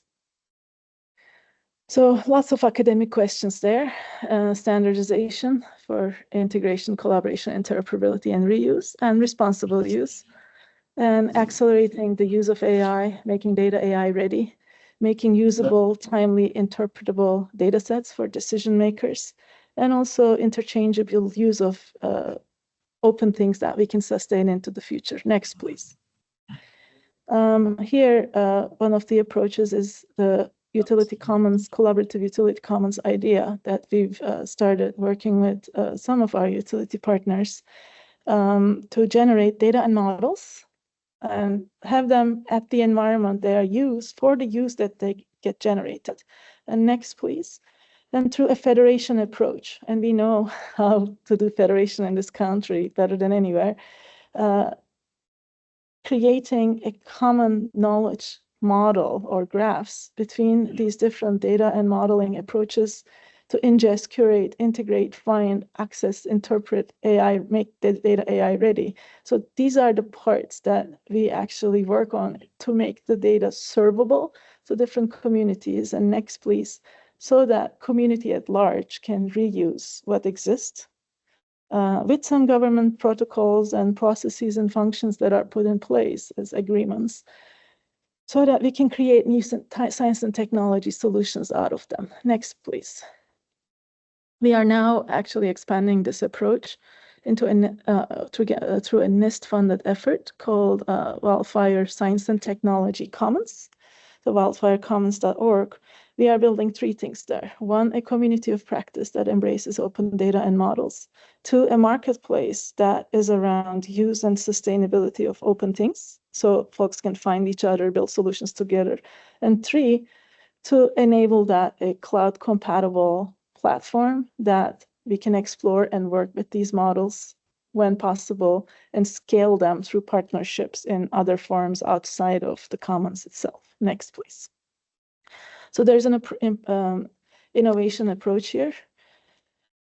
Marketplace and some of the things we put into the community of practice are about finding and evaluating innovation gaps and needs by practical communities. And then an incubation approach. So that's next, please. That's identifying something useful. Then through an innovation approach that integrates data, science, computing, and workflows into it, what we refer to as the core four of this approach, we can then incubate solutions to make things usable.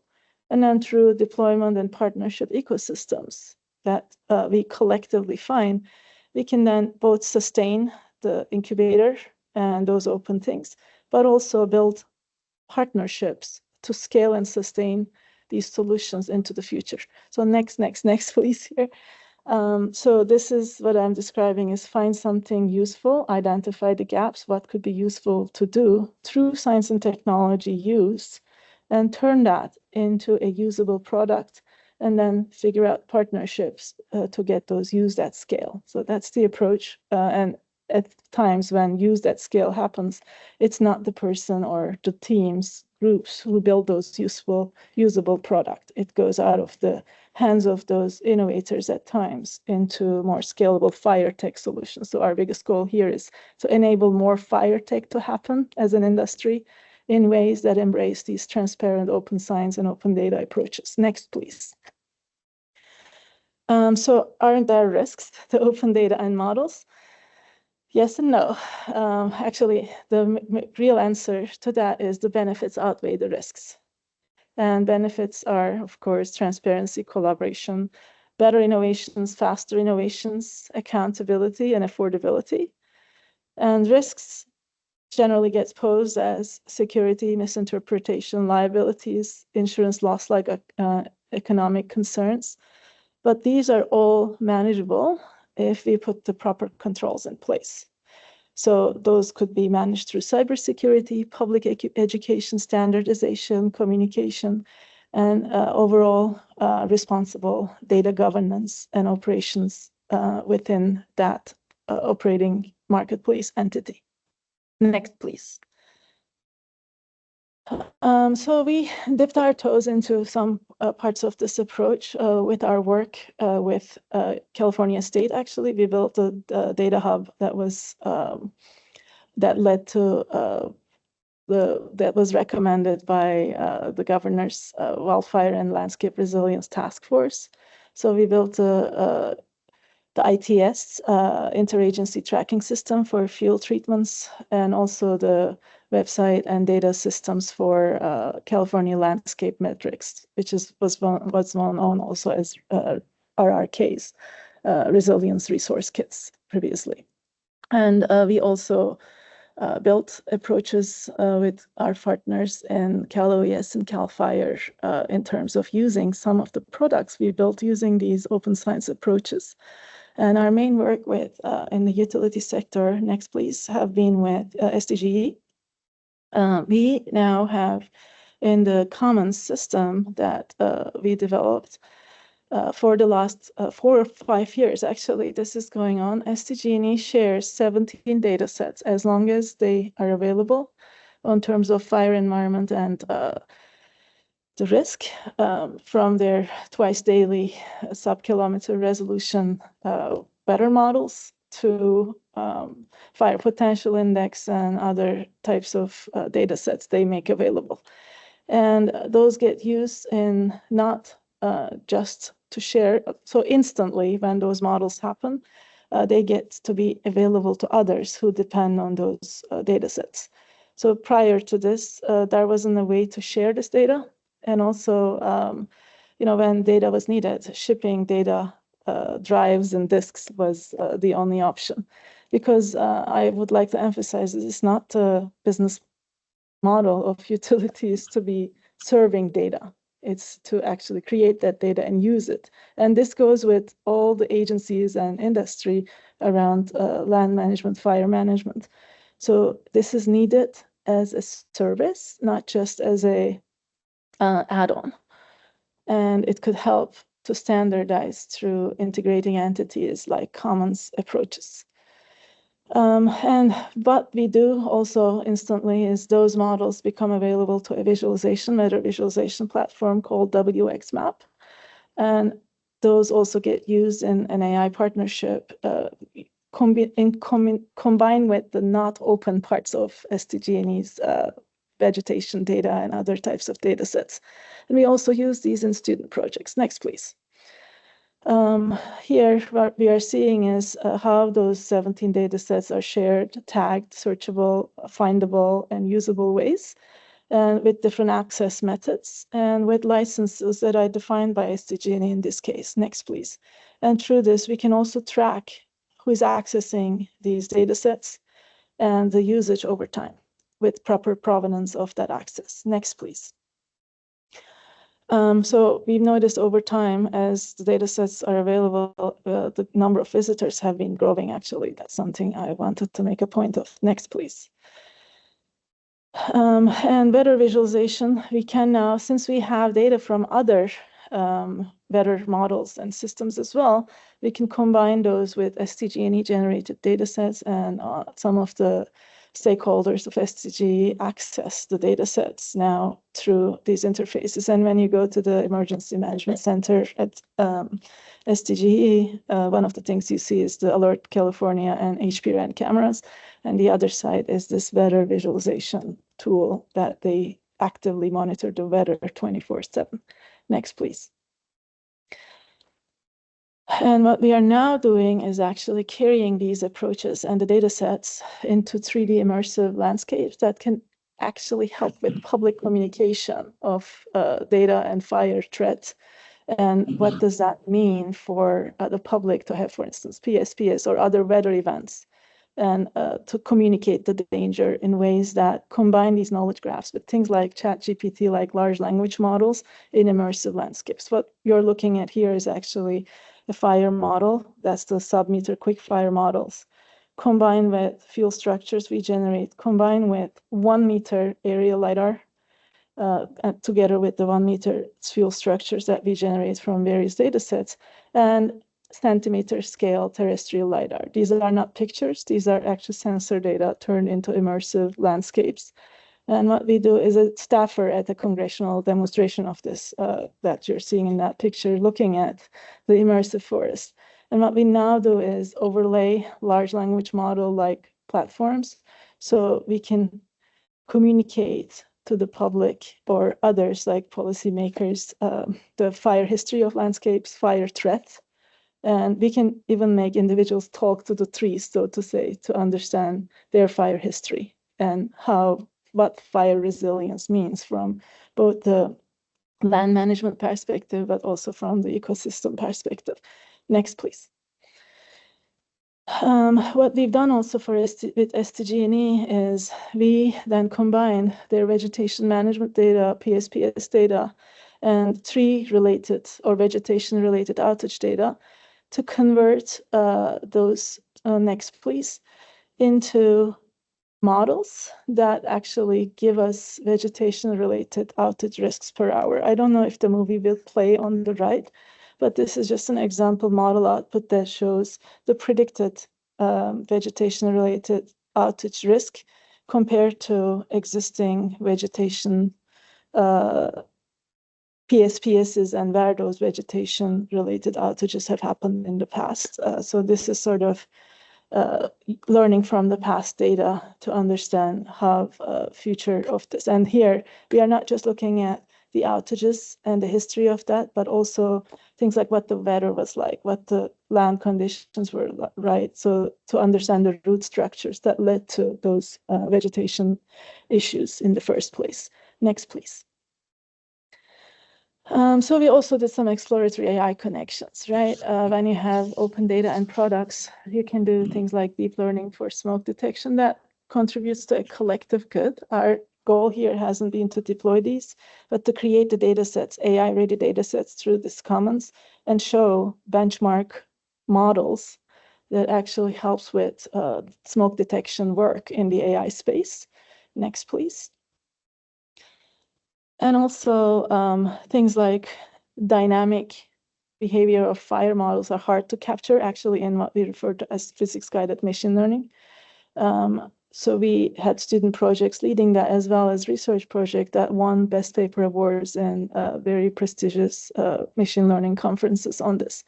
So we are making progress thanks to also our collaboration with STG, so we can create faster machine learning based fire models that learn from the physics that as we know it today. Next, please. So how does it help the education or kind of engaging future leaders and communicators in this area? We, on a regular basis, do design challenges, data challenges with students. They created wonderful projects from board games that explain fire behavior, and we bring middle school and high school groups to play these board games, to things like installations that can explain fire behavior or explain the role of what's good smoke that relates to vegetation management, what's bad smoke, and what's the difference between a mega fire, so to say, to other forms of fire that actually can be beneficial in the larger context. And we even have that animated short. I don't know if it's gonna play, but it's a cute one about a dog. That's the prescribed fire itself. So it is on the Wildfire YouTube channels. You don't have to play it now, but this type of public communication approaches are needed in general, and without open data and approaches that enable communities, it's going to be hard to get there individually.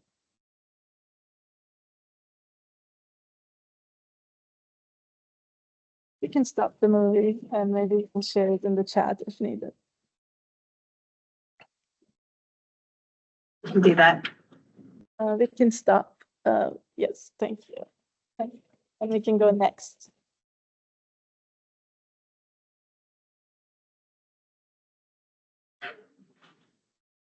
Can you hear me? Yes, we can hear you. Can you We see can this? stop the movie. We have. Is your screen not changing? I'm still seeing the movie and those engaging future readers. We see the data challenge slide. Oh, okay. So now it's switched. Somehow it took a while on my end. So another example that's ongoing right now is actually using national open source approaches, the Commons and the National Data Platform, and in collaboration with the Prowess Center about proactive solutions in UC San Diego and Los Alamos National Lab. We have a data challenge that integrates college level students to build fire-ready forest machine learning applications. So it's an ongoing challenge. We have students are grouping and taking the challenge as 4 sprints roll. We are in the 2nd sprint of this activity at the moment. Next, please. So sum up, right? We need more action. We need rapid action, but we also need responsible action. And we need to be ready for more rapid, responsible action through standardized infrastructures. And I'm always a believer that data and tech in any context, not just in fire, is a means to an end. And we need to always remember our objectives. There's always more potential for new technology, but also challenges are growing. And we need to really turn those challenges into objectives, first of all, to solve those challenges in properly defined methods and processes and functions at the societal scale, then focus on the technology through these enabling infrastructures. And that will not come in isolation. We need to work with operational experience and proven workflows for decision-making within those operational systems. and harness data and tech. For that, we need to prepare the data and tech landscape, systems, innovation approaches. And while we are doing that, I think science bases will come through these open science, open data approaches in ways we can sustain it. And this means, although traditional approaches still are important and they will be there into the future, but at the societal scale for societal good, we also need to, especially in climate space, in weather space, in fire hazards, in general hazard space, we need to really create a cultural shift so we can catch the negative impacts of that change in our landscapes and behaviors at the human scale. And that requires new business models, new innovation approaches, new ways of collaboration that we can scale and sustain our solutions into the future. Thank you. Thank you. That was excellent. Let's see. So there will be a panel discussion at the end, correct, Mark? I think the board can ask questions of the presenters now or at the end. Okay. I'd like to do a quick round of questions from the board at this time before moving on to the next presenter. Any questions in the room? Online from the board? Only to thank El Kai for a wonderful presentation. Again, this is Maribel. Oh, hi. Thank you. Hi. Hi. Yeah, no questions here. This is Board Member Armstrong, and thank you for your time and for a wonderful presentation. Thank you. I'd like to hold my comments and questions to the end of the panel. So hopefully, Dr. Altitas, you can stay for the rest of the Yes, panel. I will definitely stay until the end.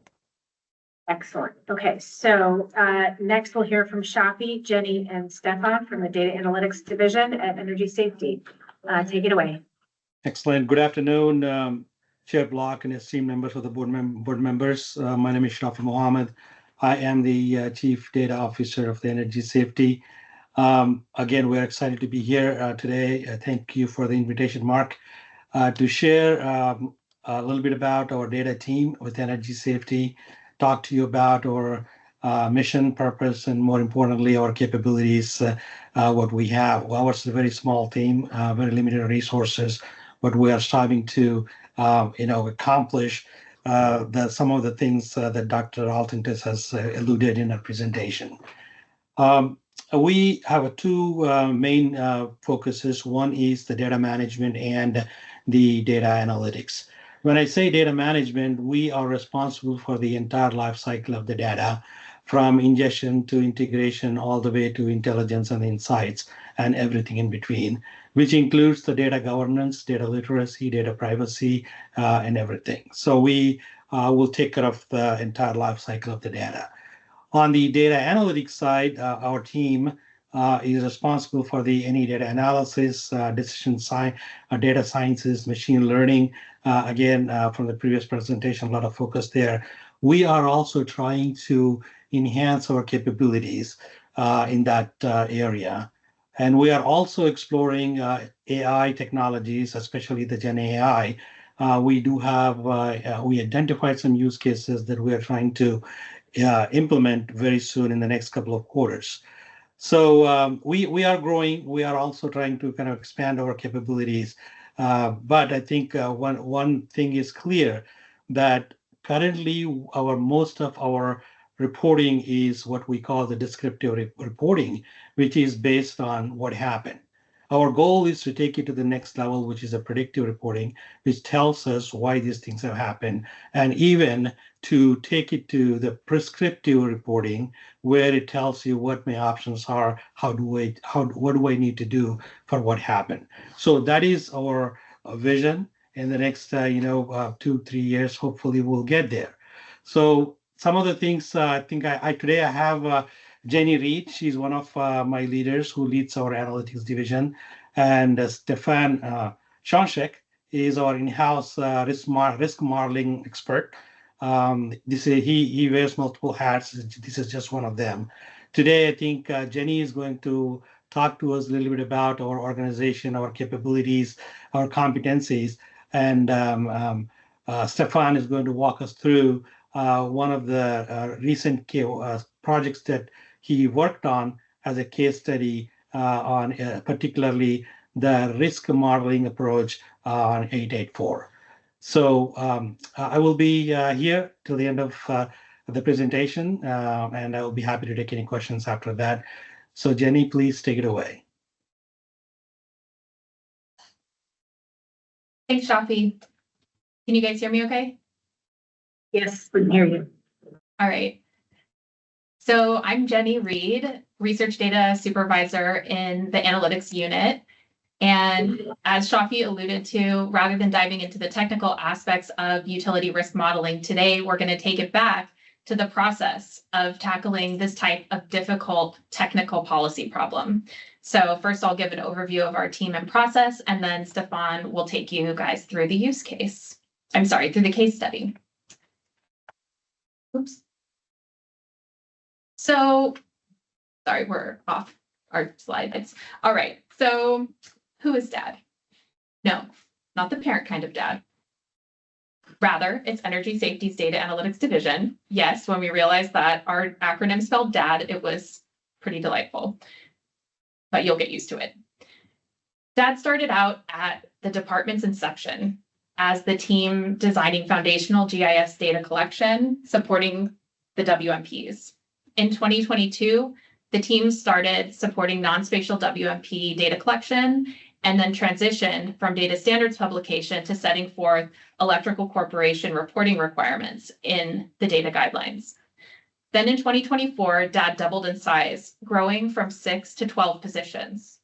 With this growth, DAD is positioned to tackle complex policy questions with data science and collaborate with Energy Safety's IT unit to mature enterprise IT resources to support this work. Of course, it's not just bodies and seats that make this possible. DAD staff come from a wide variety of industry backgrounds and fields of study.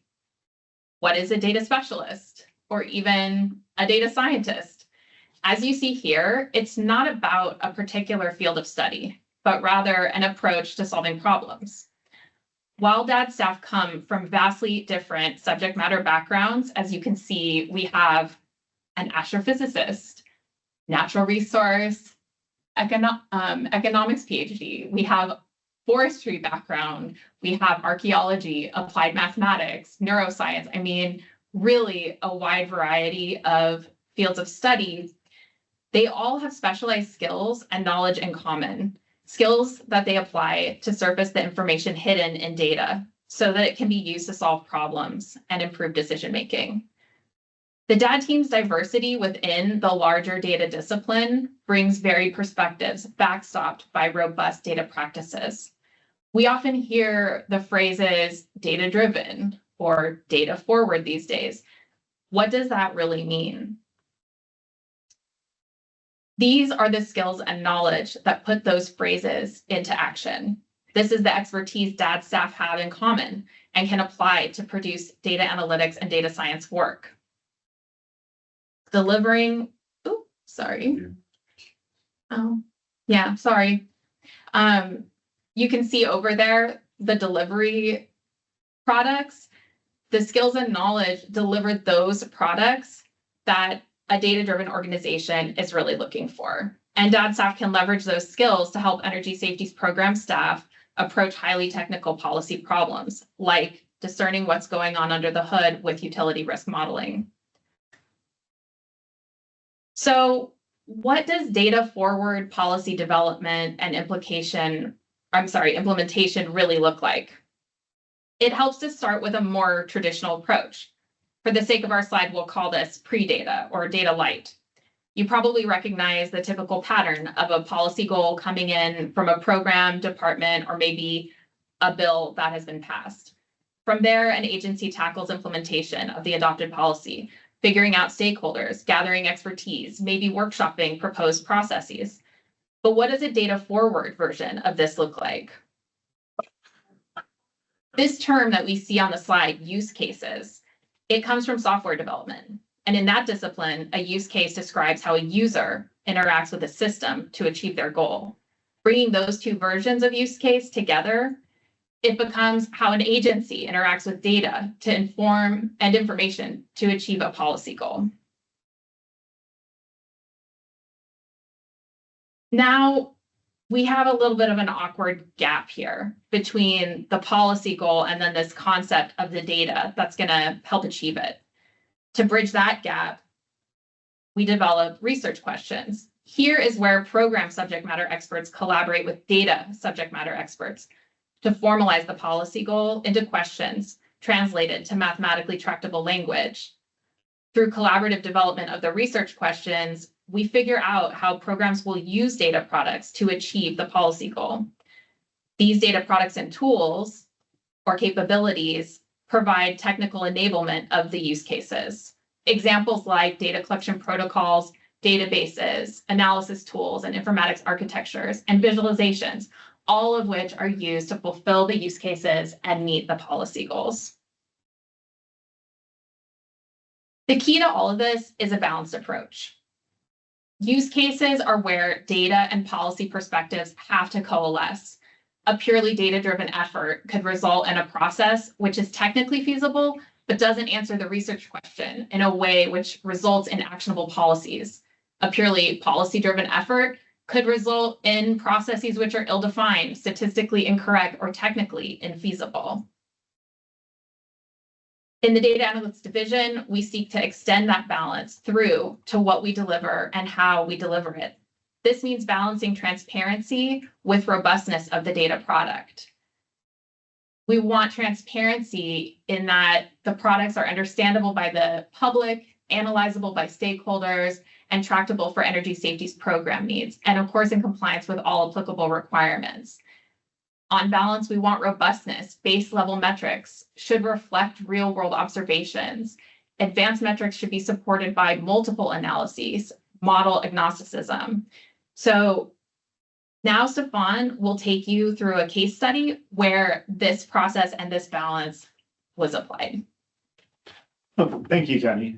So I'll be talking about a program which we've recently adopted guidelines for after development for just over a year, related to Senate Bill 884, which looked at expedited undergrounding for large electrical corporations.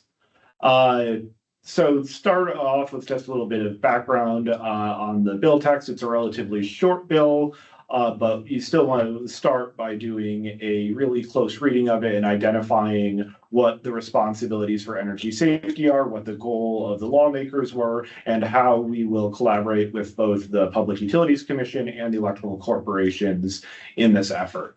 And we focused on three key phrases in the actual legislation, with the first of which we often call the D2 standard, which says that our office may only approve the plan if it will substantially increase electrical reliability and substantially reduce the risk of wildfire.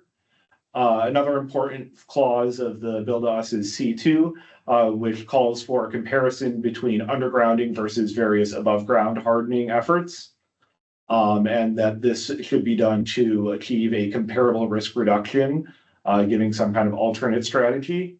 And lastly, another part of that D2 clause gives energy safety the power to require that the large electrical corporation modifies the plan before approving it, before energy safety approves it.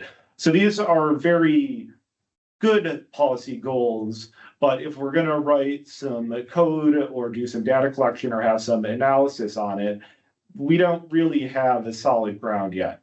So the next stage in our process is to develop research questions. And research questions, we would like to be as formal as possible, but we of course start with our policy goals. So we have this kind of intermediate step of policy questions. And from those three phrases, we have three things that we really wanted to focus on. First of all, the largest, what would we count as a significant reduction of risk? And, you know, the key here that we'll get to is that, you know, the way you know something is large or small is to compare it to other things. Comparison also specifically called out in the second phrase, the C4 phrase, asking us to compare unalike mitigation strategies. Something like a PSPS operates completely different to something like undergrounding in the way that it both PSPS reduces wildfire risk, but it gives you an outage. And this bill specifically looks at how those two aspects of risk play off. Undergrounding, on the other hand, drastic reduction in wildfire risk, very expensive, also gives you a reduction in your outage program risk if you're able to keep power on more often because your most dangerous lines are no longer in the air, they're underground. And lastly, how do we ensure high quality plans? How do we leverage the fact that energy safety has been asked to require modifications if there are things that we think that the electrical corporation should be doing better in their plans? And so there's some key challenges that we had when opening this. The first of all is that this is a 10-year plan. We have to have flexibility for project selection, for risk models to be updated, for high fire threat district maps to be updated, and of course for environmental considerations such as climate change, droughts, seasonal weather patterns, medium-term weather patterns like El Nino and La Nina, all of which inform your long-term planning, but then also your long-term cost-benefit analysis. Also, from a purely legislative, purely legal requirement, we have the constraint that the processes that we approve in the plan cannot change during this 10-year compliance period. Another large problem that we had with this bill specifically is that most of the risk reporting, which is currently done through the WMP, through the RAMP, through the various formal procedures, both here at Energy Safety and at the PUC, rely on what I like to call decision-making metrics. We have risk numbers which are financialized, adjusted by risk attitudes, and ultimately the definitions of these terms are controlled by the CPUC. So it's quite difficult to build a program based on the bricks that are defined by someone else.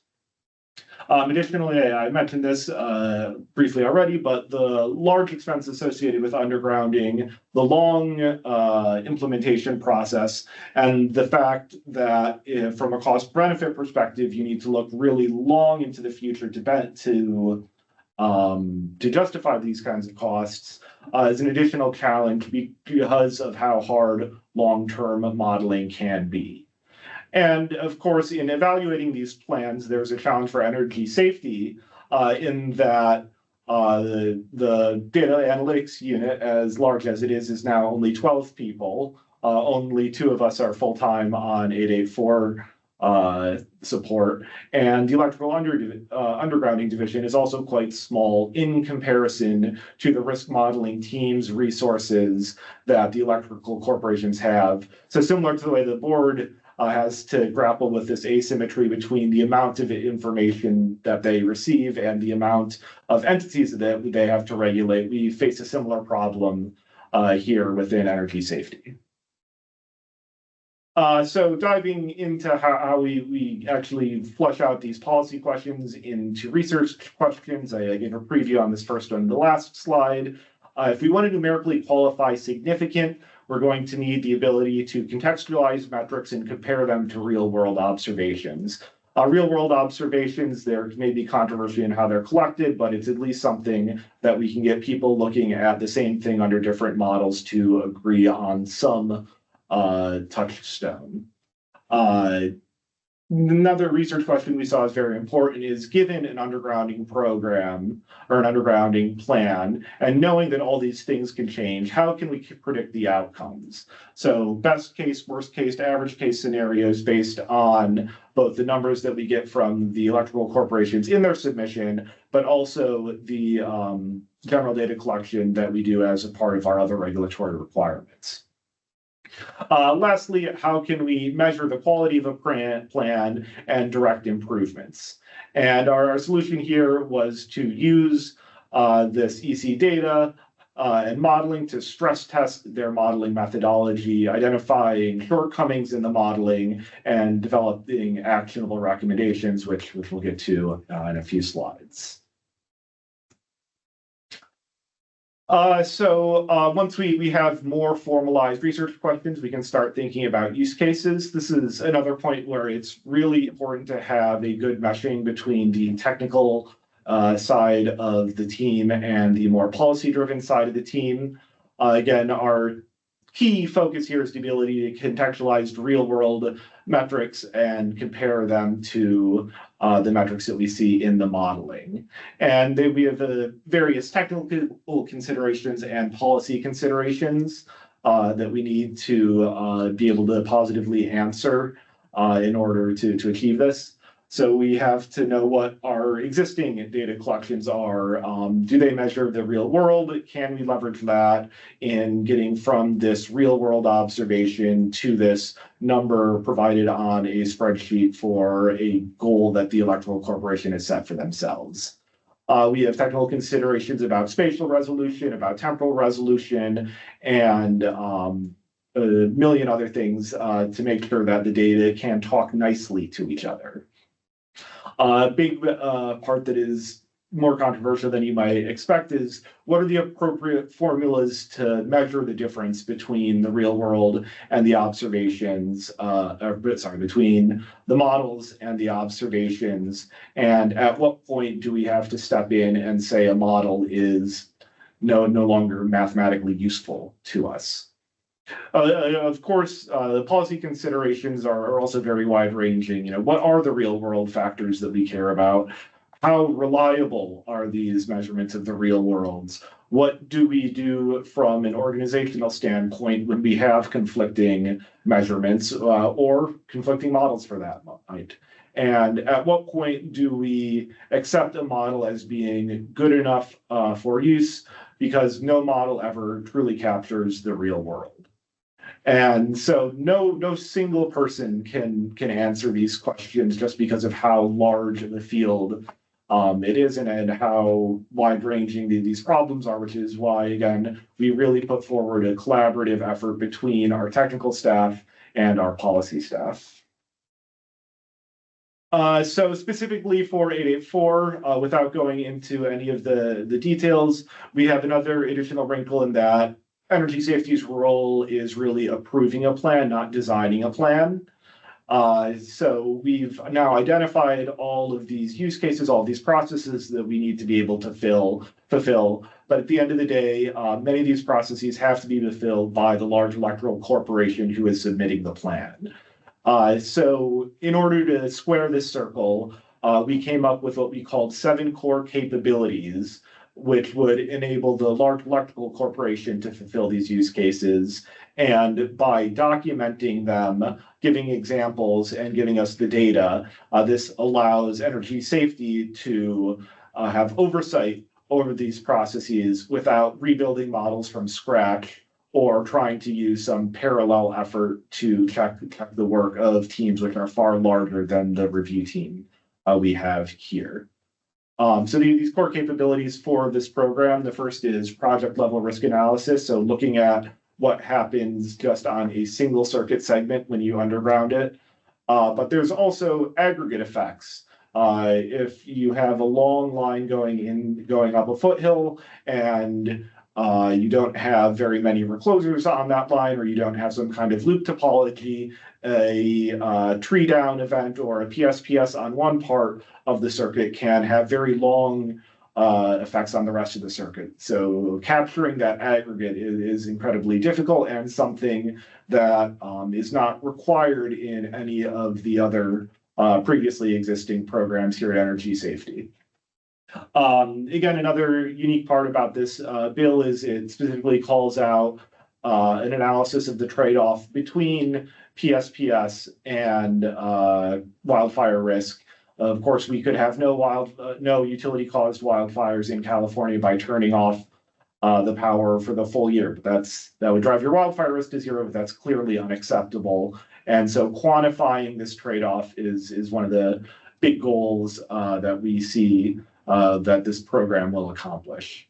there is an issue of accumulation of risk over time. An example that I use very frequently for this is if you are near a wildfire and it's burning towards your house and you don't have a car in your garage, but you have a bicycle. So you could get on your bicycle and you could ride away at 10, 15 miles an hour. Or you have some friend who's 20 minutes away, who's got a car, who can come pick you up and drive you away at 60 miles an hour.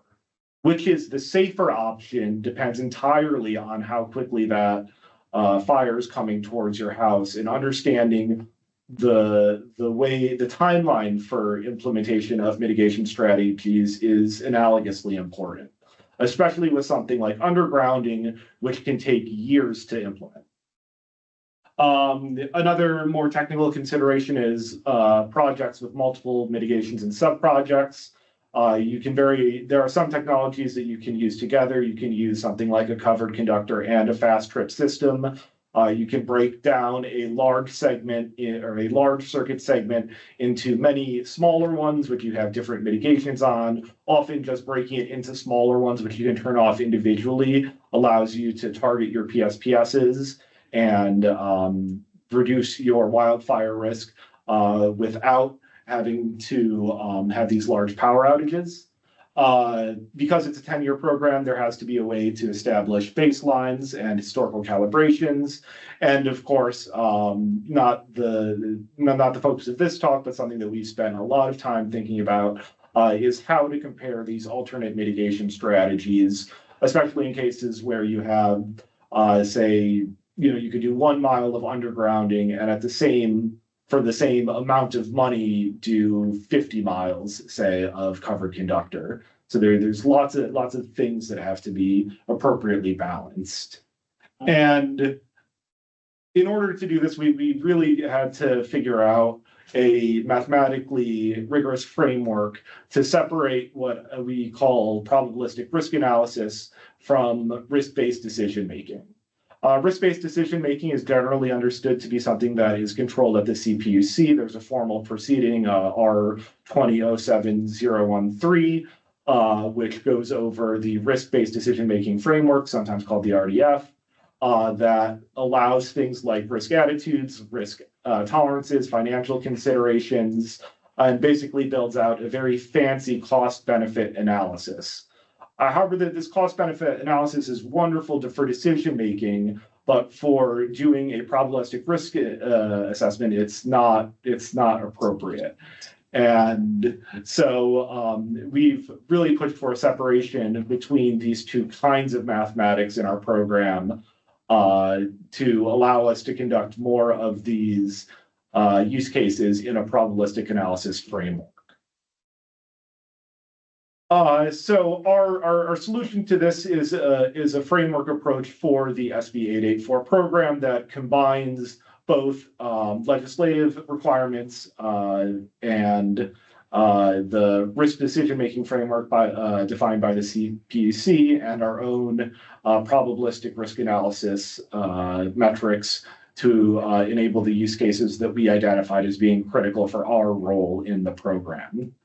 So the basic way that the program works is we have a series of screens.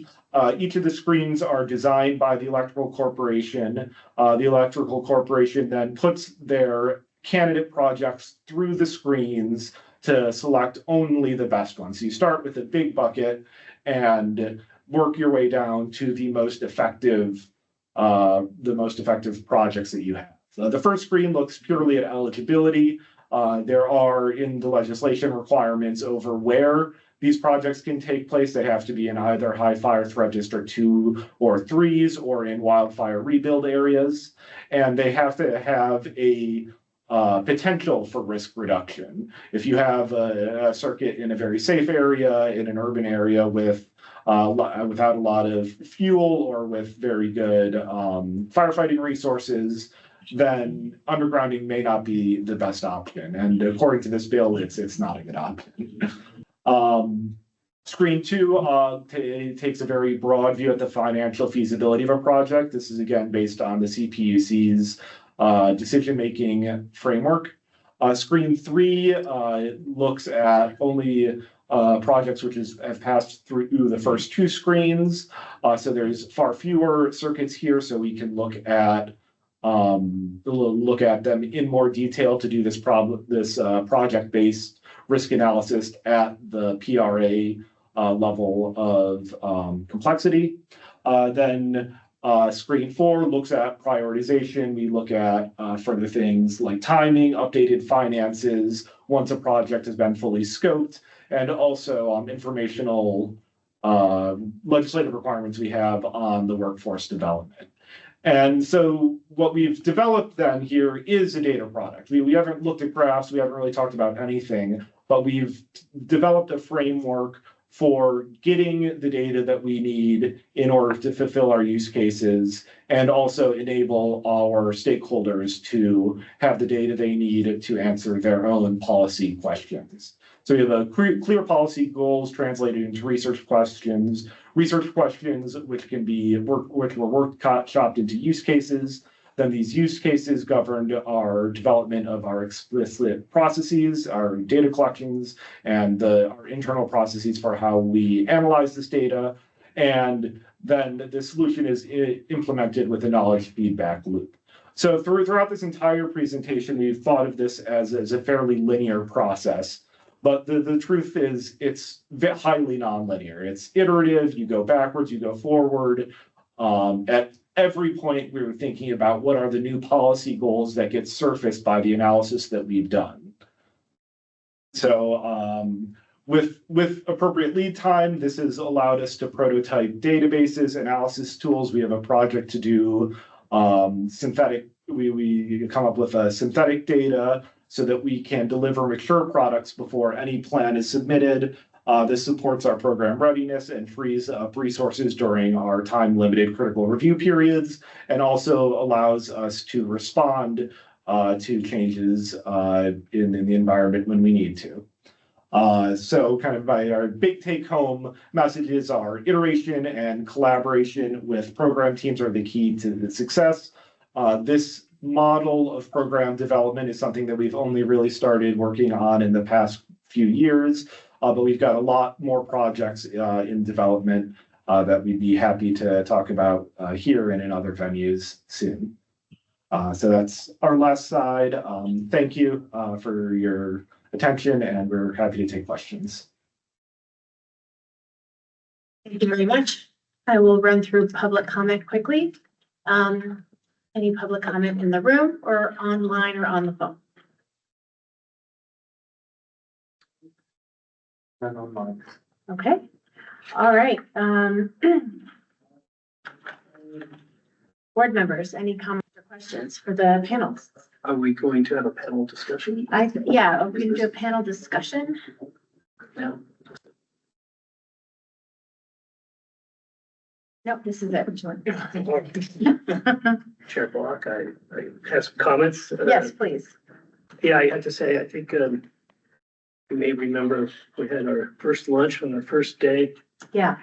Down at the CPUC. Mm-hmm. And you may recall that I said something to the effect of, what I need to know is how likely is my stuff likely to start a fire? And then what are the consequences? Mm-hmm. And then I can design you a system that will be resistant to that. And, in hearing and reflecting on these two presentations, I hear that the work to define exactly that. More in the first presentation, more about what are the consequences of fire, what happens if there is a start. The second one is so many of our recommendations to the Wildfire Safety Division have been about how do we quantify that risk? And I know it's really difficult because I thought it would be relatively easy because we have 100 years of utilities operating in different topographies and different construction configurations, but none of that information was kept. It was just there's a pole, there's a distance. Was that with bird construction, with a triangle construction, how long were those cross arms? That's the data that you need to be able to get to, like, how likely in these type of circumstances, in this type of topography, is an overhead utility operating likely to actually cause a fire. And none of that information was kept, so was recorded. So we don't have 100 years to draw upon. And we've seen, I'm really encouraged to see the consequences of like, what happens if a fire starts here? What if it happens there? Like, we need to be able to know that if we're going to be able to steer the resources through risk spin, that informs your risk spin analysis. Like, what is the point of doing undergrounding on a circuit if it's fed from pole line transmission? The pole transmission lines, those poles are going to be shut down unless they're also mitigated, right? And then what is the amount of PSPS reduction do you get from going to, I think Board Member Armstrong talks about his experience in Florida where they have four-way guide poles.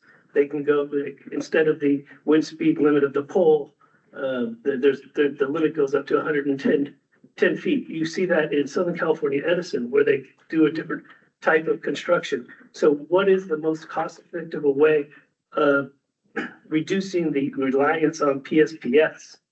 And it's just 5 years now discussing these items.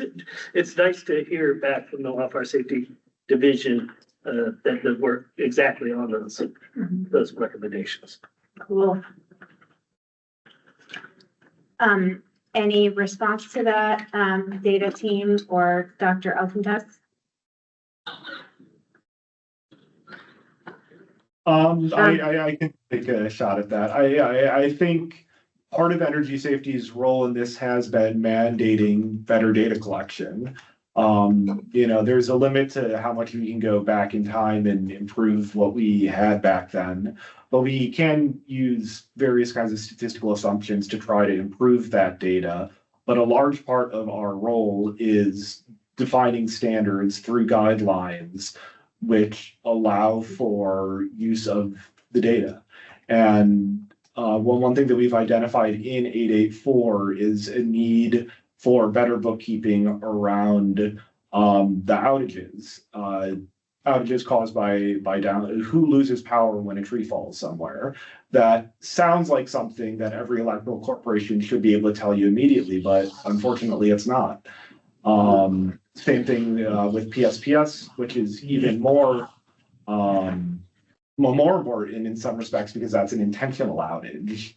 How do you know if that risk trade-off is worth it if you don't, or if you're relying on people in an emergency command center to be looking at a map and trying to go through paper records to figure out what kind of equipment are on what poles, and if they turn off power at one particular circuit, who all is affected. So a lot of that can only be solved in the future by better bookkeeping. And that's definitely something that we've focused on. I was just saying, like, being a utility engineer, like, you don't know if that equipment wasn't repaired at some point, and was it properly documented and its configuration changed? Right. It's the data. There's still a lot of data we don't have. Yeah.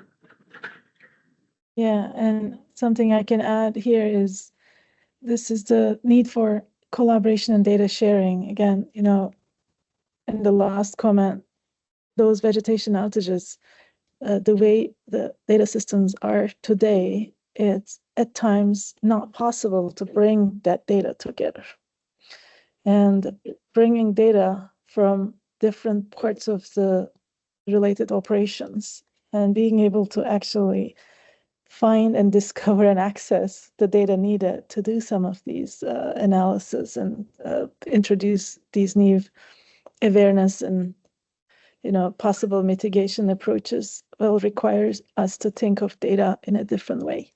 And it's not so much historical context, that's definitely one of the problems, but even today, with the recent data we have, it's important to focus on the integration and discoverability and reusability of data in addition to the original purpose data gets collected for. And I think we'll see more in this area. Our work with SDG&E, for instance, on the vegetation-related outages shows that through this approach, collaboration across the utility also benefited from having some of these approaches in place. So I think some of this will improve collaboration and will lead to solutions faster. Of course, the more data to the past, the better. But in a fast-changing climate and a threat, I think having access to more recent data and integrating all data we can to create a more accurate picture is relatively more important and achievable. And I totally agree with you, Dr. So I think one of the things you mentioned in your presentation was the open data standards. I think something we need to kind of push for that. I think there's a lot of opportunity for us to collaborate and work together as we build out our environment. Another thing that you mentioned was building out the data infrastructure. That's really, really important. These days, it's as important as data itself, if not more, and making it the AI ready. So, excuse me. I would love to kind of, connect with you offline to kind of share some of the thoughts and get your ideas and share with you what we are doing and how we can collaborate. I'd be happy to, and thanks for your comment on that. I think it's really important to also recognize the importance of industry-wise coming together as a community. A recent good example of that actually with SMEs, I was happy to see those words in your presentation as well. Is the WUI Commons, Wildland Urban Interface. So this is an effort that actually focuses on data collection in the WUI. And this is the only community that can create those standard vocabularies and standard ways of integrating data and governance protocols related to it. Similarly, I think in the utilities space, there's an opportunity to come together and share experiences and create our own commons, and the Wildfire Science and Technology Commons has built in the community of practice ways to engage for groups like this so that we can link at the meta level these various commons efforts by very specific topical communities into things that can integrate across the board through standards. Absolutely.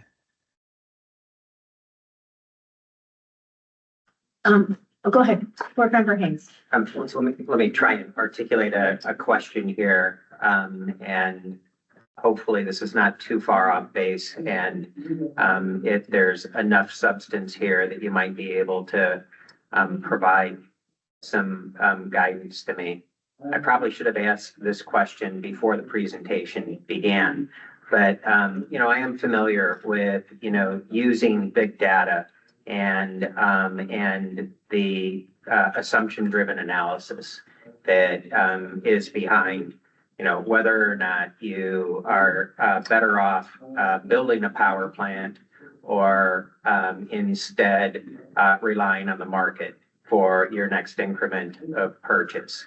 And it's always useful for me to be able to have some familiarity with the analysis in order to be able to gain insight into the strength and weakness of it. And so there are, understanding what the accuracy of the analysis is. Is it, plus or minus 20% or something else? What are the key drivers that are leading to the outcomes that the analysis is coming up with, in order to be able to then assess whether or not I have the ability to manage some of the assumptions in order to be able to get a better feel for whether or not I should lean toward the power market or building a power plant. How do I look at this analysis in order to be able to gain a better appreciation for the accuracy of it, the drivers for it, in order to be able, as a layperson, to be able to understand intuitively, what it is that it's guiding me to, and what it is that I can consider as something that's influencing the outcome of it, and the ability to be able to manage an alternative that might mitigate things in one way or another. So I don't know if that's an appropriate observation, characterization of this, and whether or not it prompts any sort of thoughts on your part. So I can at least offer a perspective, and I wholeheartedly agree on what you said. So as it comes to data and models, model products that we are using, of course, in my presentation in general in big data, we focus a lot on integration, discoverability, and value we can generate. But and reuse is one of the values there, and interoperability, of course. But overall, those are starting points, right? Those are starting points of an infrastructure. When it comes to data use, model product use, what makes it useful is it usable? Is it timely? Do I actually have the data when I need it, or is it expired or not relevant by the time I have access to it? It could be open, but it might be usable or timely. Is it interpretable? Usable doesn't mean interpretable. I can use it, but I can have limited interpretability, and interpretability depends a lot on the person using it. Is it an expert modeler? Is it a modeler? Actually, there are some new changes in the workplace, right? Using AI and AI influences at work, future of work in the context of that. These are the things we need to talk about and think about. And the other part of it is when I find the data, and if I have doubts or, questions related to that, can I navigate to what produced the data or the sources of the data? So that navigability across the linked data platforms is a very important one here.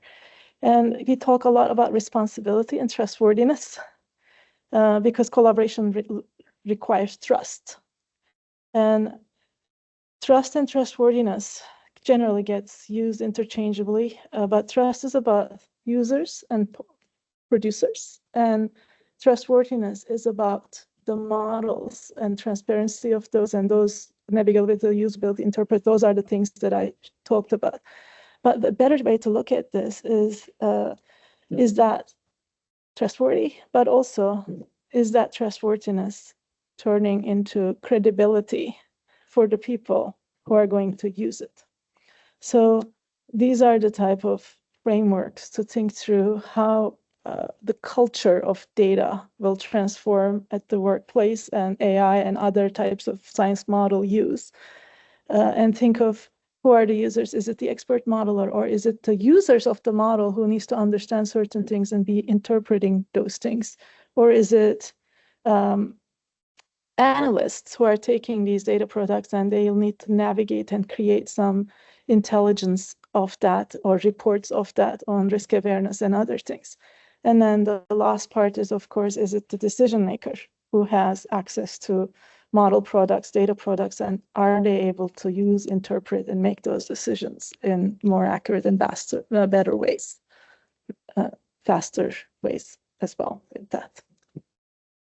I'm sorry, it was a long-winded one, but hopefully it helps to frame it.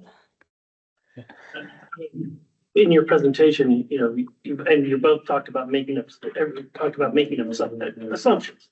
Yep. I mean, you're going to put together a model, and some of those aren't going to work out. Some of them are going to turn out to be inaccurate or only partially accurate.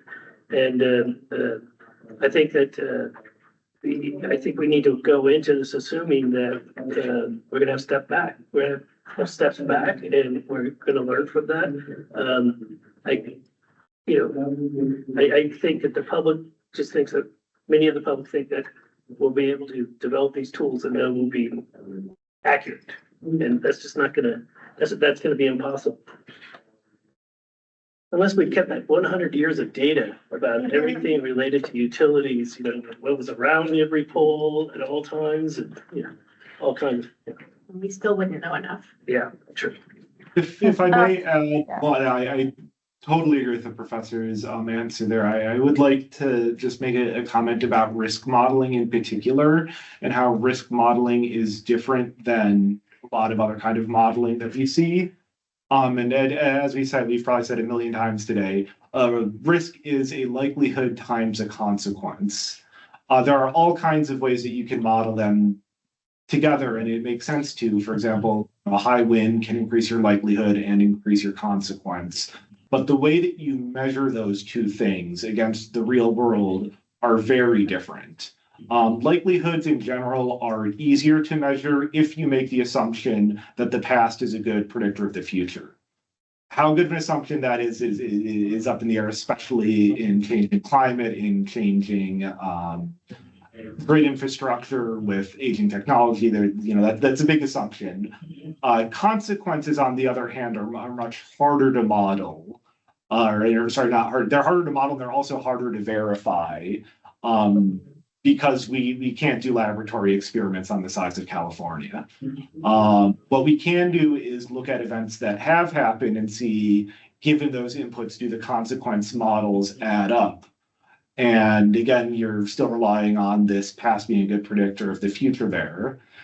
So we have now these two sets of uncertainty in your likelihood and your consequence, and then you're multiplying them to get a risk. And that increases your uncertainty. And that is the challenge that we face in risk modeling. And I think if, as a layperson, you're trying to get a handle on that, it's often easier to conceptualize it as thinking of the two sides of the same coin, as thinking of the likelihood, how good is our likelihood, consequence, how good is our consequence, rather than trying to have one metric that measures how good the risk modeling itself is. And we could do like an hour or more presentation on this if you let me go. So I'll end my comment there. Sure. I think that this goes back to the very first presentation that we had this morning, and so it's the inevitability that these disasters are going to occur, and how do we work with those who have the technical tools in order to be able to give us insight into what's the risk, what's the cost of this, in order to be able to sensitize our communities to the fact that they've got to take steps in order to be able to be part of the solution. And I think that it goes to the use and usefulness and the trust and trustworthiness of the information that we provide, and how it is that we present that to the community in order to be able to understand what is important and actionable, and things that they can take steps in order to be able to address. And so it just seems to me as though, purely as a perhaps the course of the day, we've started with something that was this stark reminder of how easy it is for us to overlook the inevitable.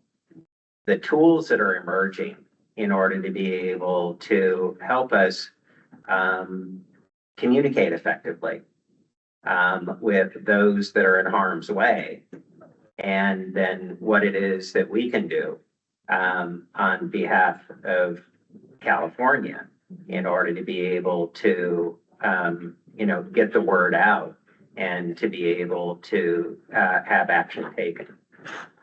So if this is, I don't understand the analysis. I have confidence that those who are presenting to us do, and it would just seem to me as though what we need to be able to do is find ways in order to be able to integrate the analytics with the other work that we're doing in order to be able to really meet our mission. So go ahead. So I'm gonna add shortly something here is why would models and technology not get used or adopted, right? Typically, there are new approaches that comes through science and technology innovations, and there's what we refer to as this valley of death. Most of them don't see the light of day for decision support or use. And there are specific reasons for that. And we are at a time we need to actually improve and mediate those reasons in a way that increases use of what the capabilities that are coming, because the challenge is so huge. And if we don't focus on some things, this fatalism around the problem is going to grow. Yes, tech capabilities and models in general, scientific capabilities are measurable through their accuracy, robustness, timeliness, safety, complementarity of different things. There are like different ways to actually measure them. But why do they, even if they are in place, there are also things that the societal and cultural factors, right? Accountability can be improved, for instance, some of these. Explainability, trustworthiness, and risk assessment can be improved of risks related to the usage of those risk frameworks. And, operationalizability of something requires that thinking from the beginning. I think we have seen a great presentation from the energy safety team here on that, right? Working collaboratively through that flow actually helps those societal factors. So we need to, I think, do more of that and define those problems and frameworks around that, the value of that, how we can actually move it up. So most of the things that are being done can actually be adapted in times that, and for use patterns, then how does a human or expert system like agent-based systems that you were saying would accept those results, right? We teach our students, first of all, if it's a human, don't just communicate the good results, communicate the bad ones, and be transparent about the confidence and things like that. So that's a huge step towards credibility. But there might be decisions that are like, okay, always accept this, within an interval of uncertainty or confidence. Or maybe if only accept this as a result, if you have XYZ in place. And decision model itself needs to be this policy-driven decision support. So from the creating the risk models to decision support using them, there are a lot of things I think we can do to improve faster solutions and get out of that fatalism mode.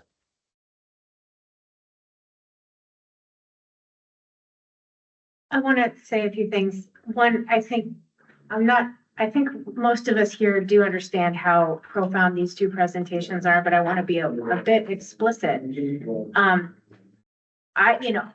I've never heard of a regulatory agency talking about data systems for data transparency and interoperable usage. And enabling a process by which we can understand models and understand how our models reveal the flaws in our data and how other models can reveal the flaws in past models and how we use that as intelligence to get better. And the data team, I'm just so thrilled to see that these goals, these policy goals versus technology goals, and how you have to really navigate these two systems to get someplace actionable for energy safety. And I also very much appreciated that the focus on your case study was in undergrounding, because that makes a lot of sense, and that the future lists, or maybe you're working on these existing lists on what the utilities are reporting in terms of their risk models and how they're using their data or what data they're reporting to you. I haven't had eyes on. But can you speak to that a bit, data team, to how you might start looking at how they're reporting the risk models so that you can understand I guess what I'm trying to say is that we know that there are inherent flaws in the risk models, because that all models are wrong, some are useful. When we met with PG&E yesterday, as all people talk about weather models, how you track for weather events and you see how the models are converging onto a weather event of concern? You know, are we going to get to a place where the utilities can provide a concept of ensembling risk models so that they're smarter about how they're going to be actionable on these weather events instead of having a standard, meeting a standard, and then being wrong the next day? That's a complex question, but data team, can you speak to how you're going to be, how you might be addressing the risk modeling from the IOUs? Yeah, so obviously that's a huge problem that, again, I could give an hour. If I let myself. The biggest number one thing that I've been a proponent of since joining energy safety is driving this dividing line between a probabilistic risk analysis and a decision science variable. They're both incredibly useful for incredibly different use cases.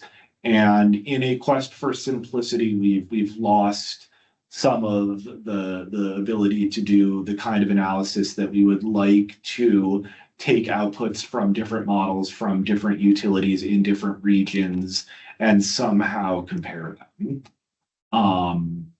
The decision-making framework is a great tool for rate setting, for trying to express an organization's attitude towards risk, for all kinds of things, but it's fundamentally the wrong tool for the kind of evaluation that you spoke about.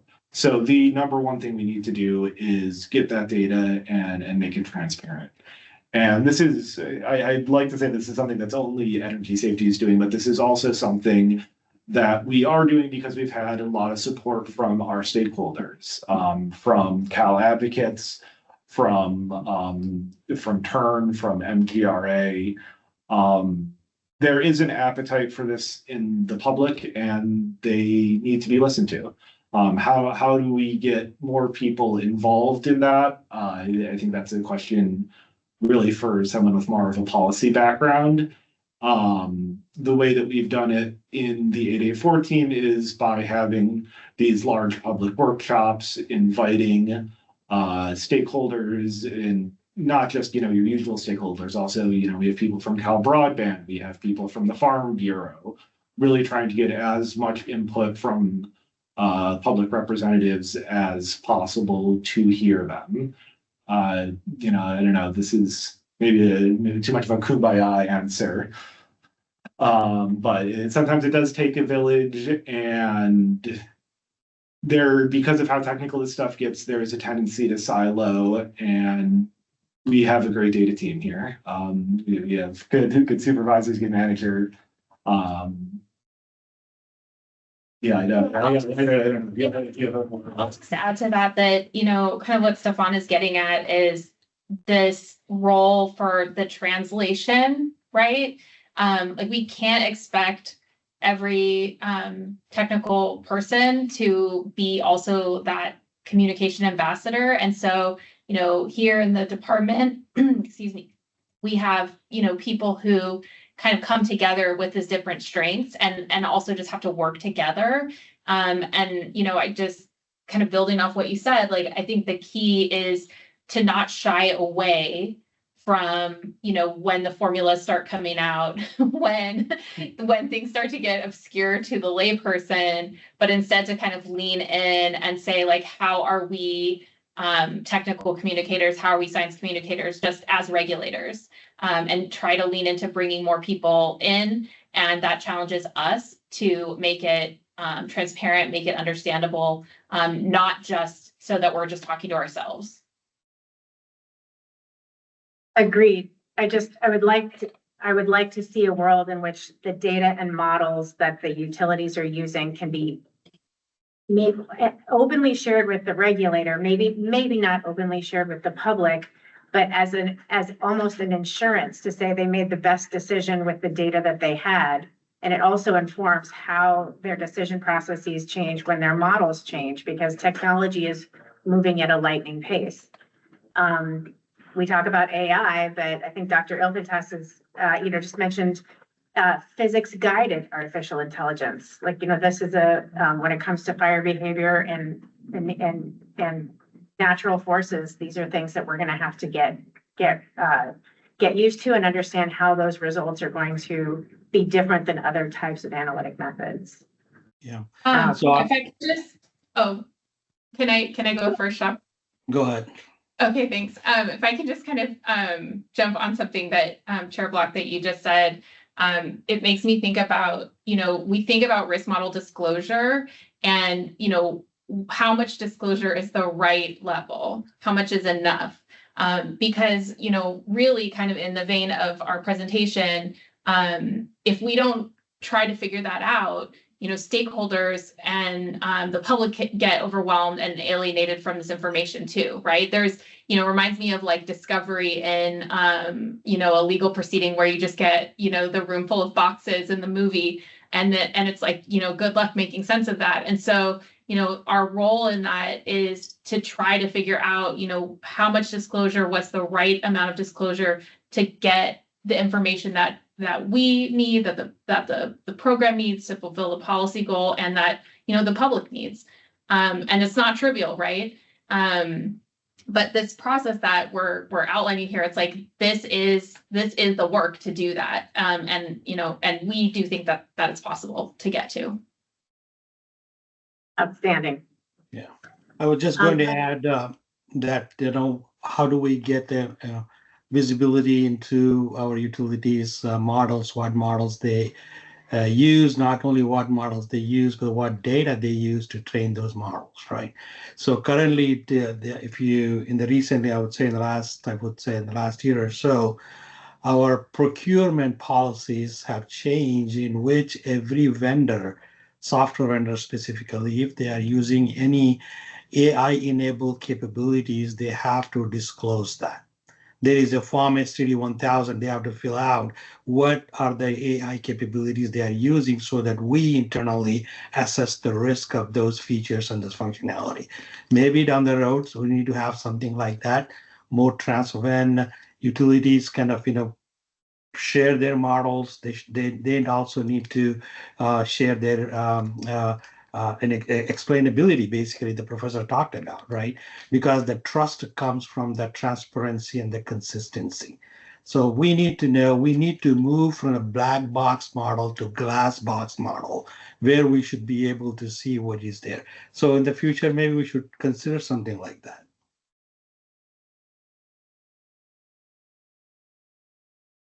I love this conversation. I'd like to check in with my chair, my board members that are virtual. Board Member Armstrong, do you have any additional comments or questions for the panel?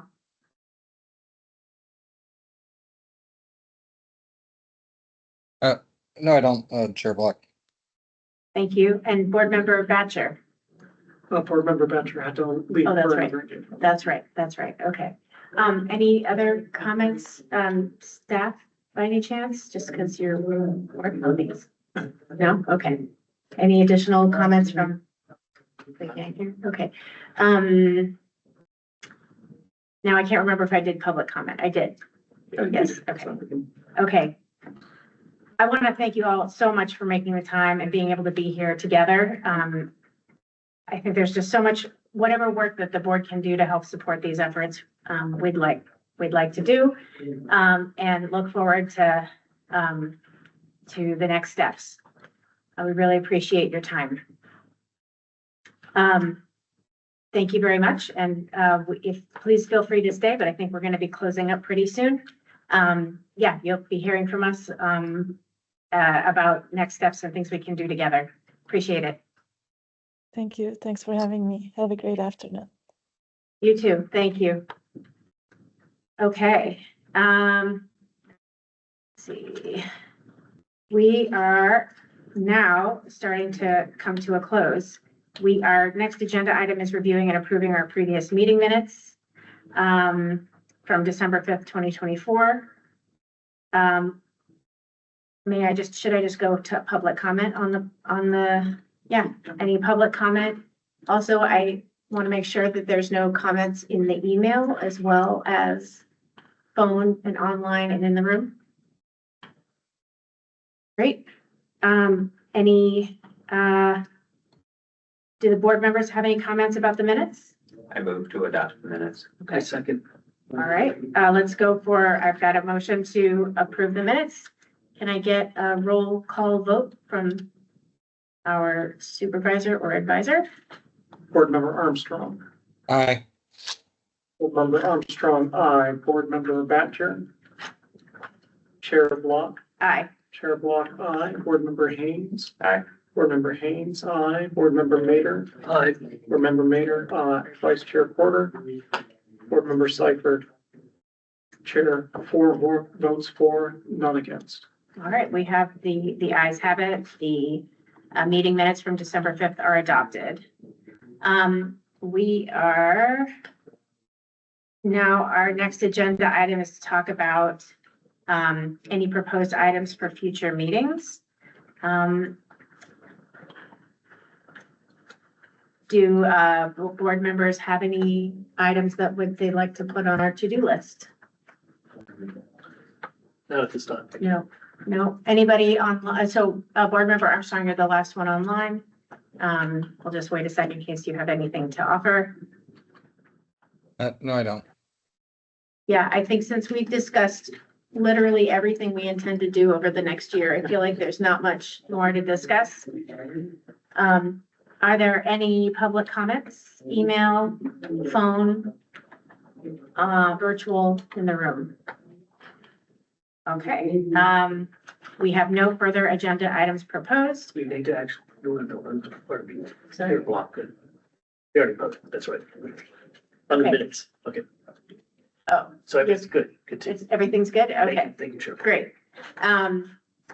We can move to the next agenda item. So we will finish with general public comment for any matters that were not on the agenda. Anything virtual standing, any hands raised in the meeting or on the phone or in the room? Great.